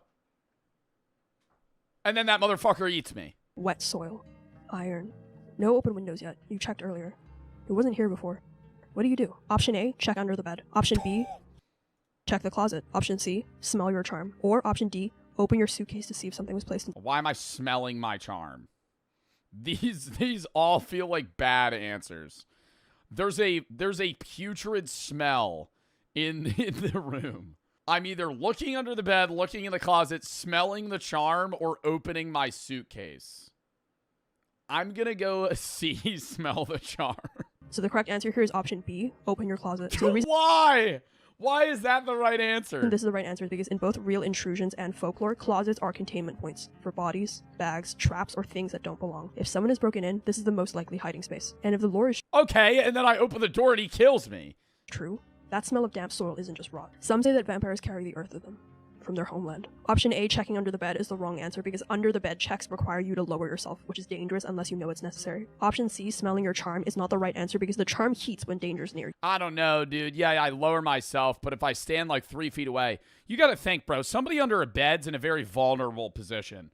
You're like under the bed like this. Like, if I see him, he would have to crawl out from under the bed to hurt nip slip. He would have to crawl from out under the bed to hurt me. You know this, but it doesn't speak. It doesn't tell you where or who, just that something's wrong. And option D, ripping open your suitcase, is not the best answer because this wastes time and it's not the logical origin point for the smell. The closet is empty, but the smell lingers, so you shut it. Slowly. And then something calls you back to the mirror. You glance at it once more. You see yourself again. Fully this time. Then for a blink, 2 of you, and then it's just you again. What do? Option A, cover the mirror with a towel. Option B, take a photo of it. Option C, touch the glass. Or option D, pretend it didn't happen. Not D. There's 2 of me.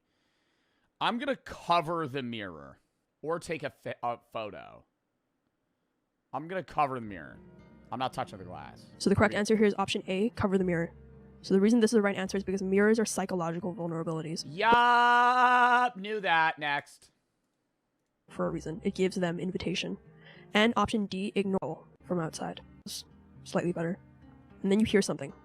Low. From outside. A growl. You look out the window. 2 dogs. I growl back. Are across the yard. One stares up at your window. The other is tense, ears flat. They don't bark. They don't blink. And then, both bolt into the trees. What do? Option A. 2 dogs are across the yard. One stares at the window. The other is tense and ears are flat. Ignore it. Dogs are random. Option B. Watch where they run. Option C, close the blinds. Or option D, move to a room without windows. Bro, what? This is getting so hard. She said it was going to get harder, but now I have no idea what to do. I see 2 dogs in the yard. One of them's looking at me, and the other one's tense, and then it runs into the trees. Dogs are random, ignore it. Watch where they run, close the blinds.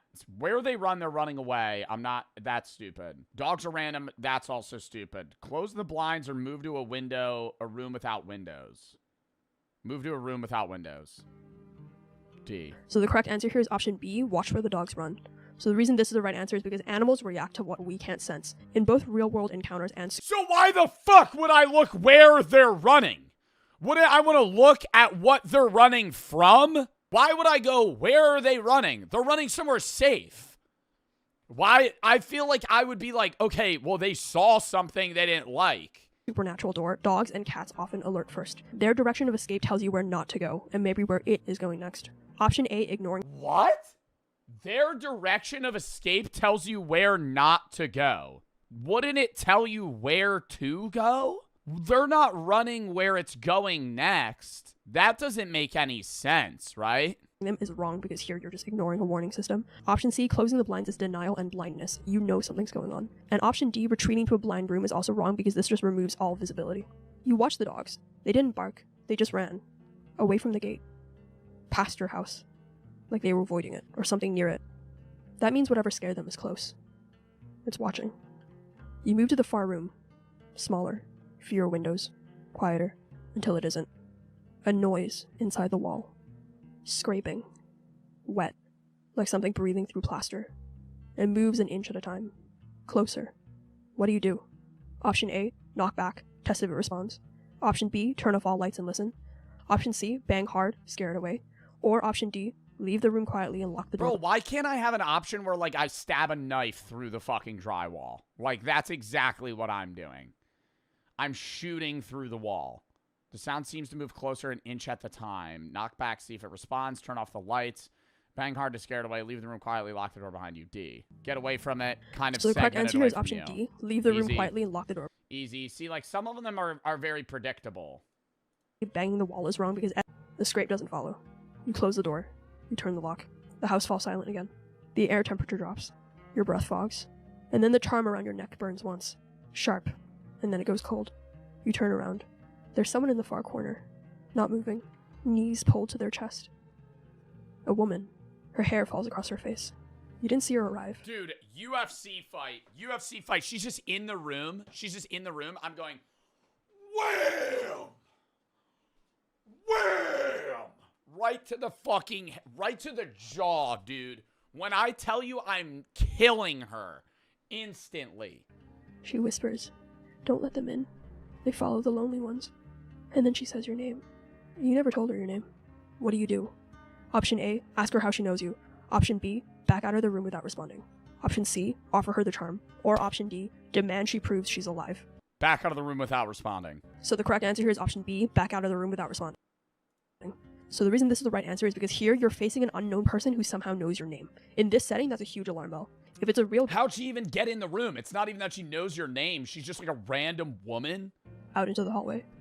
The door frame is cool against your shoulder as you pass through, and you shut the door. The whisper stops.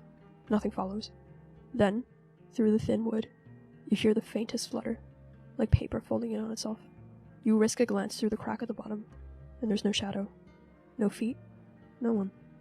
Only carpet. And dust. And then your phone buzzes. It's an unknown number. Not international. Local area code.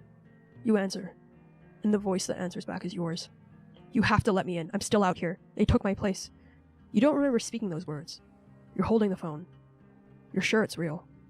What do? Option A, hang up and turn off the phone. A. Option B, say, "Where are you?" and wait for a location. Option C, put the phone on speaker and keep listening. Or option C. D, say, "I'm not home," and pretend you're somewhere else. No. Don't put it on speaker because then that alerts them of your location. A. So the correct answer here is option A, hang up and turn. Because if you put that bitch on speaker, then they're going to yap. They don't know where you are. Turn off the phone. So the reason this is the right answer is because earlier, listening quietly was smart because you were gathering intel about an unknown person. But now they're in the But house. here, this isn't a stranger trying to prove your identity. This is your own voice on the line telling you things that you've never said. That's not information, that's intrusion. Every extra second risks Yeah, knew that. long, slow footsteps. Shut off the phone. Screen stays black. No signal. House is silent. Too silent. Faint sound of the hallway. Slow footsteps. The figure doesn't knock now. It scratches. Long drags of nail across the wood. The frame groans. The lock trembles. You can hear voices now. Not one, several. Whispering your name from different directions. The front, the back, even the Yo, roof. there's a pack of these motherfuckers coming for you. Oh, no. I thought it was one vampire. Your clock reads 5:41 a.m. Dawn is close, but not here. You have to choose. Option A, bolt through the back exit. Option B, move upstairs I use a UV light and shine it at the vampires. to put more barriers between you and them. Option D, confront the door, brace it with your body in the charm. Or option D, open a window upstairs and call for help. All right, so if I reach daytime, I'm chilling. Bolt through the back exit while they're still outside. My hangover's starting to kick in a little bit. Okay, so my head's pounding a little bit. I'm thinking about Advil. Adrenaline's rushing now. I'm a little dehydrated from the amount of drinks I've had at the bar. Slightly out of breath. I kind of have to poop. Bolt through the back exit while they're still outside. Move upstairs to put more barriers between you and them. Confront the door. Brace it with your body in the charm. Open a window upstairs and call for help. B. So the correct answer here is option B, move upstairs and put more barriers. Easy. And option D, yelling for help, is them. So you climb the stairs, 2 at a time. The voices rise behind you, scraping, rattling. And then they fall silent. You bar the upper door. The first shaft of light cuts across the floorboards. When you risk a glance through the window, the street is empty. The house is silent now. No whispers, no scratching. Just the groan of old beams under the first light. Your clock reads 6:02 a.m. The sky is pale blue. You step carefully to the window. The street is empty. The figure is gone. On the floor by the door, you see it. The charm, snapped cleanly in half. You survived the night. Or maybe you were let go. Oh. So that wraps up the last of the questions, and... Fire, dude. We survived the night. Oh, wait, no, there's a graph to see, like, how well I did. If you How scored many between did I get wrong? 7 to 10 points, and you survived, but just through the skin of your teeth. You lasted until dawn, but only because the next time you home, and when silence was permanent, you didn't hesitate.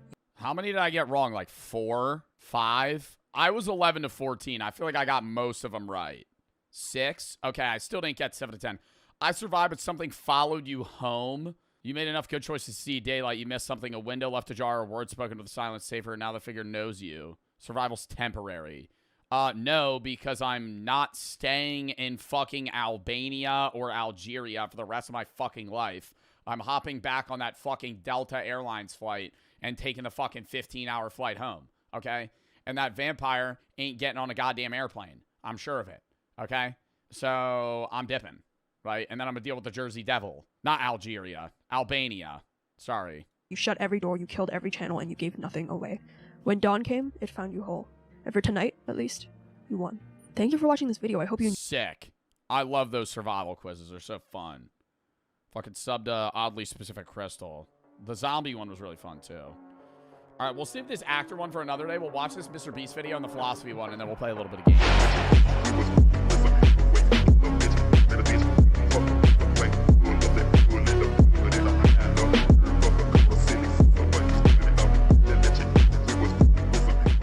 The only restaurant for 913 square miles. This video's like 12 years old, but it popped up on my recommended, and it looks fucking interesting as shit, so we're watching it. In Guthrie, Texas. I feel like when you look at a map, let me pull up a map of Texas. I know people live all over Texas, but when I look at Texas, I go, okay, people live, like Texas is bigger than most European countries, like almost all of them. When I look at Texas, I go, people live here and right. Like, I don't know anything that goes on in this part of Texas. Lubbock, Midland, Odessa, but there's still like thousands of people that live there. Mountains and it's probably the, oh God. In Guthrie. We are isolated from the world. 90 miles from Lubbock. We're 60 miles from a Walmart. We're still 60 miles from a Walmart. I feel like now there's no shot they're 60 miles from a Walmart. I feel like everywhere's within 5 miles of a Walmart in the U.S. Guthrie, Texas, Walmart. I'm just going to look up Guthrie, Texas. Population. That's how we'll know if they got a Walmart. 151 people. Okay, so my chat is larger than their town by a very large margin. miles from a doctor. People that live in this community. How far from a doctor? Still 30 miles from a doctor. 30 miles from a doctor. So if you get gravely injured, you just die. People that live in this community are very self-sufficient. Today we're going to see how much you remember. All right? Something that means repetition produces impeccability. Yeah, this is what's... Okay, it's not... There's no way it's this outdated anymore. This is... Wait, actually, chat, what year does this look like it's from? And then I already told you how old the video is. This is from 2015. Does this not look like 1995? Like, this looks like actually like 2002. This is from 2015. I was going to say, oh, it's old, so that's why it looks like this. But even for 2015, this is an outdated classroom. You need a shave, I could tell. I could also tell your current razor isn't good enough for you, pal. You know what is? Dollar Shave Club, the sponsor of today's video. This limited edition Dollar Shave Club X Call of Duty Warzone starter kit ensures that you can upgrade your shaving game. Not only does it include the no-slip tactical grip and 2 6-blade cartridges, it also has a juicy lube strip to ensure that you get the perfect glide every single shave. And every kit includes a bonus code to unlock in-game Call of Duty Warzone content. What a deal. Not only do Dollar Shave Club blades offer pivot precision, enabling you to maneuver your shave in a smooth and efficient manner, but it also has longer lasting blades, so you don't have to replace your cartridges all the time. So make sure to click the link in the description and get your limited edition Dollar Shave Club and Call of Duty Warzone starter kit to better your shave, as well as get some in-game bonus content. Hey, while you're at it, pick up some Dollar Shave Club butter. Thank you to Dollar Shave Club for sponsoring this video. And let's get back into it. We have 110 kids. Bro got on the whiteboard 10 Mondays till Christmas. We have 110 kids here, pre-K through 12th. Oh my God, their school is pre-K through 12th grade. That's fucking crazy. You stay at the same school from literally 2 years old through high school. Place unknown by much of the world. School teacher Karen Rothwell teaches her students all of— Yo, what do you do at like prom? If like say like your prom like your senior class is like 7 people and it's like 3 guys, 4 girls. You're just fucked. About the world outside of Guthrie, Texas. All eyes, it seems, are on the clock because it's homecoming and the football It's homecoming. Game is only— Who do you bring to homecoming? Hours away. Okay, and what's our final? This is the football game. You think they got a football team? They got to get every guy in the city. Their football team. You ain't got enough people for a football team. You got 150 people K through 12. Thing we're supposed to do tonight at homecoming? Win the football game. Win the football game. Wow, bro. Yo, they actually have like 1 teacher. Wait, no, that's fucked. Dude, their entire high school, like their high school class is like a fucking elementary school class. Like they don't switch rooms. They just have 1 fucking teacher. That's crazy. We don't have a gas station. We don't have doctors. Don't have a gas station. Where do you go? Where do you get gas? What? Why would anybody want to live here? We don't have a movie theater. We don't have a DVD place. And we don't have restaurants. Don't have restaurants. Tonight, it's homecoming. We have a double header. We have a junior high ball. Yeah, but they still have a $500,000 football stadium. They have a better football field. Wow, that's Texas for you. No gas station, no Walmart, no doctor. They still got like a state-of-the-art football stadium. That's fucking nuts. Game and this is like a better football field than like most high schools. And a high school ball game back to back. That's like 50K, way more than 50K, bro. Football like not a stadium. Football fields are expensive.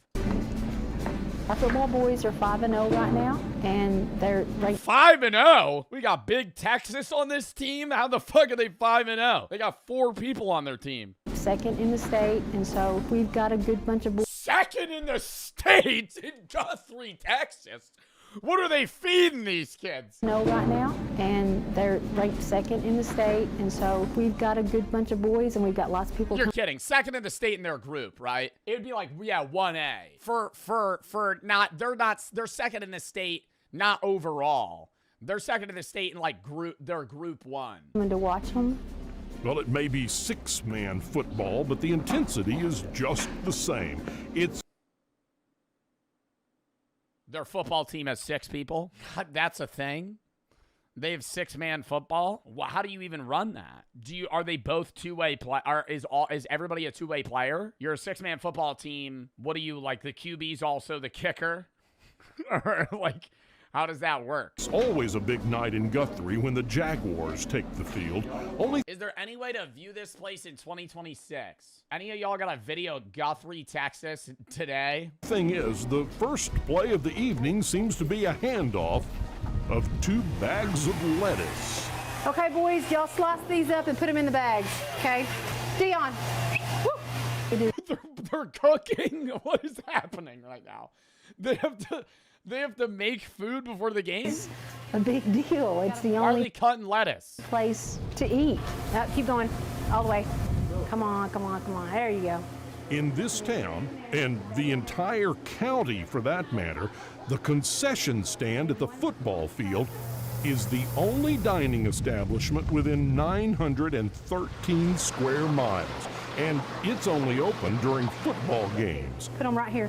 Karen Rothwell. Yo, bro, so there's people that aren't even coming for the game. They're pulling up for the food. Like, there's 913 square miles. Bro, it's not 913 miles in one direction, chat. It's square miles. Well, is the class sponsor. Which is a lot smaller. The wagon boss, if you will, of the Jaguar Gridiron Grill. Yo, how do you bring somebody on a date? Like, if you live in this town and you're like, you want to go out on a date, like, do they actually just have to drive 40 miles to the, like, next city or town? The purpose of the concession stand in Guthrie is the juniors.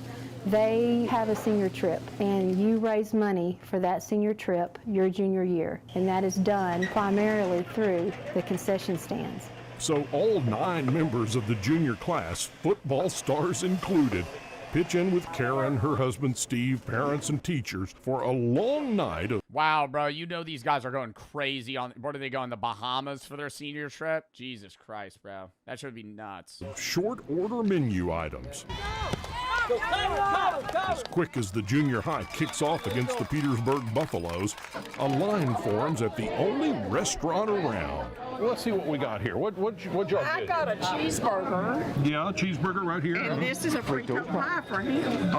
And a Dr. Pepper and a water. Okay. And it's $9 and you can't beat that with a stick. Hey, Steve-O, we got a cheeseburger and 2 fries. All right, so maybe it's not gourmet food, but let me ask you this. Where else could you get My town is somehow smaller than this. You're fucking lying. Bro, this is the middle of nowhere, bro. This is actually, no, this is like literally the middle of nowhere, bro. What are you talking about? They have no, they don't have a gas station. How do you not have a gas station? In Texas? Where do you fucking drive? How do you gotta drive out of town to go pick up gas? By the time you get back, you're a half tank. burger where the beef comes from a cow from a ranch that's right over there? What did that shirt say? 1 town, 1 school, 1 family. Oh, God. Right over there.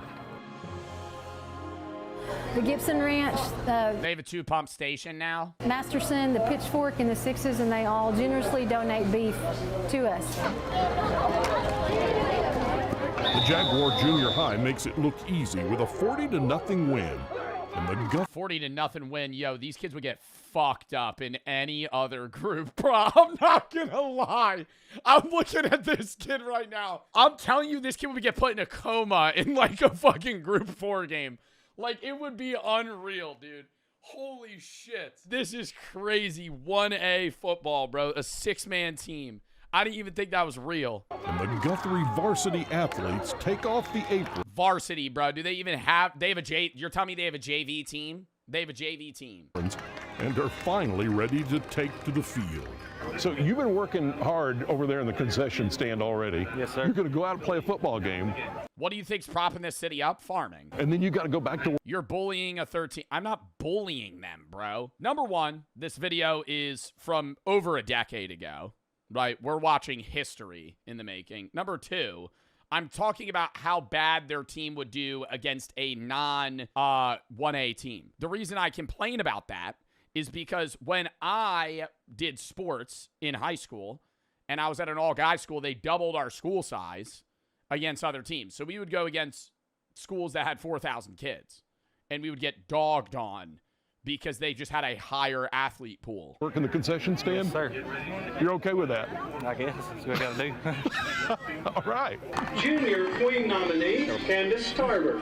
Nobody in the... Also, am I wrong? This is just like the Packers helmet now. Candace Tarver. Nobody in the junior class gets by without serving in the Gridiron Grill. And that also goes for the only girl in the class, even if it is... Yo! Bro, I mean, the feuds are probably crazy in this class, bro. There's one girl in the class. It's her special night on homecoming. So you had to run out here and do the homecoming thing. Yes. And now you got to go work in the concession stand. Correct, yeah. In 6-man football, if you get 45 points ahead at halftime, the game's over with. So we've been finished. Bro, they got a mercy rule, 45-0. What town are they beating? Can we get a documentary? Bro, we're watching Guthrie, Texas right now. What fucking town is losing to them? Can we go see whatever? Can we get a documentary on whatever town is losing? Because what the fuck are they doing over there? By halftime every game. Seymour, Texas? Is that a city? Play after play, the line never lets up at the only restaurant in King County. Outdoor dining, fresh grain-fed beef, served under a full moon in West. Bro, you know they're getting drunk at this game, bro. Getting drunk and driving home, bro. There ain't nobody on the road in this fucking town. Texas. What'd you order? A Frito pie. A Frito pie. Yes, they're awesome. That sounds fucking disgusting. From here. I just had a bowl of chili. It was good stuff. It was good stuff. I think it was probably made from 4-6 beef. You think maybe? and it was fresh. Yeah, and it was good. Walking around a few hours ago? Yeah. Probably in the pasture a little bit ago. This is the best concession stand in all of Texas. Bite my tongue, bite my tongue. Well, as time runs out in the first half, officials call the game over at 52-0, bro. I've never seen that in my life. I've never seen that in any football game at any level. 52-0. It's over. 52-0, bro. I would actually IRL/FF. I would be like, we're cooked. Why are we even trying? It's over. We might watch the band march. 70-20 in the NFL, that's better. Losing 70-20 is better than 54-0. You didn't score, and they called the game, right?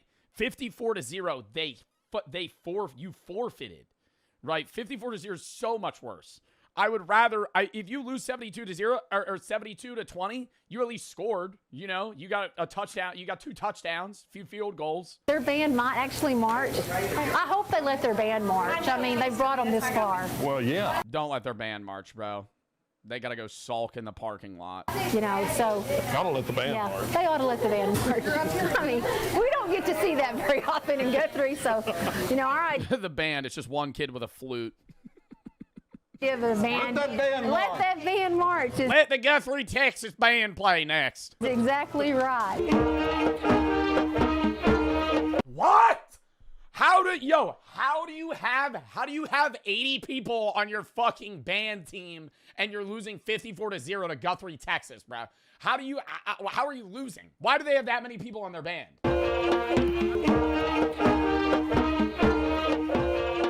Only in places like Guthrie do the athletes, the coaches, and cheerleaders stay put after the game to honor the visiting band, to honor the fans and families on this warm autumn night. This is a great place. This is a unique place. Not every small school is like Guthrie at all. These kids work really hard. And so when they graduate next May, when we go on that trip. So I gotta say, the nostalgia for the people that grow up here is probably fucking crazy, you know? Like, I bet there's people that hate it and they, like, want to leave. And obviously, I think that's most people that grow up in this town are probably gonna go live somewhere else. But, like, the nostalgia's nuts. Because this is, like, nowhere else is like this. It will mean a lot because they're my kids too. I may just teach them, but they're my kids. Do you think they're crazy racist as well? I don't know. I will say I haven't seen one non-white person, but that doesn't mean that it's racist. Never mind. Never mind. Karen Rothwell says you don't need white tablecloths or valet parking when you're the only dining establishment in a 913 square mile area, and you're only open a few nights in the fall. There may be a long list of things Guthrie, Texas does not have, but it's what they do have that seems to have built a solid foundation for the young people lucky enough to call this place home. A pure, untarnished belief in family, hard work, and determination, found in an isolated corner of the rolling plains of Texas. I loved this video. At the end of the night, when everybody's gone home and it's just my husband and I are closing up, it is a sense of relief. It's also a sense of accomplishment in the fact that we fed everybody within 913 square miles, I guess you could say. Yeah, they probably pull in mad money, though. Like, they, in their single football season, they raise enough money to send everybody on a senior trip. I wonder where they go. Is there any other documentaries? Now we gotta look. Chat, if there's any other shit like that, send that in the video suggestion tab. That was awesome.